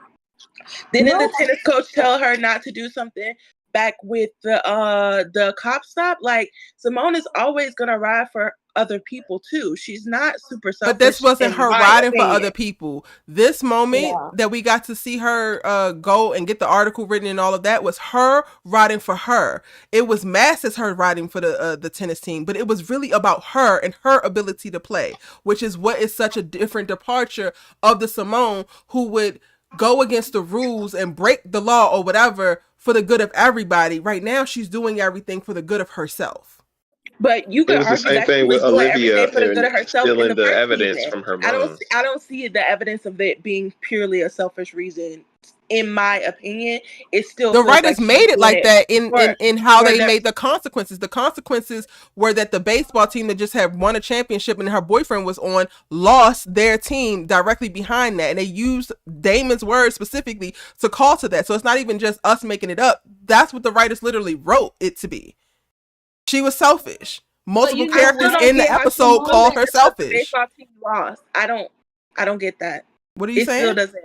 Simone had always Hold on one second. Hold on, Mr. Science. What are you saying, Simone? Oh, I'm sorry. Go ahead. Oh, me? Yeah.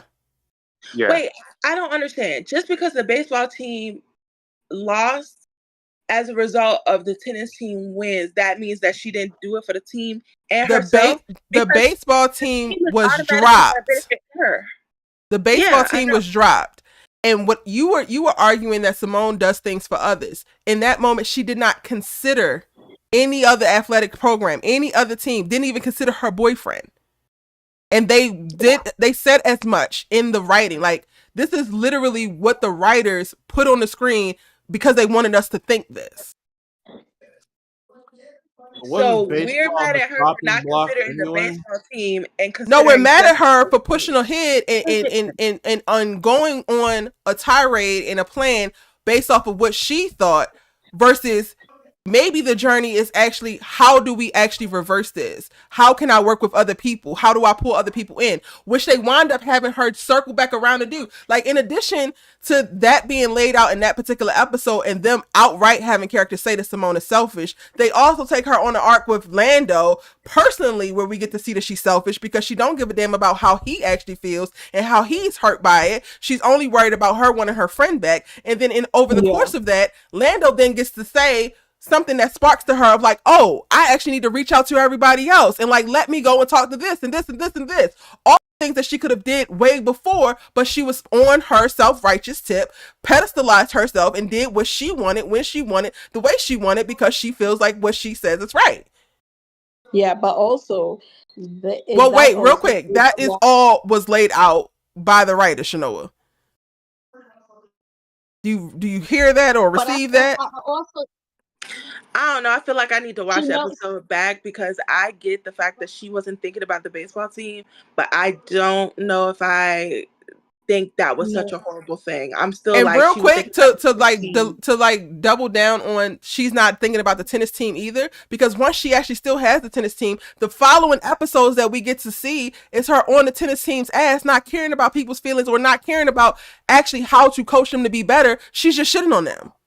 So this is all the stuff that the writers have laid out to show that Simone has shifted in a way that she only gives a damn about what she says. She only like validates her own opinion, and it's not really what you would think it is. She might be outright saying, oh, I'm doing this for the team, but it's how the team can serve her.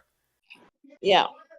But okay. Also, I have to go back to the episode and consider that when I look at it, because I'm still team. Yeah, of course it's going to benefit her because it's her team, but it felt still like she was doing it for them, and it just had negative consequences on the baseball team. So I'll have to look at it through that lens when I rewatch. Yeah, also, I think personally thought they were tripping and they had her. Oh, I'm sorry. Go ahead. No, I just said I have to run, guys, but I just want to say this to Shanoa. Look at it from even for her was with All American. She has always been self-centered with the choices that she's made. She's pulled other people in. Yeah, and I wouldn't say that. I wouldn't say always. Huh?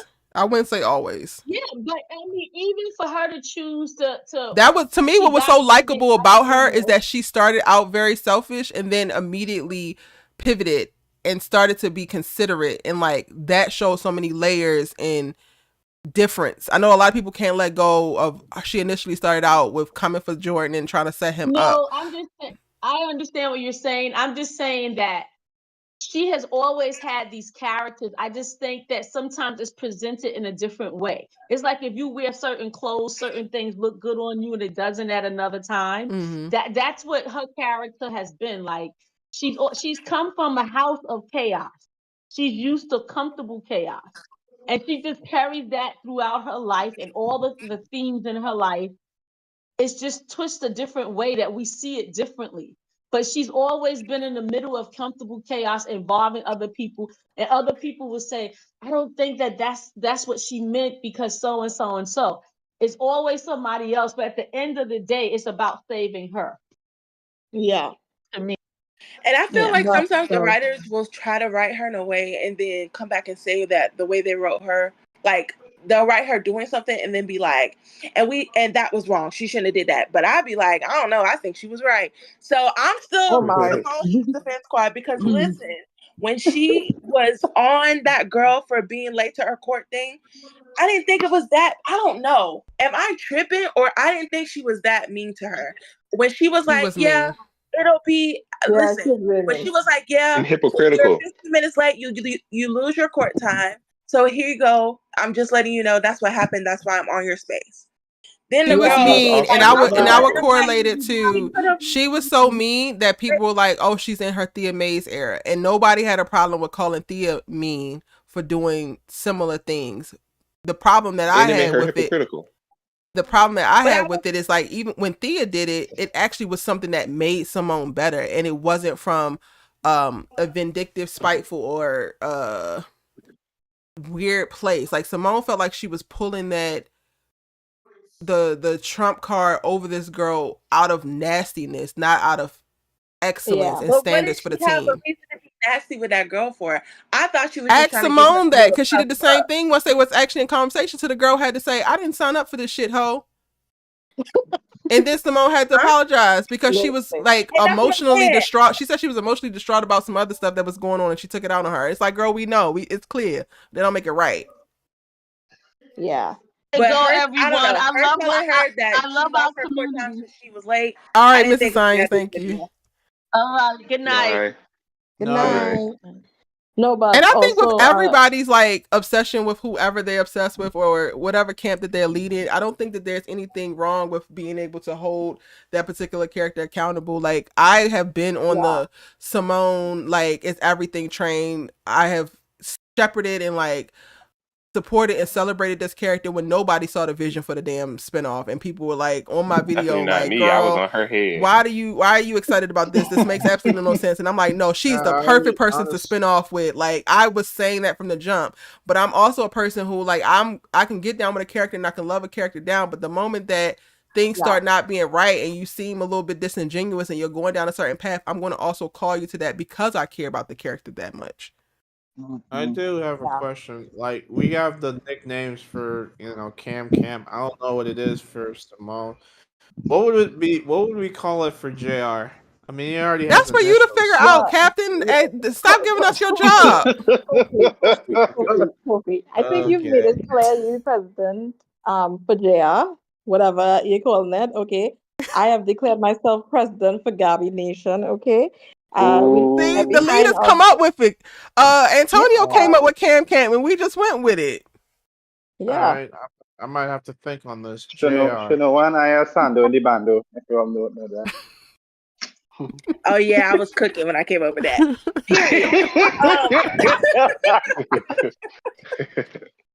Yeah. Well, you're gonna get my boy Lando in the building next week. Lando about to fall for Secret Simone. Asha and JR.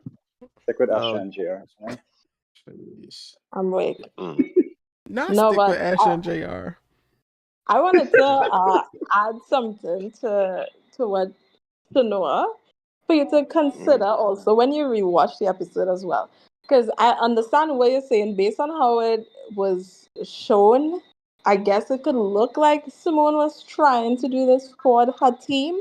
But I think that the reason that it might look confusing is because it went well. Consider if it hadn't gone well, right?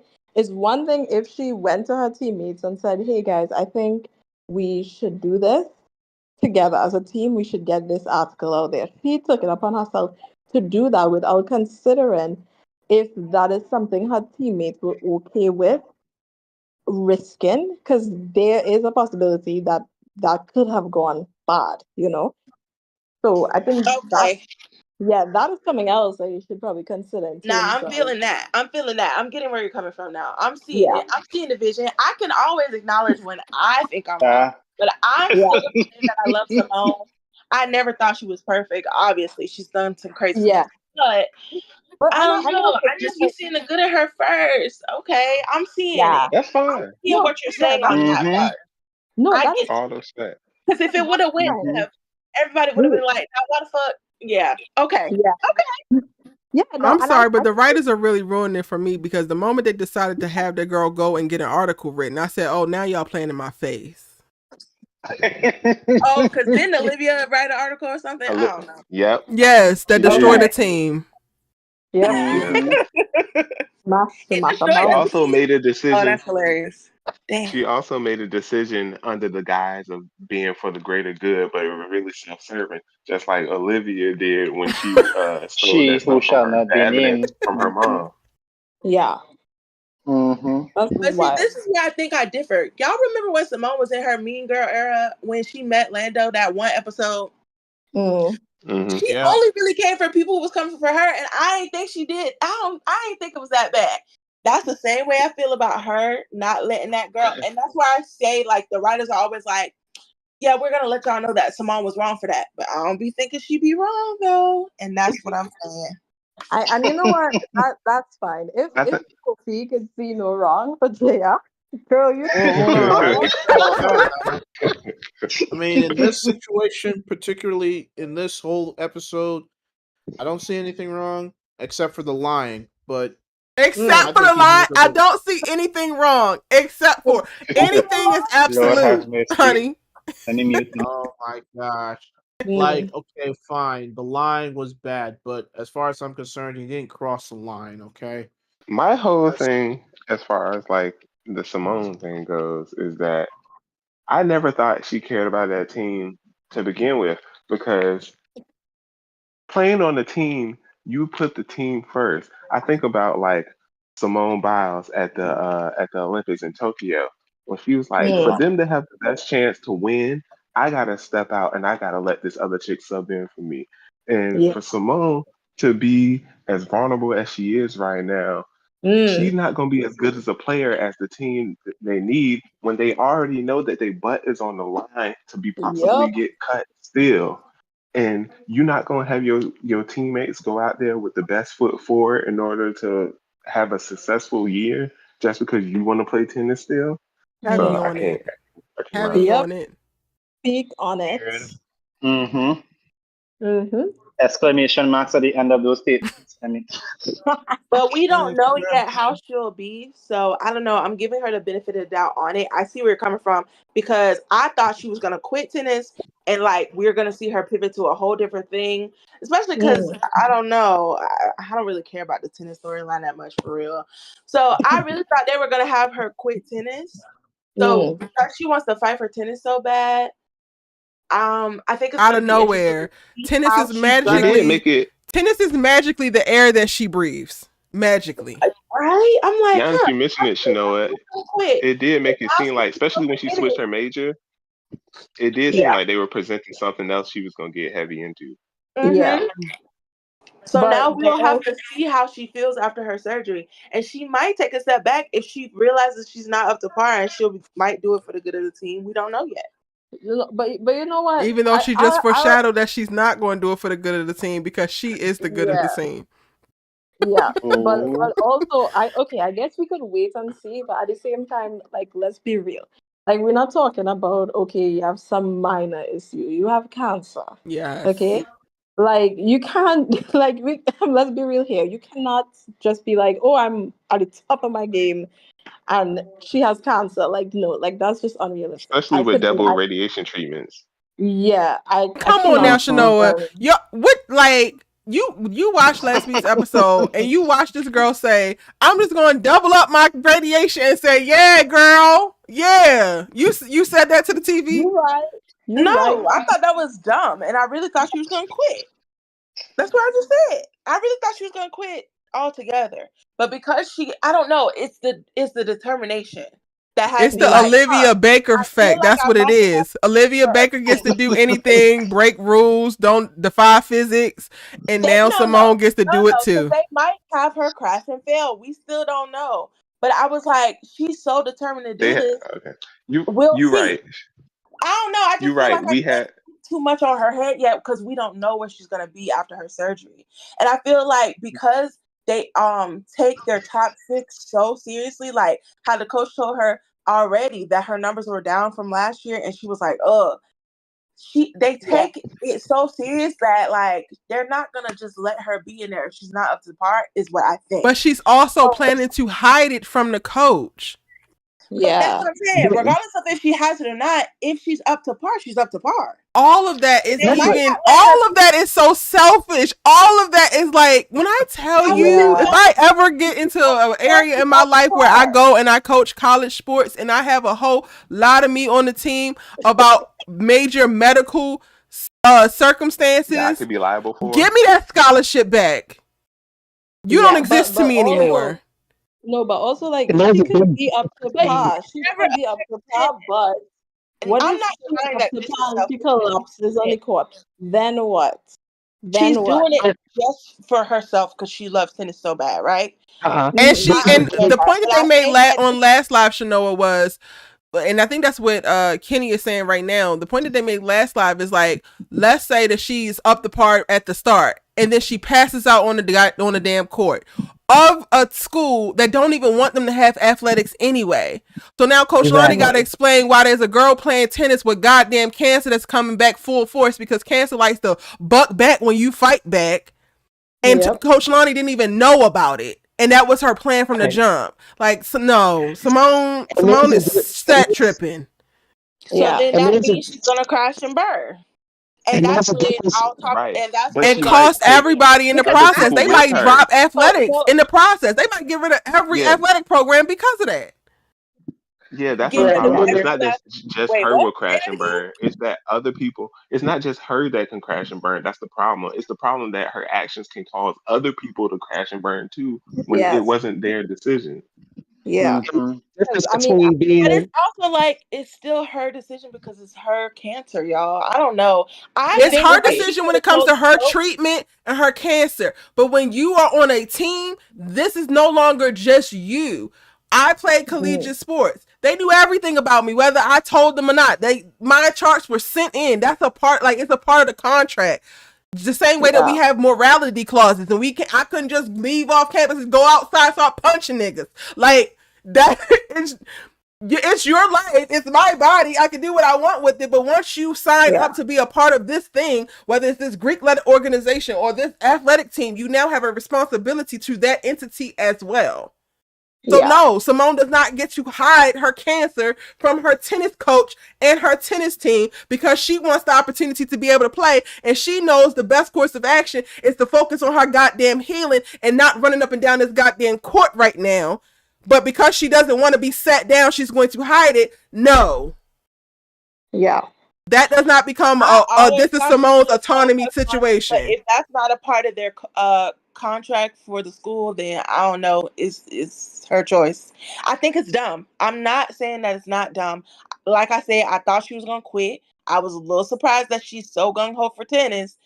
And I always thought she was gonna tell her coach. But when she decided not to tell her coach, if it's not against their little rules and regulations, it's selfish. I can promise you it is. And if it's not, then the writers did not do their due diligence because it is. And there's a big difference between there's a big difference. Oh, you promise it is?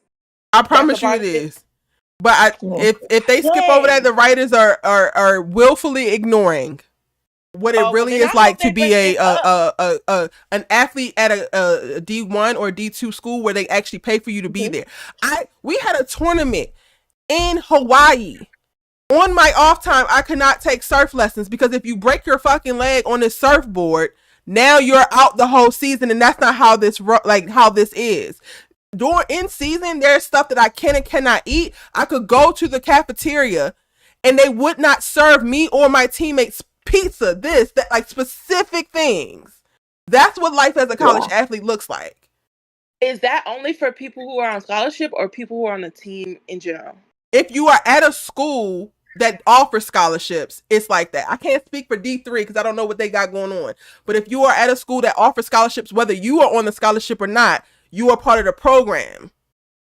So it's people on the team. Okay. Yes. Yeah. Okay. Because I was going to say, I don't even think she got no scholarship for real. She has to now. She walked on before, but she has to have a scholarship now because they made her top 6. Okay, cool.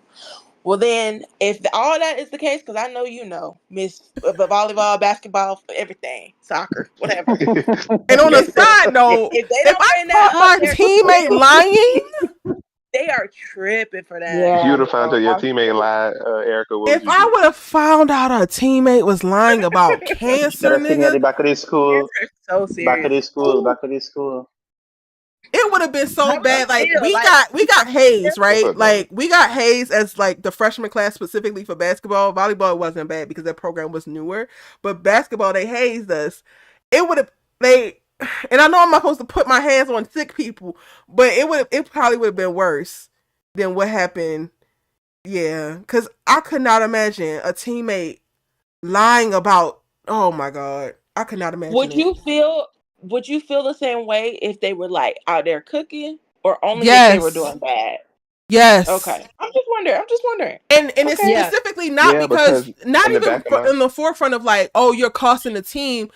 We don't know what to do to protect you. And a lot of the team, for me at least, and playing team sports most of my life, a lot of it is like the moment that you sign up to be a part of this thing, we are now one, and we're supposed to look out for one another. Win, lose, or draw, we're supposed to be looking out for one another. You're now putting me in a position to not even be fully capable to do my job, which is look out for you.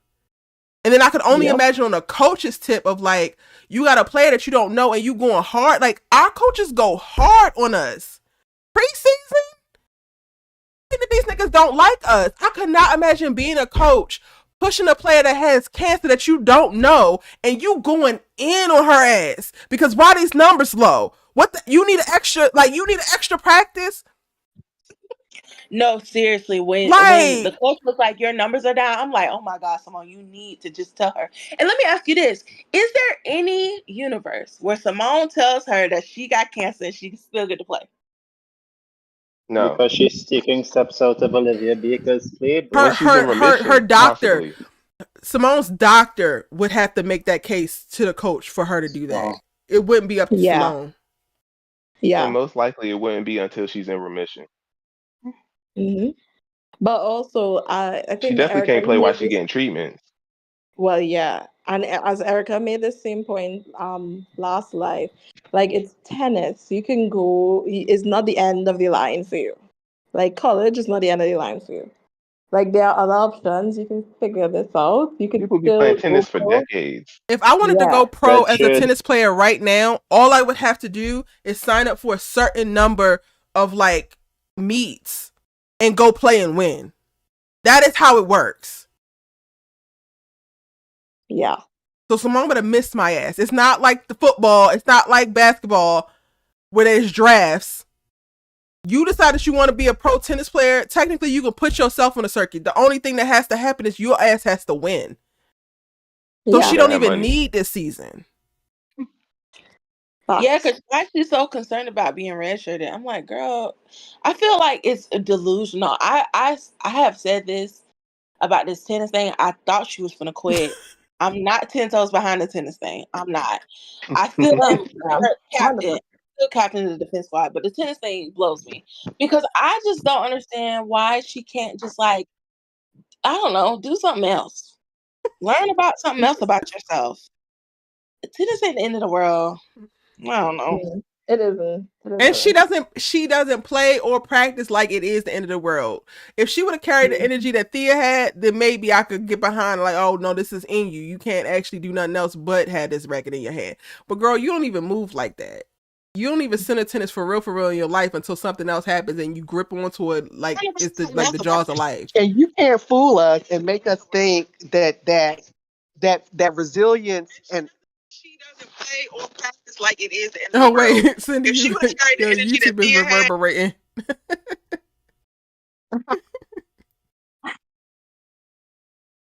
Oh my. But that's kind of what shocked me onto her side because I'm like, oh, she's so serious about it. Okay, I guess we're gonna see what happened. They shouldn't have created Thea Mays. If they wanted us to believe that Simone was serious, they shouldn't have made Thea. The same thing. Oh, what you say, Cindy? No, I was like, being hard-headed and being resilient are two different things, and you can't fool us to make us think they're the same. That's what shocked me onto her side. That's a statement right there. Real quick, Shanoa, I'm curious because you Simone Defense Squad. Y'all gotta come up with a cooler name. But how you feel about her hoeing?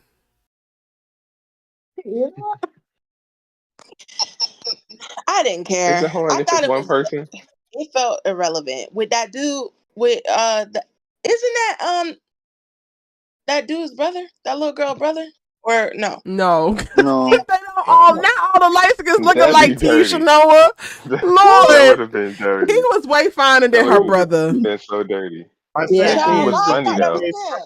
That was not him, baby girl. Oh, my bad. That scene was funny though. I think old boy was when the they were DJ at the club when she Oh. went wild on her 21st birthday. I think that was old boy. Because he mentioned he had a set before he could come to the loft. So I think that old might boy have been found- him. It do kind of look like him. Okay.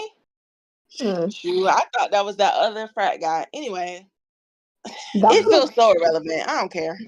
I don't care none about it. That scene was funny though. Do I consider it hoeing? I mean, it's only one dude. It's not like she had a whole roster of dudes. Kofi loves to keep his foot on my goddamn neck. Did she or did she not call it a hoe face? You know what? I don't remember, I but must have missed that regardless, part. I don't care. I must have missed that part. Was this their first time trying to hook up, or they had already hooked up before? I think it was implied that they already had before. Yeah, because okay. she was talking to Nate about how, you know, it's nothing serious. It's just being scratched. Yep. I thought it was fine. She just came off the heels of a very serious relationship, I guess, with Damon. And like, I don't know, she's not dating anybody seriously because of this stage that she's in with her cancer and stuff. I understand not wanting to start a serious romantic connection at such a like intense moment in your life. And I also get the fact she's so stuck on like, oh, I just want stuff to be normal. This normal, girl. It ain't nothing for it to be normal. But if Not she a can, thing. if she could find her little piece of normalcy in like this little meaningless little fling, then do you? Meaningless little flings while also going through fertility treatment and harvesting eggs is diabolical work. It's but crazy. if you like it, then I love it. Child, and also not real life, but okay. Because the way she can't be on birth control, and then this condom could have definitely broken down. Look at you, pregnant by the goddamn DJ with cancer. I can't. You know what? It's too much. Did you not learn from high school? I need Simone to sit her ass down. That's it. That's all. Yeah. We root for her. We want her to beat the big C because fuck cancer. What did y'all want? I wanted something way better than this. I already knew that she was gonna have cancer because somebody on Twitter spilled that months ago. And I was just really shook that it really came to fruition. I was like, man, I thought it was gonna be lying. They was really true. But what would y'all have rather seen this season besides cancer? No, I like this. This is fine. This is fine for me. Because I was basically about to throw Simone's what did y'all want? I wanted something way better than this. I already knew that she was gonna have cancer because Cindy, you gotta mute YouTube, honey. On playback. And I was just that it really came to Cindy, fruition. you gotta mute YouTube. They was really true. But what would y'all have rather seen this season? Besides, no, I like this. This is fine. This is fine for me. I was basically about to throw having to listen to it for me. Cindy. Chanel, you don't like your own voice. Cindy, you gotta mute, honey. You gotta mute YouTube before you speak. Yeah. Mute the YouTube video first. Oh my gosh, please don't do that. You ain't like your voice. Baby, I cannot handle it. Yeah. No, but Kofi is definitely not okay with the cancer conversation. I think that it's been a very powerful pivot for them to take them back to real dope storytelling, and I feel like we're starting to get meat and potatoes again, which I appreciate. So I don't want anything different, and I was very much so close to the brink of like getting rid of Simone's character out of my consciousness. Hold on one second, Kofi. I was really struggling with riding with Simone coming before the announcements of the cancer because I just couldn't deal with the consistent, selfish, inconsiderate pedestalization of herself in like this very weird way. I do think it was a crutch to kind of write themselves out of a hole that they dug themselves into, but hey, 100%. Do what you gotta do. But it works.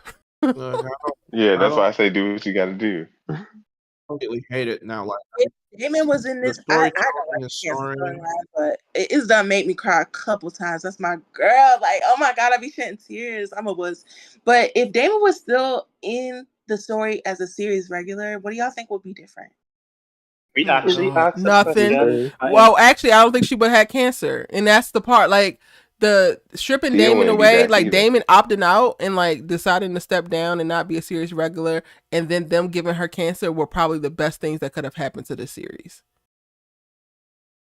True. Yeah, Theo wouldn't be back either. And not because I don't love Peyton, I do, and I really did enjoy Damon, but they were too caught up in the whole goofy ass love triangle-ness of it all, and Damon and Simone were not given. Like I told y'all asses they wouldn't when y'all were rooting for it. Look, I didn't think they were terrible. They weren't the worst couple in this whole universe. I mean, I can think of worse couples. Yes, Bolivia. But they right behind them. That's yeah. But okay. I'm still Team D trash and I have no chemistry.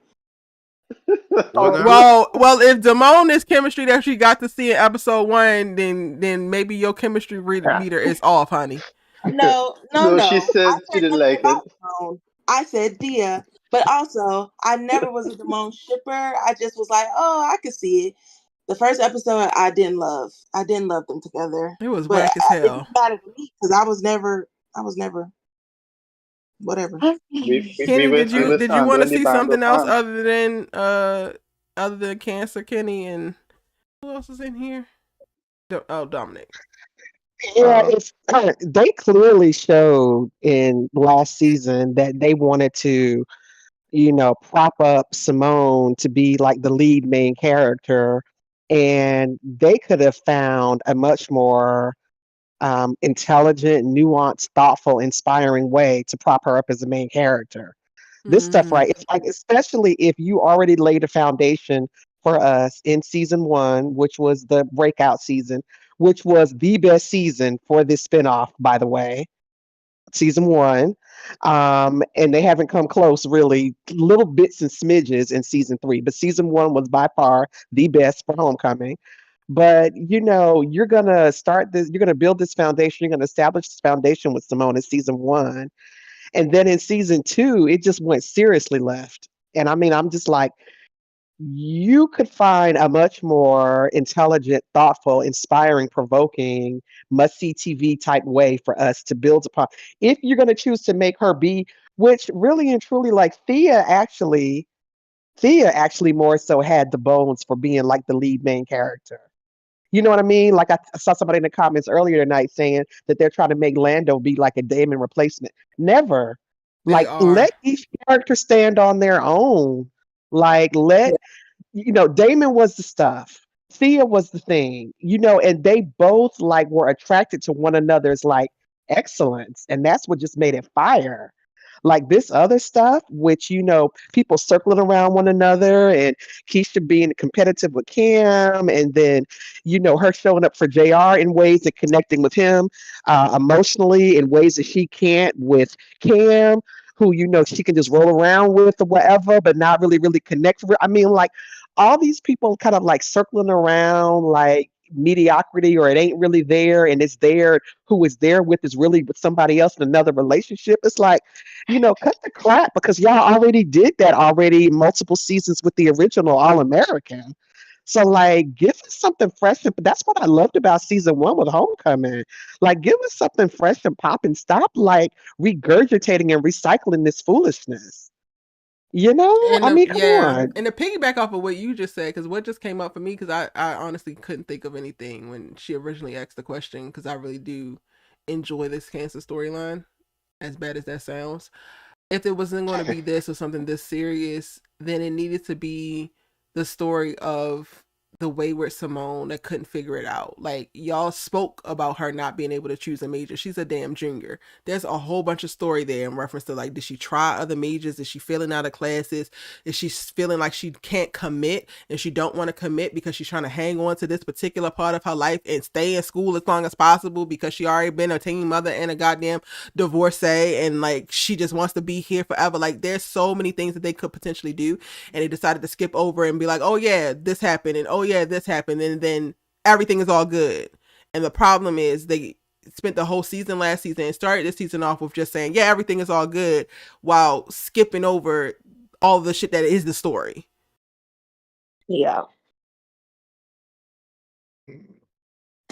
I did think we solved the major dispute really quick when everybody kept saying, oh my gosh, you keep changing your major, but then like she solved it at the end of the episode. She's like, oh, I'm Olivia Baker shit. That was so quick. I was like, you can pick your major. It took you 3 years to pick your major. Then you get to walk in and say, hey, I want to make a major. I know that y'all don't have this.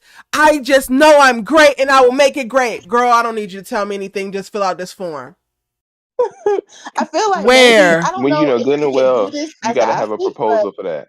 Hello, nobody's going into Bursar at an HBCU and they talking about, girl, we want to get you in and out. We ain't need all of that. Nobody. It's unrealistic. No college, to be honest. It don't even got to be HBCU. Well, I only went to HBCU, so that's my only point of reference. And listen here, Morgan State, I still got beef with some of them people in that damn Bursar's office. Wait, did she say creative major or double major? She No, she's created her creating her own Oh major. major my gosh! No, I thought it was double. without a hearing or a No. proposal. Even more like, okay. It was Yeah. up so fast. Are you picking it up I now? The Olivia Baker-tism is all over this shit.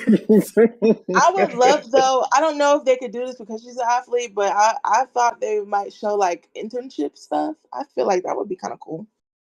Well, I mean, at this point. Yeah. I mean, yeah, that would have been cool. But I mean, to answer the question, well, two things I'll say. First, one, the most unrealistic thing was that she went to that booster's office and there wasn't a line. Okay, that pissed me off because I had to line up. Okay, um, and then the next thing I would say is I think you made a really good point. I can't remember. Oh my gosh, who said that? Oh, Cindy. Yes, you made a really good point about Thea having the bones of a main character because I feel like I really connected to Thea because I felt like her character was really breaking some stereotypes surrounding uh women in college, like her just not being as experienced in relationships, but also being very focused and determined in her sport. I just found that to be very relatable, and I never saw anything like that before. So I just wanted to say I'm really glad you brought that up because she really was changing the game. Quiet as But in kept, she terms was of giving Whitley Gilbert with a tennis racket. true, but what I will say is I think in terms of the season, I think we're definitely getting more out of the writers in terms of their interesting ways of putting certain characters together and the story that they're telling, not necessarily just Simone, but like with everybody. I feel like we're really getting to a meal now. Because for a while, I was like, oh, we're just dragging along. And I'm not saying like necessarily that it was because Damon was there, because I felt like Damon was one of the main storylines that I was interested in while watching the show. I wasn't necessarily interested in Simone as much. So for me, Damon was the one really carrying the show. But I feel like where we are now, they've given us a lot to work with, a lot to think about, and we're seeing a lot more from different characters. Like even I would say Gabby is a character to me that I think is changing the game because she's very relatable to me as well. And so I think we're getting a lot of that, but I think we could see a lot more from the other characters in terms of their direction. Because I mean, we've heard like Nate going to I think was it interviews or something like that, or Keisha like applying to grad school. I just wish we could see a little more in detail about that because it just seems like well, besides Keisha, it just seems like okay, everybody is going after what they want to go after, and it's just happening for them. And that's not reality. Some people have roadblocks and some people have things that throw them off. Or, I mean, even some people I know, like, sometimes your major gets messed up. Once again, Booster's office messing things up. And I feel like if we saw more things like that, it would really make things a little more realistic. Because I think that's what we enjoy about certain moments or certain characters in the show is when they show us things that are real. And is when we have those unreal moments that we're like, oh yeah, no, I don't know about that. Like Simone trying to play tennis and you are doubling up on a radiation. Like we can't get behind that because that is not reality. So I think just more of those realistic elements would really like take cake for me, honestly. Thank you for the shout out. I got an early morning, so I've enjoyed chit chatting with y'all. But Hi, Miss I will see. Cindy. Alrighty, see you, Erica. Bye. No, Thank you Bye so much. bye. bye. Bye, Miss I need to Cindy. be getting ready to get my behind off of here too. I told myself this was going to be no longer than 2 hours, and then here I am. How many hours did we do? We are pushing 4 hours. Oh I my Oh see. wow. god. I tell you, Erica, LOL. when he That's started like the a story and rewatch. Literally. Literally. Well, y'all, we gonna have to pick this back up next week. Same time, similar place. Thank everybody for that valid points. Kofi, we thank you for your smoke and your heat. We know that you are fully capable of it. Kofi, I need you to watch Reasonable Doubt. Bless your heart, Kofi. Bless your heart. Wait, what did Kofi come with smoke for? I just want to know real quick. Just something. Cam. JR. Yeah. Listen. I missed that. Kofi, are you asleep? He probably fell asleep. He ran out of energy. Ooh, I've got to go back and watch the beginning of this live because I need to hear what Kofi Yeah.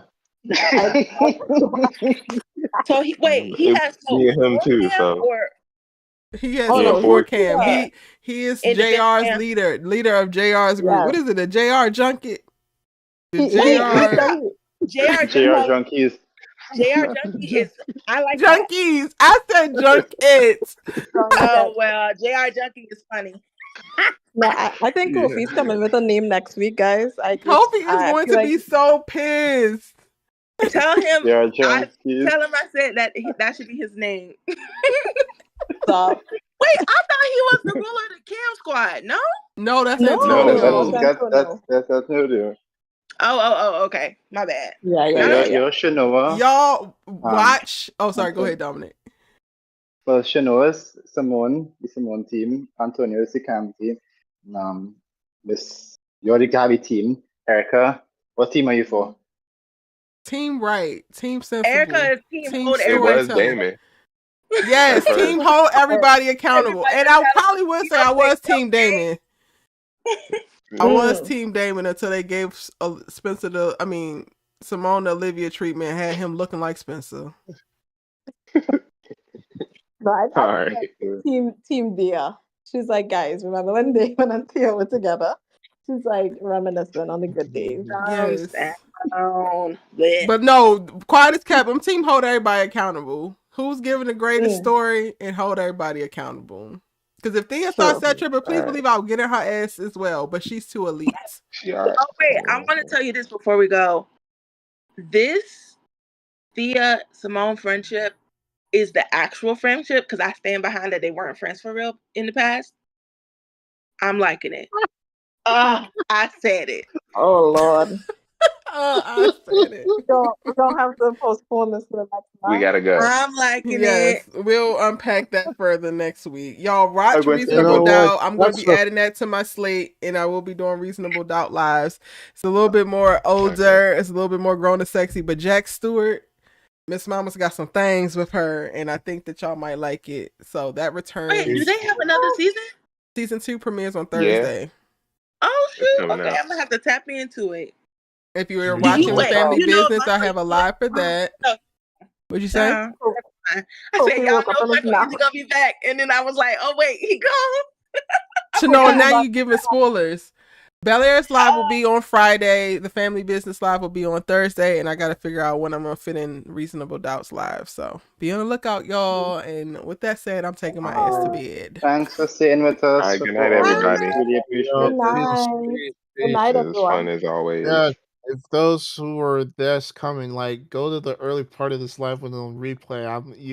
Hopefully you missed it. Your ass fell asleep, and we already did a bunch of stuff that you gonna be pissed about, and we already said that they gotta go listen to the beginning. You gotta listen to the end, and listen to the end once you off of here, because you're gonna be mad at us. You want to hear JR's name? JR's team captain. No.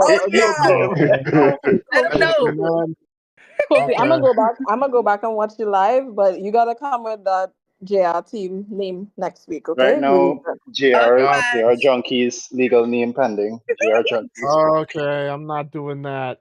I say that. Kofi, listen to the last 15 minutes of this live. I literally did not say that. They said that. I didn't say that.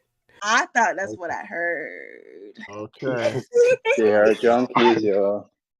I don't know. All right, y'all. I gotta go. Later. Bye. Y'all, okay, it's time to get up out of here. Thank y'all so much for joining the live. 4 hours and 3 minutes. It's because I love y'all. I'm going to see you in the next one.